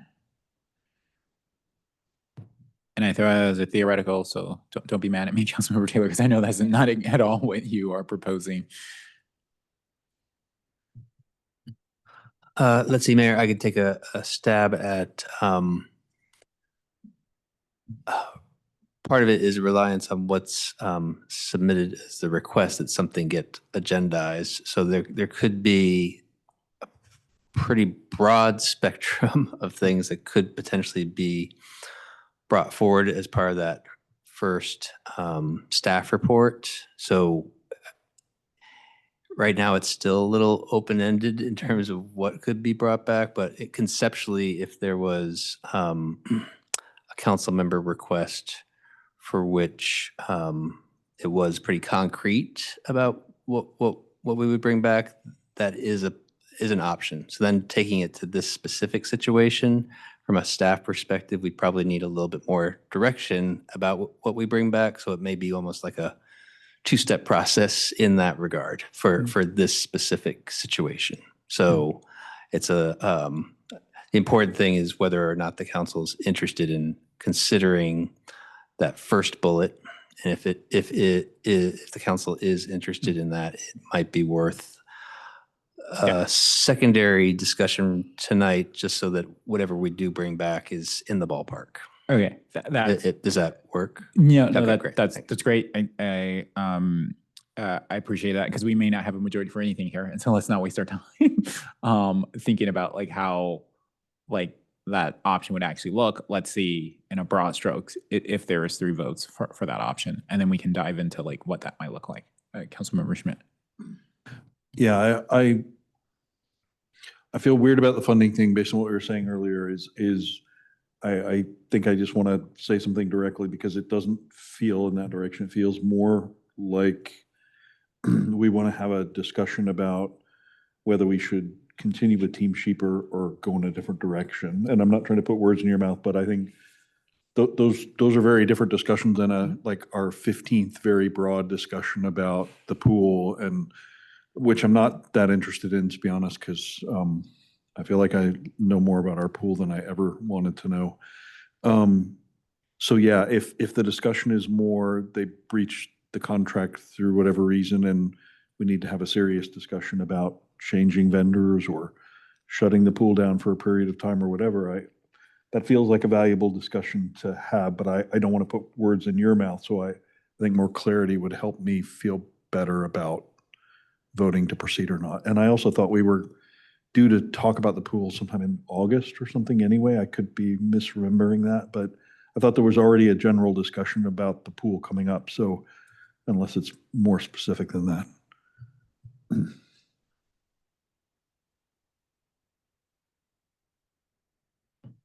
Yeah, I would defer to Councilmember Taylor. I mean, you could also say you've provided the explanation you think is adequate. But as far as like whether you would see this as I appreciate you saying that you don't want another broad discussion, but then I don't know that there is support for just having a discussion about like whether we're giving him money or additional money or not, or we're providing more money. So Are we going to continue the contract? I mean, I feel it's more direct than that. Like, is this the guy to run the pool? But I'm not putting words in that. That's what it feels like to me. And that may be like how I'll let Councilmember Taylor take it. Thank you. And initially I was going to say, well, let's hear from all the council members just to get their perspective on that. Honestly, what you just shared is not the direction that I was intending. However, I see the pool challenges being different. The Burgess pool challenges is different than the Belhaven pool challenges, and the contractor cited, well, in his financial report. I'll go ahead and let Vice Mayor Nash and Councilmember Wise chime in. Well, there's a lot going on, and I am being mindful of there are community members in Menlo Park who are receiving a great service from this provider. There are community members who do not feel that they are. And I am doing my best to address both. And I'm not sure how to do that in the contract, because that was the intention when Vice Mayor Nash and I were on the subcommittee 2 years ago, because we did not support the contract. And so for me right now, and because of the default, because this is the first time that that has happened, to me, is this going to become a practice of the provider when the provider does not get what they ask for? Because it happened after we did not raise their fees. And so is this going to become a practice? So I have concerns. And my biggest concern is that the community that has the brand new pool is not the ones that are in control of the pool. It should be a community rent pool. And so the community is not using it because they don't feel welcome. And this is the same discussion we had, I want to say 6 or 7 years ago, before the new pool existed. There was guaranteed money going to Tim Sheeper every year. And I'm not sure, because I wasn't on council, what the intention of that money was for. It was somewhere around $50,000 or $60,000 a year annually. Was it to keep the pool open? Was it to serve? It was monthly. $60,000 a month to keep the pool. At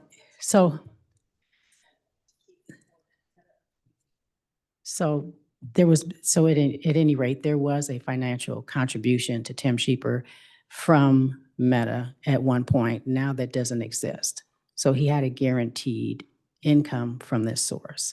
And so now that we, the council, I believe, wants to see a community pool for the community, since it is in a neighborhood, that's not what I see. And that's not the feedback that I'm getting. The person that came in and spoke earlier that talked about her daughter's experience, that's from one of the providers, one of the CBOs that provides a service. That service is not coming directly from Sheeper. That service is paying Sheeper to use the pool. I had a conversation with him. So at any rate, I'll pass the mic.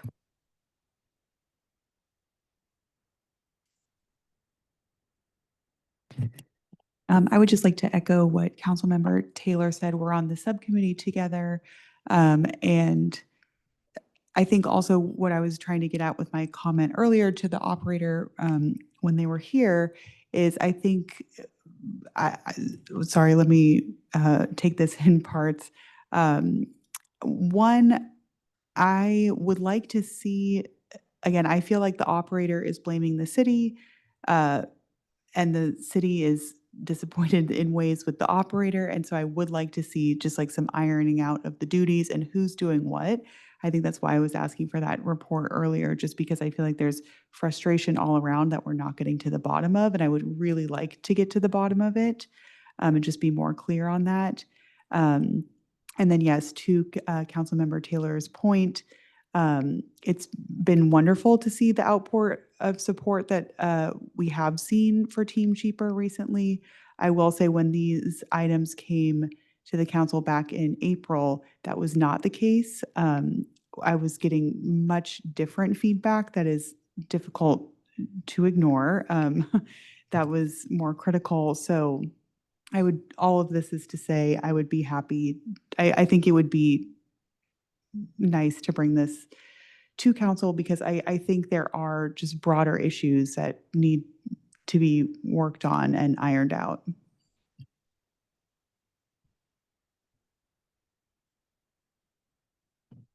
So I'm going to take a bit of a different position. I don't know what are all of these things that need to be worked out. And I feel that we're going to have another meeting and it's going to end like with no resolution to the situation, and it's just going to be a waste of time for everyone. I think now whether there is more analysis, whether there's more rigor that needs to be provided, the operator has made a very clear statement and provided a lot of clarity on what he thinks or his organization thinks is the situation and how it can be remedied. Like, that's that, like, right? And so if the council isn't willing to have that discussion, then I don't know what we're doing. If we're just, because that's the discussion he has said that he wants to have. Like, so these broader issues is not like, he's like, I need an extra 200K to make Bellhaven work.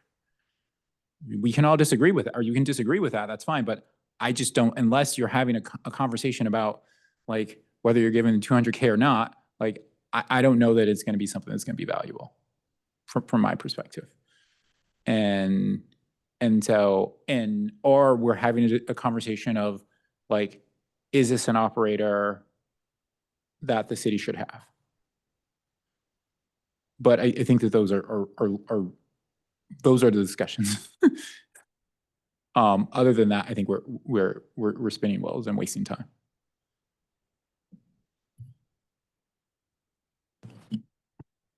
So I basically agree with everything that's been said up here. And I think that I would like to see us try and make it work with this operator. But I think we've got a lot of issues that are not resolved. And to me, the first one is all of, you know, as I said before, all of the different pieces that he has suggested do not make him whole. Even what he's suggesting now, that's the $200,000, $300,000, $70,000, all of that, or maybe it's, anyway, I don't think I got the numbers quite right, but all of the numbers that Carol has in that email she sent to us are just to be able to fulfill the contract that they have with the city for the number of hours at Bellhaven Pool. That doesn't address any of the issues of the financial shortcomings that he sees. Actually, maybe it's addressing some of the, I guess this is what I want to know. How do we make this work? And then whatever his proposal is that something we are willing to accept? But I don't think we've actually seen what will make it work. And I am, as Councilmember Schmidt said, I really don't want to go through another discussion and not, you know, have a full discussion and everybody sort of is unsatisfied at the end. So I guess I don't know how to resolve this. I am concerned if after this last meeting, we now have more hours cut. And I'm hearing from people that I'm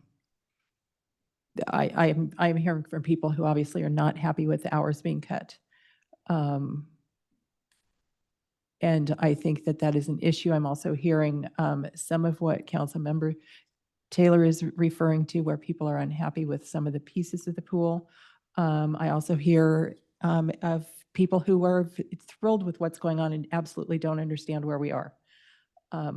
So I think there's a lot to discuss. I just don't know what we are going to, what the goal is, what we are going to get out of it.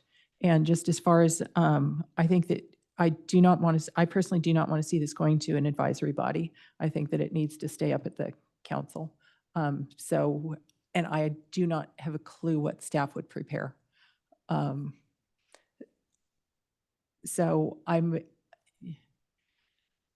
But I'm also interested because I think there's a lot of issues to discuss. I just don't know that we have enough of a picture right now to discuss it.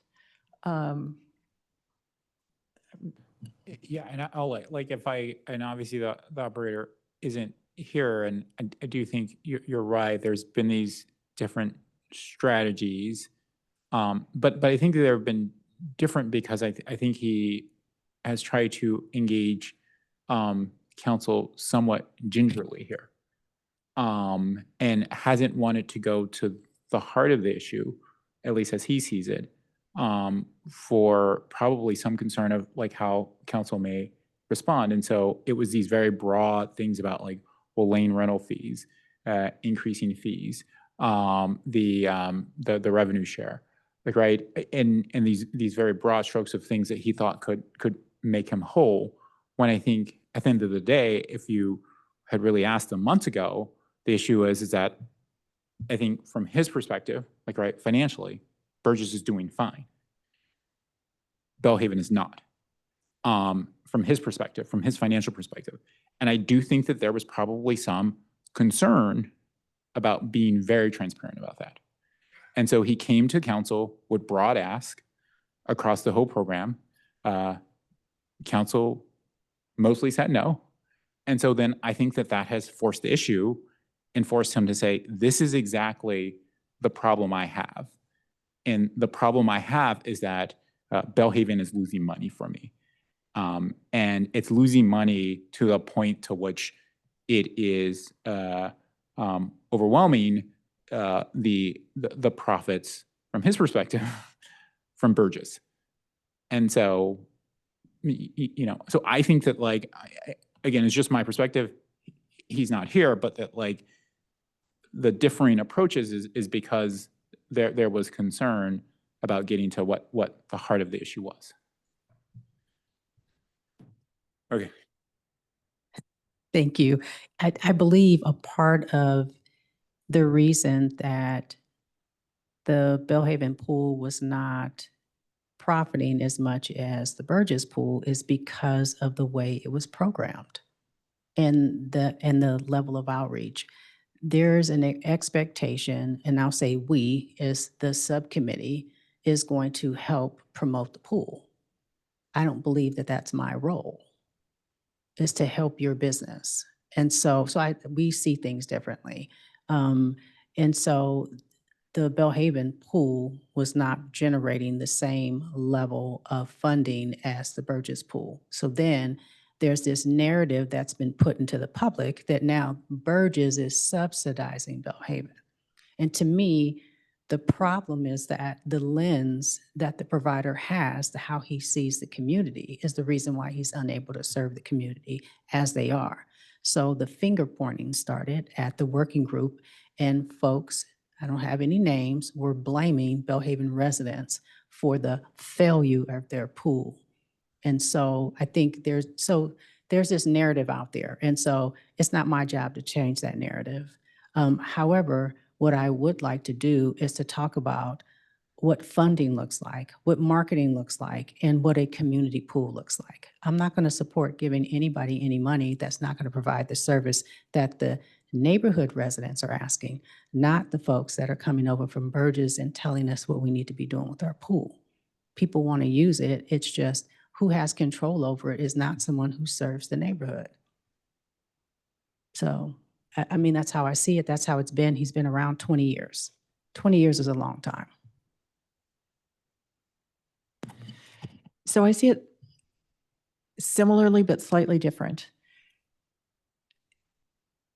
The Belhaven pool is 6 lanes of pool, plus a 4-lane instructional pool that's actually 20 yards, not 25 yards, which we knew. That's why we did it, because we didn't want to do another EIR, if I'm remembering correctly. But we knew that going in that it would be shorter, but it's an instructional pool, so that works. But it still takes a lifeguard for each pool, the same as the Burgess pools, which one is 11 lanes and the other is 7 lanes. I'm sorry, 6 lanes. So we've got 17 lanes of 25-yard pool that takes two lifeguards minimum, as opposed to Burgess, which has 6 lanes of a 25-yard pool and 4 lanes, which takes 2 lifeguards. So they will never generate the same amount of money. It's just, they're different sized pools. That should have been very obvious up front to everyone, that there's a certain amount of overhead that's needed for any pool, regardless of the size. So I actually have always believed that Burgess will make more money than Belhaven, and that it will need to, and that 2 pools as Menlo Park Aquatic Centers will need to work in conjunction with each other. And I will use the word subsidize, that Burgess will need to subsidize Belhaven just because of the inherent construction of the pool, the logistics there. But to me, that's the beauty of it, is Burgess is a well-functioning, very highly used pool, and has the ability, I hoped, to be able to provide the income that's needed to also manage and have the Bellhaven pool, so that together the two aquatic centers hopefully are still profitable and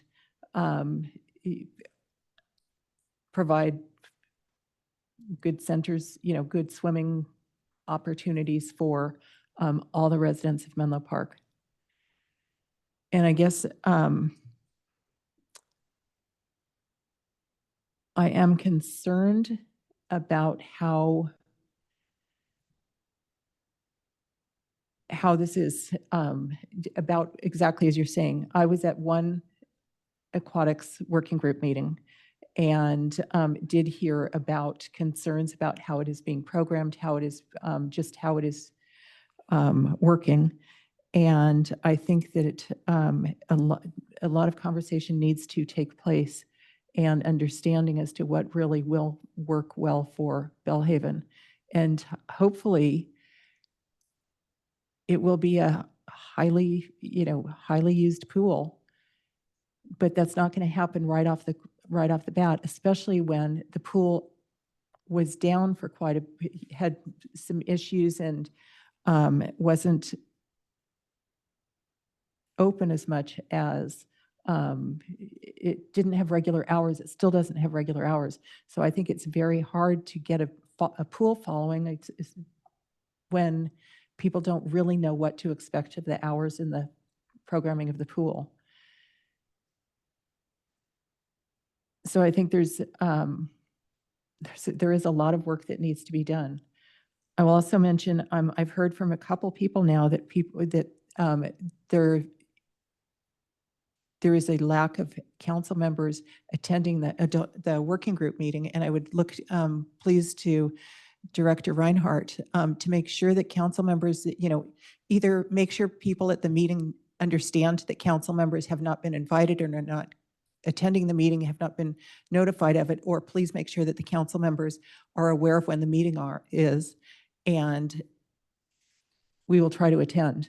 But apparently there have been discussions there about how council does not care, or has been reported to me. So that council doesn't care. They're not showing up to the meetings, when I don't think that has been on our radar.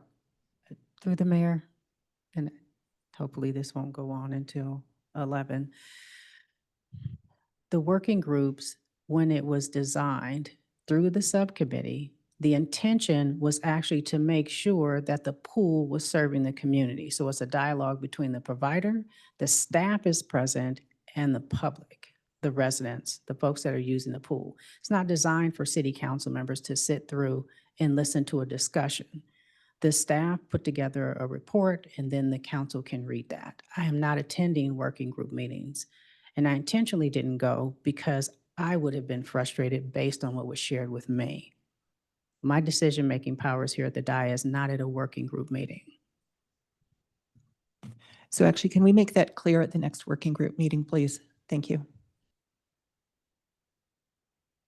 So I want to go back to something the vice mayor said, because it struck me as a good way to articulate it. And just to be super transparent, I'm totally fine to agendize this and have a conversation.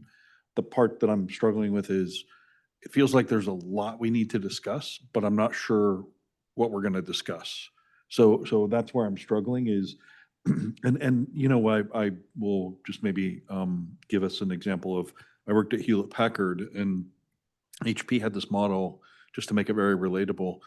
They had a blended business model where, if you think about the printer division and ink, and that business made money like crazy. It was liquid, it's still liquid gold.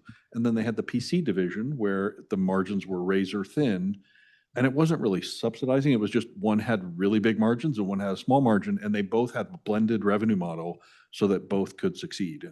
And so I feel like that's probably the place to start is do we have a clear enough business model, and is this a vendor or a contractor who's able and willing to operate that kind of model? And we sort of start at the top and say, business model, what do we expect? What do the blended margins look like? What's the level of cross pollination of money? And then we move into things like the funding, the marketing, the community pools, because there's so much, but like without some barriers about what to discuss and how to discuss it, that's where I'm struggling. But if we could start with, say, what's the business model we expect, and how do those two pools, how are they going to work together? And then is this the right individual to run that kind of a model for us? And if not, I mean, I'm totally fine having that conversation too. So. And just as one of the public commenters said, is that we're comparing one part of the city to the other and expecting one part to meet the other's expectations. And it's unrealistic.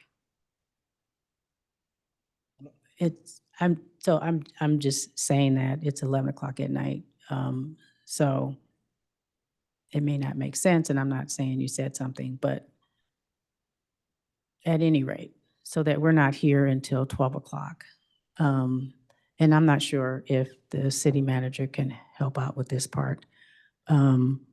Because I do believe that it's important to talk about something, and I do appreciate what you just said as far as the business model, because that's not the conversation we had 2 years ago.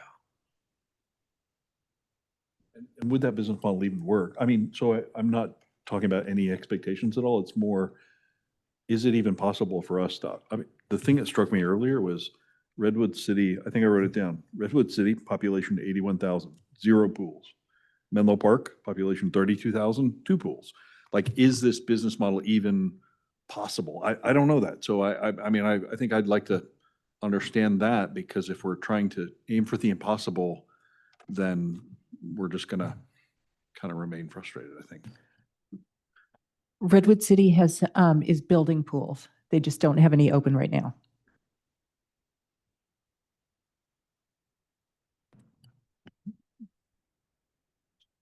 So, again, like I don't know that anyone expected or has expected that the Bellhaven pool would generate the revenue of the Burgess pool. I don't think that was ever expected. And I think there was always this understanding that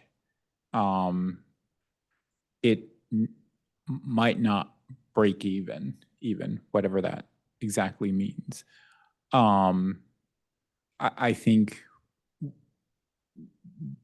where we're at, though, is that the expectations were grossly more optimistic than the reality. And so it's not that you don't, obviously the operator is operating in them together. And I think if it was at something like a break-even point for Bellhaven and Burgess was Burgess, I think we would not have these efforts to re-engage council. I think we're re-engaging council because, again, the profit margin, whatever you want to call it on Burgess, is being consumed entirely by Bellhaven. And again, we could say that like that is the deal the operator struck, and that was the contract that he signed, and so that's that. Again, the reality is I think we could end up with 2 closed pools in the not too distant future, but that is certainly a response that we can have. And so again, if there are 3 votes to agendize this, then there is. I still don't exactly know what staff is teeing up, and I don't know that it is. And again, like I don't know where it ultimately gets us, other than 3 hours of talking about the poll again. Through the mayor, just doing a time check. By acclamation, is the city council going to extend the meeting beyond 11 p.m.? Yes. Thank you. And Councilmember Taylor can't complain because this is her item. So, but I think the city manager was going to chime in. Let's see. I don't. At least want to talk a little bit about timeline maybe a little bit, because I think the request from the council member was for something to be scheduled at the next two meetings. So just I'll go through the next two meetings, just being explicit with everybody is June 24th, which is set up for the budget adoption. Meeting after that is July 8th. And then the council does have its break, scheduled break. Then I think the council meetings are August 12th and August 26th. I did go back and look at the May staff report, which is the last staff report about aquatics. And again, there was no action at that May meeting, as people may recall, but at that point in time, that staff report was saying that staff was intending to come back at the end of August. So I think the question is, I think it's challenging at this point in time to say that we would have something worthwhile to bring back on June 24th, based off what I'm trying to digest this evening. So I think it's pretty much whether it's July 8th, August 12th, August 26th, we were contemplating trying to bring something back to the council August 26th. So I think unless the council wants to potentially consider the request from the operator, maybe that July 8th meeting with a kind of a general discussion about the contract and the business model and the operating, to then get to weighing in one way or the other on the budget request. I'm not sure, unless the council is interested in that potential discussion as like a end result. I'm not sure of what is timely until the end of August. Like, I'm not sure what the difference would be. So unless the council is interested in potentially talking about the budget request, then I'm not sure about what the timeliness would be. And so then if the council is interested in talking about the budget request, are you then saying that like we don't need to take action on the request here because the staff was already planning to bring it back in August? Or are you saying that we go? No, yeah, so thanks for the clarification. So let's see, because I'll kind of go through that one more time slightly differently. Because there's two different things maybe going on with budget requests. The city council can proceed with a budget adoption on June 24th with no change to aquatics whatsoever. That does not preclude the council from then considering a mid-year budget amendment related to a topic such as aquatics that could occur on July 8th, like pretty fresh into the new fiscal year. The council can have a discussion and provide either direction or an action to amend the budget, even like one meeting into the year. So I don't think it's time sensitive for June 24th from a budgeting perspective for the council to have a discussion on it. I would only say it's worthwhile to kind of schedule that for July 8th if there's a majority of the council this evening that's interested in entertaining that, because if there's not, then I'd say waiting until the end of August, we would at least have more information about how this summer is going for the operator. That's the kind of thought process there. So I don't think from a staff perspective, sensing the need for that budget discussion unless the council wants to have that discussion. Thanks for clarifying that. That's fair, and we'll bring it to council. I mean, given that we had the budget discussion and there was not support within the budget agenda item, I don't think that that's there, but I certainly we can revisit it now, the extent to which there is a desire to very specifically like consider the proposal from the operator as it relates to providing additional funds to support the operations at Belhaven. Through the mayor, I believe the challenge with that request is not having enough information. And I am interested in a contingency plan just based on this discussion and also the desire to keep the pools open. I do have concerns about the pool staying open, so which is the operator's challenges right now. And waiting until August, who knows what will happen? Will the pools be closed for 7 hours at a time while it's privately being used by someone else? Because that's been the experience too.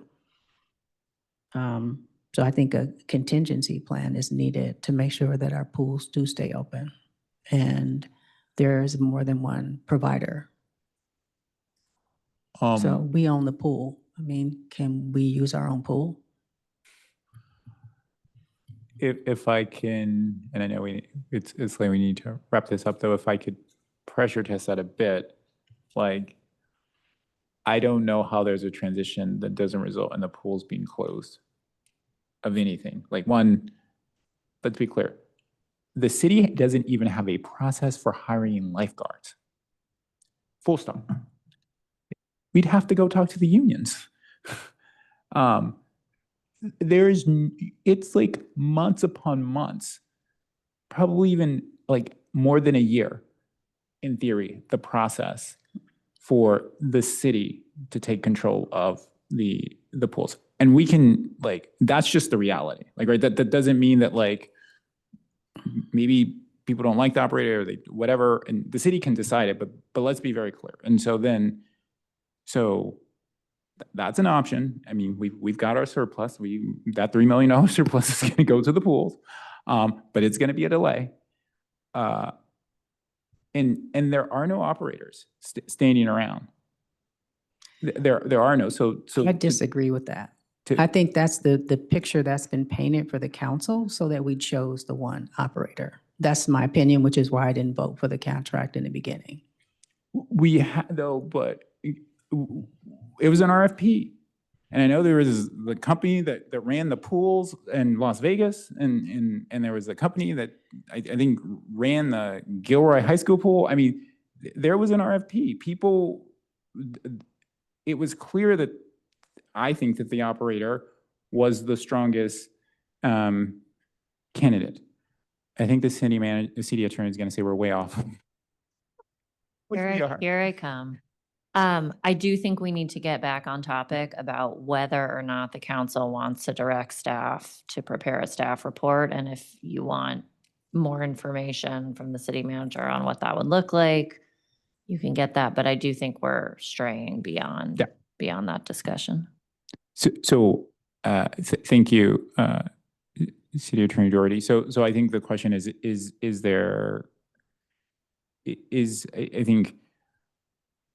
think that the city manager has laid out that, like, from his perspective, unless we're considering the budget proposal, that this is something that likely can wait to the end of August.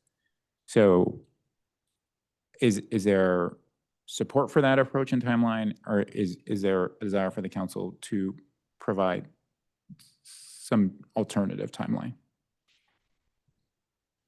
I would be in support of the August meeting, because I think the intent, which I would still like to see, is what was done over the summer and where are we at, given that we had the majority of the summer season.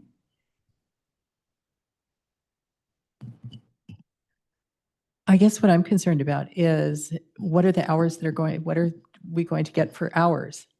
And that's right. So I don't know what we are reacting to right now. If the hours are going to be as stated in the agreement, that's one thing. However, the hours are supposed to be 63 hours at both pools, if I remember correctly. Well, right now Burgess is at 93 hours. So I don't know what we're discussing right now. So I would like to wait till August to have this discussion and see what the summer is like. But it all depends with how the sheeper organization reacts. And I don't know if Director Reinhardt knows more or cares to share anything, but we don't really know what tomorrow is even going to bring as far as the pool hours. And one of the things on one hand, I think that the summer is when swim operators make their money if they don't reduce their hours so significantly. I don't know where we're at really. Okay, so, but you seem supportive of, you certainly are not supportive of the idea of like taking this discussion up in light of the budget request. So, and you could be supportive of August. You don't exactly know what that discussion is going to be like. And yeah, none of us knows what the operator is going to do between now and then. And so that's, and so I got 2 votes. Yeah. Sorry. I guess I'm wondering whether the subcommittee can have these discussions with the sheeper organization. And about what I'm concerned about is we also don't want the pool, the Bellhaven pool, open 63 hours and no one shows up because it's not what the community wants. Or it's, people show up, but it's not no one from the community or very few people from, anyway, so I'm wondering if it's possible that the subcommittee actually has this discussion with the sheeper organization and perhaps is able to carry it further, given that it's not out in public, which I think is also a little bit. Again, I do want to keep us on track with, what we're doing here. I honestly don't know if the subcommittee is the right direction to go into. I think at this point, I think the engagement, the publicity, the relationship is so fraught that at this point, the whole council owns this, and it owns it in a way that it should be conducted in public because it's the public's business. And so I would not be supportive of sort of having any of this go to the subcommittee again, given where we're at. But you seem supportive of in theory, the city manager's proposal. I'm assuming Councilmember Taylor is not, but Councilmember Schmidt.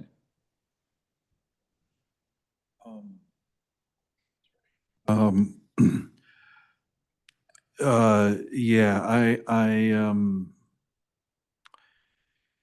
I'm worried about the ambiguity, I'll be totally honest, but I trust Councilwoman Taylor's instinct that something's not working and we need to discuss it. So I feel very uncomfortable having a discussion without really knowing what we're discussing, but I trust that you're more in tune with what's really happening on the ground. And so I think I'm on a little more on this side of the table tonight.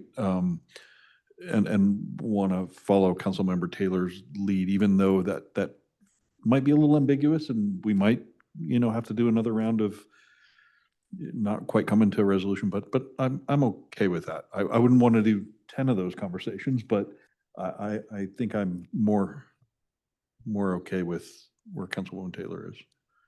And so yeah. Would it be possible to have a conversation about the hours specifically at the July meeting? And then have a more broader conversation in August? Is that an option? I don't know what conversation we're having about the hours. He's going to set the hours based on what he thinks is appropriate for his business at the moment. Right.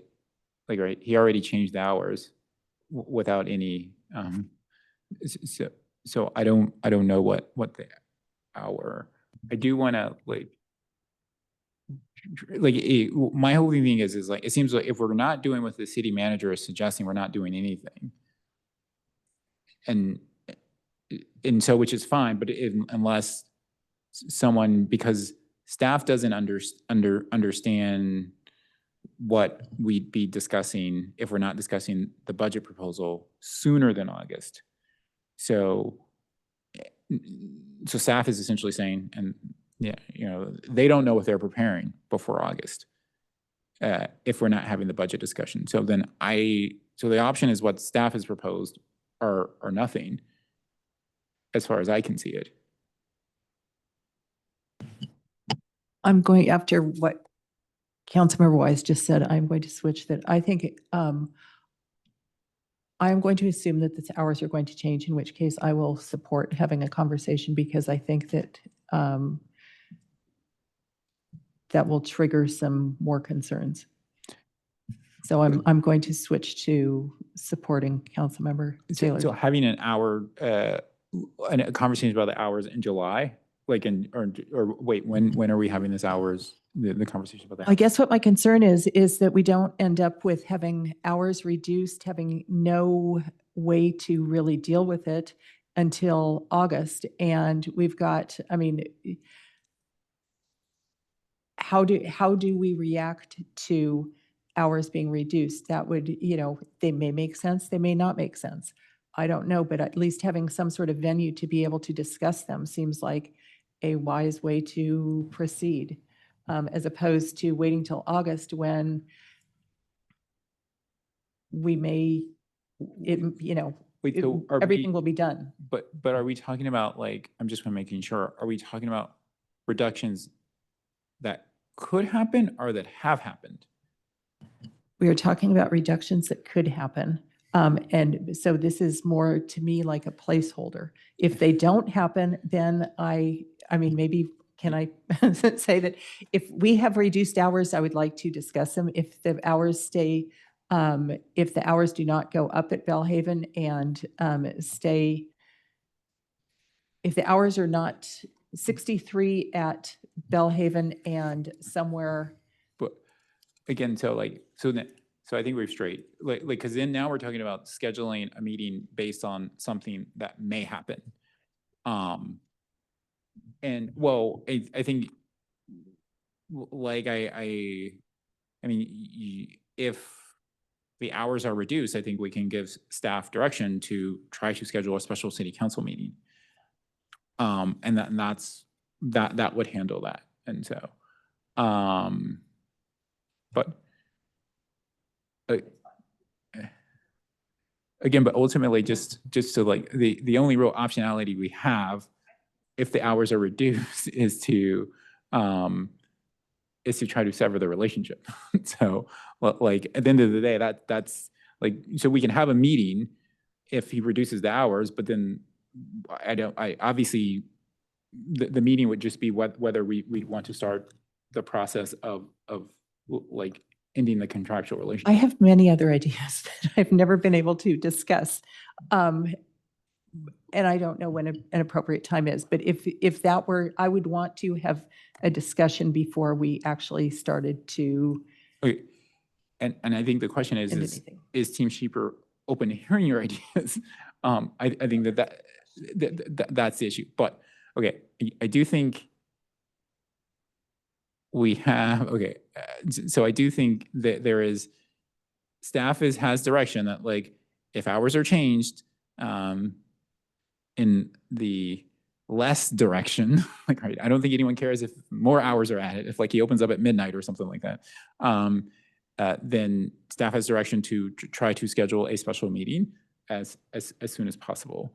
And as someone who's seen those special meetings attempt to be scheduled, it is your schedules that usually are the challenge, more than staff and their willingness to do this. But so we have direction there. And then generally there seems to be willingness to have some sort of discussion at the end of August. We have time to, see what that discussion would actually be. And I think that's where we're at. Councilmember Taylor. Thank you. A concern around mine, and I don't know if this is actually a default of the contract, is the pool being closed to the public but yet there are folks in the pool, and that's been shared with me more than once. And I'm just really concerned about the practices, and the pool is supposed to be for the community, and it doesn't feel that it is. So I appreciate this. I think we've been talking about this for about an hour. It is important, so I appreciate all of your attentions and your support on this. Do we need to do something here?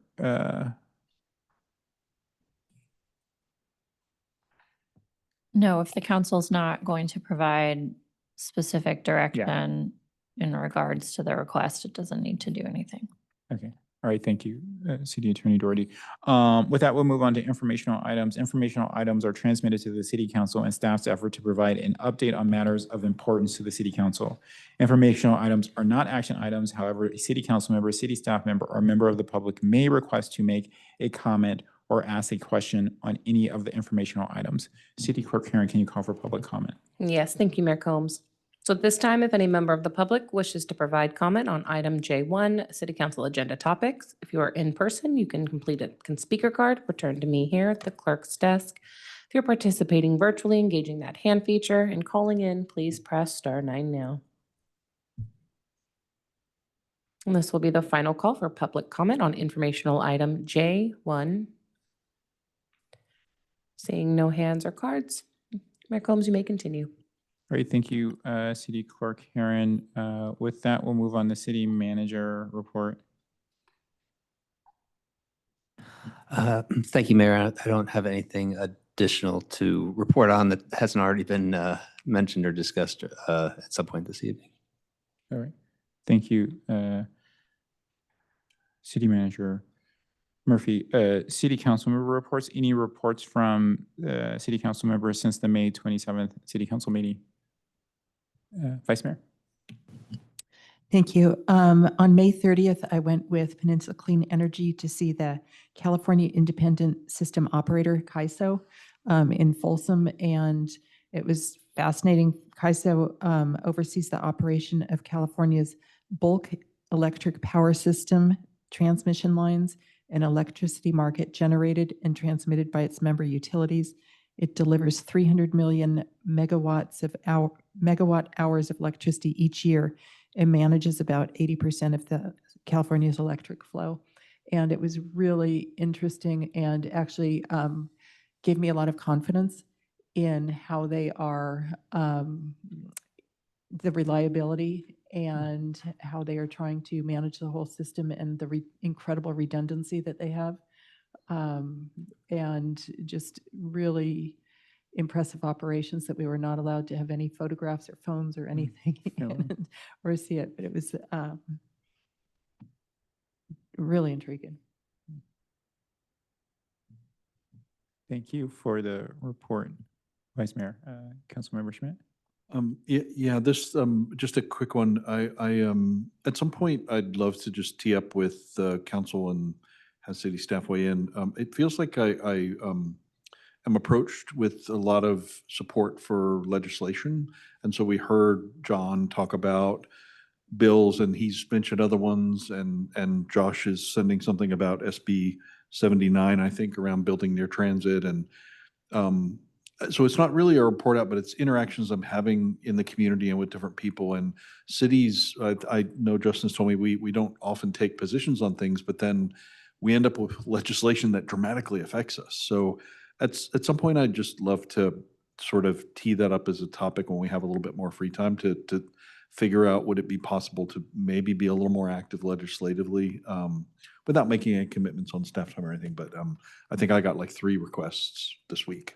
So yeah, that's my report out and future request. That is, and just a report on that. Yeah, I get requests too, and I love being able to say no, because that's not something we do. And again, we can have that discussion. I think it's just really quickly like diminishing returns. And it does eat up a lot of time, like, right. And, you know, having a discussion on like whether, you know, we're going to sign on to some bill that no one really cares that we signed on to it at all and isn't going to change it. But again, so I've actually appreciated that Menlo Park has not been one of those cities that tries to like, you know, engage in like every sort of discussion at the moment. But again, that's a reflection of maybe a council of 5 years ago, and maybe the council of the future is a different council that does engage in that. And so in that sense, after saying all that, I do think it's a worthwhile discussion because councils change. But I like the council that does obviously, but again. Only because we're more, partially only because we seem to be more and more influenced by state level influence. And if we're not weighing in and having a position, then anyway, so yeah, just more of a thing for the future. Right. Well, totally. Yeah. And thank you for bringing that up, Councilmember Schmidt. And so I will adjourn, but I do want to adjourn with a special note wishing Council mainstay Jenny Michelle a speedy recovery. She had surgery recently, and I think we'll be heading home from the hospital soon. But wishing her and her family like all the best, and looking forward to when she can return to council chambers. With that, we'll adjourn.